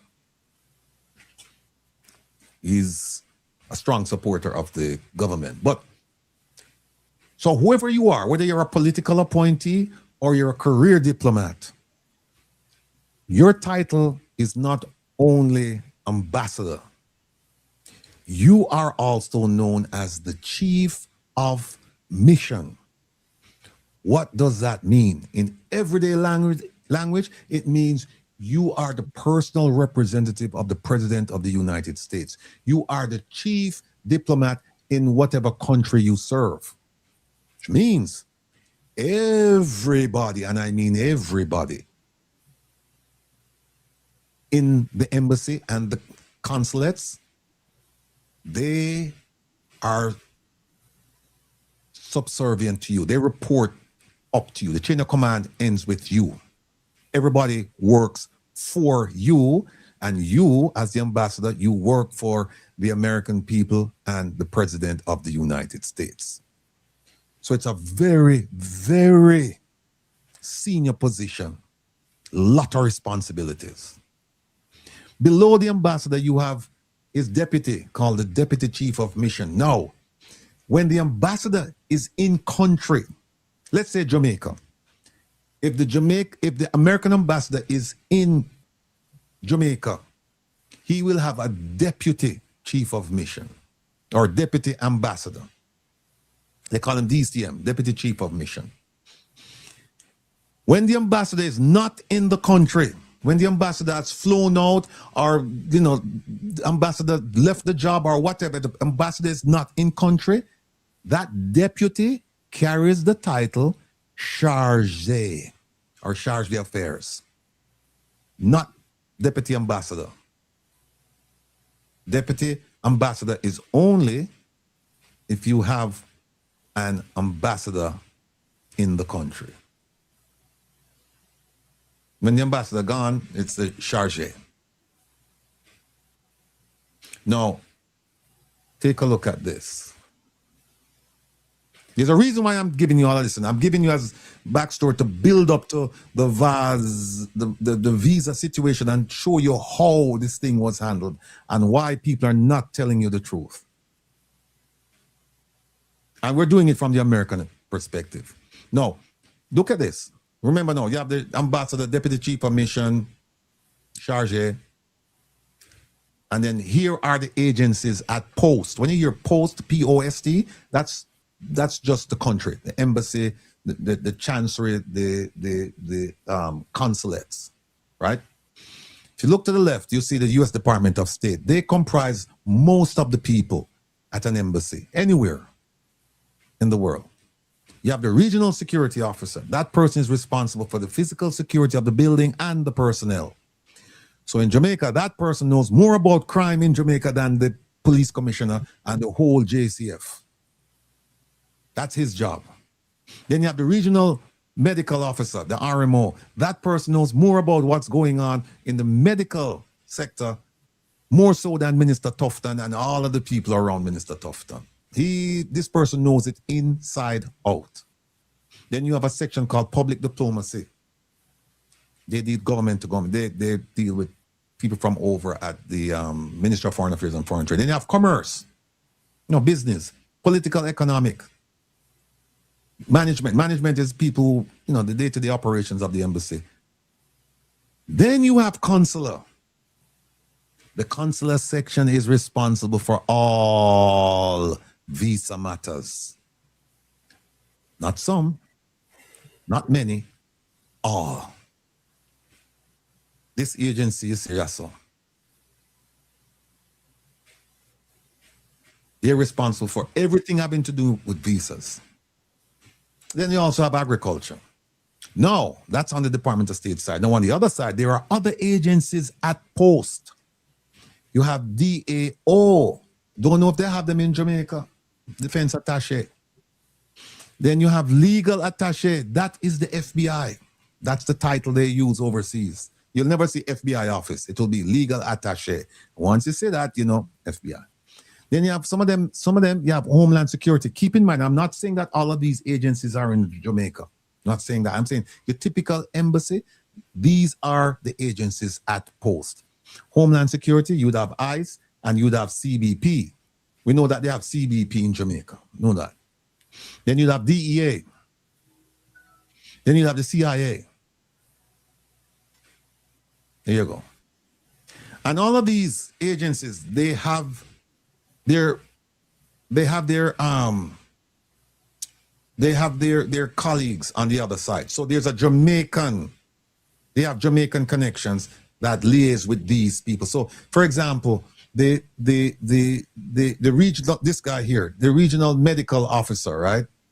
That person would not be talking to somebody, would not be talking to, for example, Colonel Charles Jr. Because that's not his, you know, that's not his primary contact. He wouldn't be.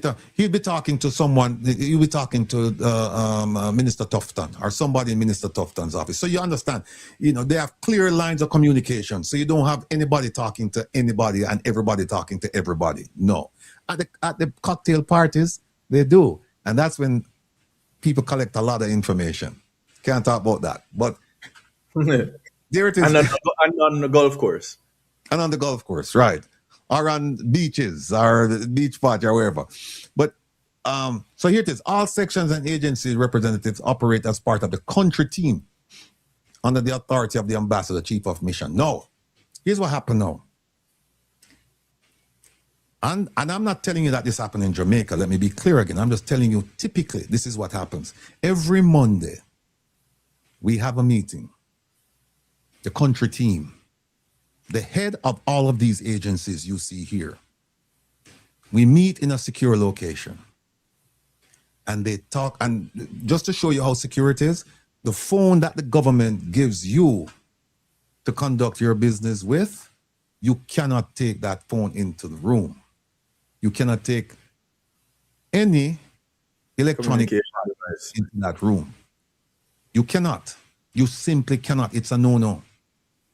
You cannot. In fact, in that room, just before you go in the room, outside they have boxes where you put your phones. And some people, they don't even come with their phones because if you're housed inside the agency, inside the embassy, you know, I can't take my phone. If you're housed outside the agencies, like some of these, they may have their offices outside, so they come in for meetings, or sometimes they have other people who come in for meetings, then you know you leave your phone, right? So you go inside there. And what you're required to do is the ambassador comes in, and when he comes in, everybody stands up. Good morning, Mr. Ambassador, or good morning, Madam Ambassador. It's a sit. And it's almost like being in court. You know, when the judge walks in, everybody stands up. When the judge sits, and everybody sits. And then you go around the room and you start talking about everything pertinent to embassy function that's going on in your area. Why do I say this to you? You see this section here, the consular section? Even though they're responsible for visa matters, when it comes to revoking a minister's, especially a minister's visa, that matter is going to be discussed. Because of the nature of it, because of the significance of it, it is going to be discussed. And in that room, everybody, well, before they even get to the room, if it's going to be done at that high level, the consular section is going to reach out to different people and say, what do you have on this person? What do you have on that person? What do you have? And so they compile all of that information. And when they get to that meeting, they can say, Mr. Ambassador, where, you know, there is a request to revoke this person's visa, and here are the details regarding that person. Here's what we have from CIA, from DEA, from FBI, from this, from that. And the ambassador is going to sit there, and at some point he's going to say, I've never heard an ambassador say, no, don't revoke a visa. I've never heard that. I've always heard the agreement. Once they say, this is what we're going to do, because you know why? They come with the goods. You can't come and say, we're just going to revoke it because we feel like. They're going to come and say, here is the evidence we have on this person. And this is why we are going to revoke the visa. Now, here's the thing. The ambassador, because he's chief of mission, he has to think, if I revoke this person's visa, what will be the impact on me, my staff, embassy personnel, and the U.S. government? Serious implications, serious considerations. So the ambassador can say, I don't support that. Hold off. Let me make some calls. Let me do this. Let me do that. Whatever. But I've never, and I have to be clear that I'm not saying that these things happen in Jamaica. All I'm saying is that where I was stationed, and I was stationed several places, that the ambassador was an integral part of all of these decisions. I can give you an example of decisions where the ambassador came to me to help because it was the opposite. It was other agencies in the US who wouldn't let certain people in, and the ambassador was just trying to get these people in because those people threatened that if this is the way you're going to treat us when you come to our country, we're going to treat you likewise. So everything that you see going on here, right? The ambassador is intimately involved with what's going on. That's his job. That's his job. And Trish Newman said there's no way Jamaica will be as disciplined as the way you outlined this protocol.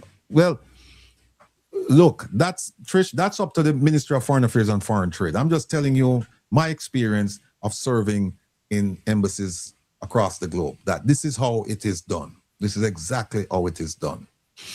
And how much time we have, Kevin? Whoa. And then here is where is the thing that Kevin? Let me just quickly show them. Where is the Foreign Affairs Manual? And by the way, we asked the question, how many visas? Two. But you see what happened, people are focusing on one, thinking that it's one visa. The ministers in Jamaica, they have two visas. They have an A visa, which is diplomatic visa. They have an A2. An A1, the prime minister would get an A1. All the other ministers, they would get an A2 so that they can travel to the US to do business. In addition to which they would get a B1/B2 visitor's visa. Because here's why. They can't come to America to shop or go on vacation using the A visa. The A visa is only for official business. You cannot use a B1, B2. So, for example, let's say a minister in Jamaica wants to go visit his relatives in Miami for a week. He would not use the A visa because the A visa is not for that purpose. The A visa is if he's coming to meet his counterpart. Let's say, Minister Chang is coming to meet the FBI director. He would use the A visa. He cannot use the B1, B2 visa. So he'd use the A visa to come in for official business. But if let's say if he wants to come into vacation, then he'll use the B1, B2 visa. Now, here's the thing. People were focusing on the B1, B2 visa. Nobody asked, what happened to Mr. Vaz's A visa? Mm-hmm. Was that revoked as well? Now, here's what the Bible for the Foreign Affairs, for the State Department says. It says, if a person has two visas and you revoke one, you have to revoke the second one. That's what they said. You find it, Kevin? Yeah, it's at the bottom of TCN. Bottom of TCN? Okay, Sita, all right, this. Sita people, we are going to get to that later, but I just want to share something. Boom, boom, boom, boom, boom. This is the Bible. This is the Bible for the Foreign Affairs. For Ministry of Foreign Affairs, so Department of State, right? What the visa there? This Kevin, from visa 9, yeah. All right, Kevin, I'm gonna go right this. So I'm gonna go now, Kevin. 4. Oh, we're not sharing. You need to share. Oh, sorry. Sita, let me go back so we can show you. If you guys want to read this up, before our next class. It is Department of State Foreign Affairs Manual. This is the Bible, people. This is it. And you go right here. We go to visas. You can see consular affairs over here. See consular affairs right here.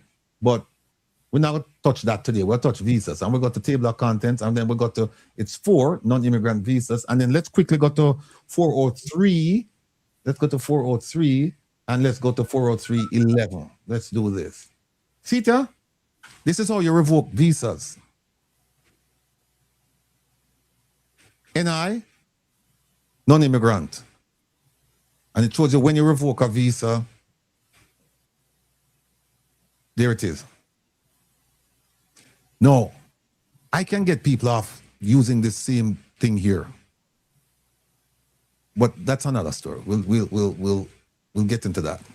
And this is what they do when they tell you. All right, let me show you this one here. See? Look at the top right there. See?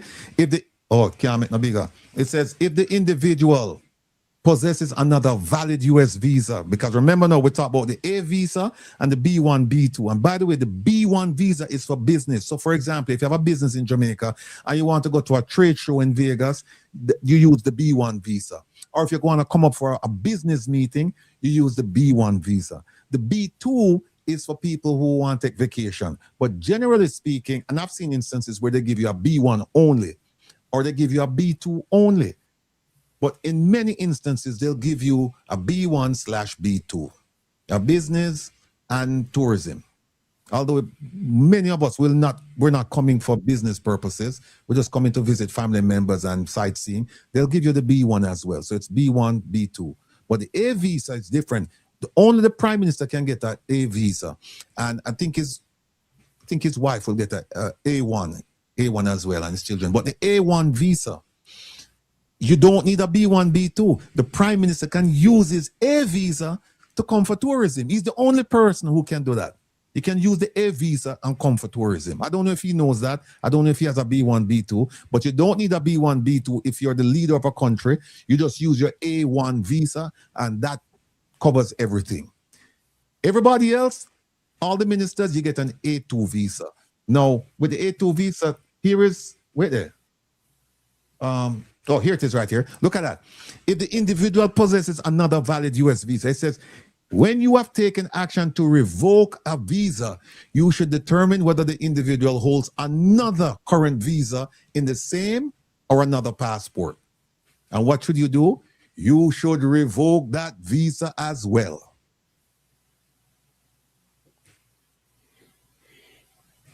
Listen, we run out of time. We have a whole heap of material for cover Wednesday. So we need to come in so we can go in a little bit more and educate them, because that's the whole purpose of this, people. I've said a long time ago that I have a lot up here and I'd love to download it for you. There's certain things, and let me just be clear, there's certain things that I will never tell you. There are certain things I will never tell anyone. I will have to go to my grave with that information. But whatever I can tell you, I am going to tell you so that you can become an informed student. You will know how things work. You won't have to listen to people that tell you hearsay. We're going to walk you through this thing. And then what we're going to do, we're going to test you. So listen, people, we're not going to check out the Stewmeister. So Stewmeister, go ahead. Your word, sir.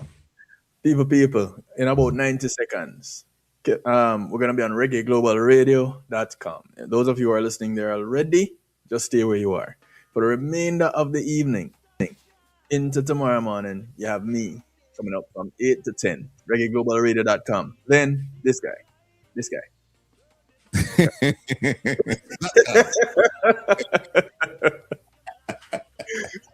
From 10 to midnight. So it's Reggae Global Radio all night, the remainder of the night, into tomorrow morning. REGGAEGlobalRadio.com. That's all you need to remember. Just put it in your browser. Come on over. Those of you who have the app already, kudos to you. Those who don't have it, get it. I'm out of here. Provost. Right. Yeah, you know what, people? I want to thank all of you for joining us today for class. I hope you've learned something. Where is it? One of our supporters, LMC Eng, said one way to share information is to provide pre-read information ahead of the live session. It can save time. I agree with you. Excellent point. And wherever we can, we will provide it. But you know what, God, there are some people, a lot of people won't read it, but that's all right. Well, you're right. That's a valid point. Just share the information before we get to it, and whoever wants to read it, then that's fine. All right. Please go over and support DJ Kevin Steele. And after Kevin Steele, you will have me from 10 to midnight. And then Dr. Love will join us. He will join us from midnight to 2. So we'll wrap up now. It's 8 o'clock. So here we go, people. Every day, defending your rights. I saw you stay. How long them a gonna know say that them fire can't cool? How long them a gonna take our people for fool? Nah build no houses, them nah build no school. Think them up the handle, but of the most I rule. Them better stop criticizing. Cause what them a do now phase them. You know the man no lazy. 10 long years and look how Jamaica stay. No light, no road, no food pan we plate. People are suffer while Andrew a live great. You stand up on the platform, smile wide and proud. I tell we about prosperity, but we can't see it all now. Hurricane come through, I left the people here. 6 months later, them still out there, asleep under the air. Their JLP friends them build high-rise, road still full of hope. A whose pocket do I feel, while the nation lose its soul. Hospital overflow, picnic can't get bed. School roof a leak, but you and Juliet, well fed. You always have excuse, always pass the blame. Every time something wrong, it never go in your name. Jamaica a drown and you claim you're unclean. Biggest actor in a politics we ever see. Wholeness, time to go. The people, we say no. 10 years and we can't take no more. You know hear us. We are not on the door. Wholeness, time to go. From Kingston to Negril, the people say so. We tired, we hungry, we done with the show. Oh, that's not time we go. Farmer can't afford to plant food, price reach the sky. You bring in the poverty while your own people cry. We born ya, we grow ya, we bleed for this land. But Andrew at the top won't extend the man. You talk about vision, you talk about plan. But 10 years later, we still can't understand. Corruption report land and nobody charge. The people pocket small, but the scandal them large. Who's crack up parish council, bro? Country suffocate and it just more. And when we raise the voice, so call we political. But the truth is the truth and the truth is biblical. Time to go. The people, we say no. 10 years and we can't take no more. You know hear us. We are not on the door. Time to go. From Kingston to Negril, the people say so. We tired, we hungry, we done with the show. All this our time to go. We no want no hype, we no want no speech. We want action, no, not the lies you preach. Hurricane victims still under tarpaulin.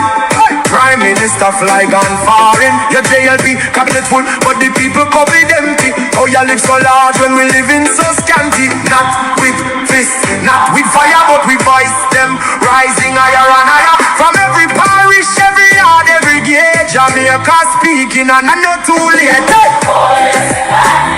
Time to go, the people. We say no, 10 years and we can't take no more, you know hear us. We are not on the door. Time to go. From Kingston to Negril, the people say so. We tired, we hungry, we done with the show. Oh, yes, our time to go. This one is for every Jamaican. We can't afford feet.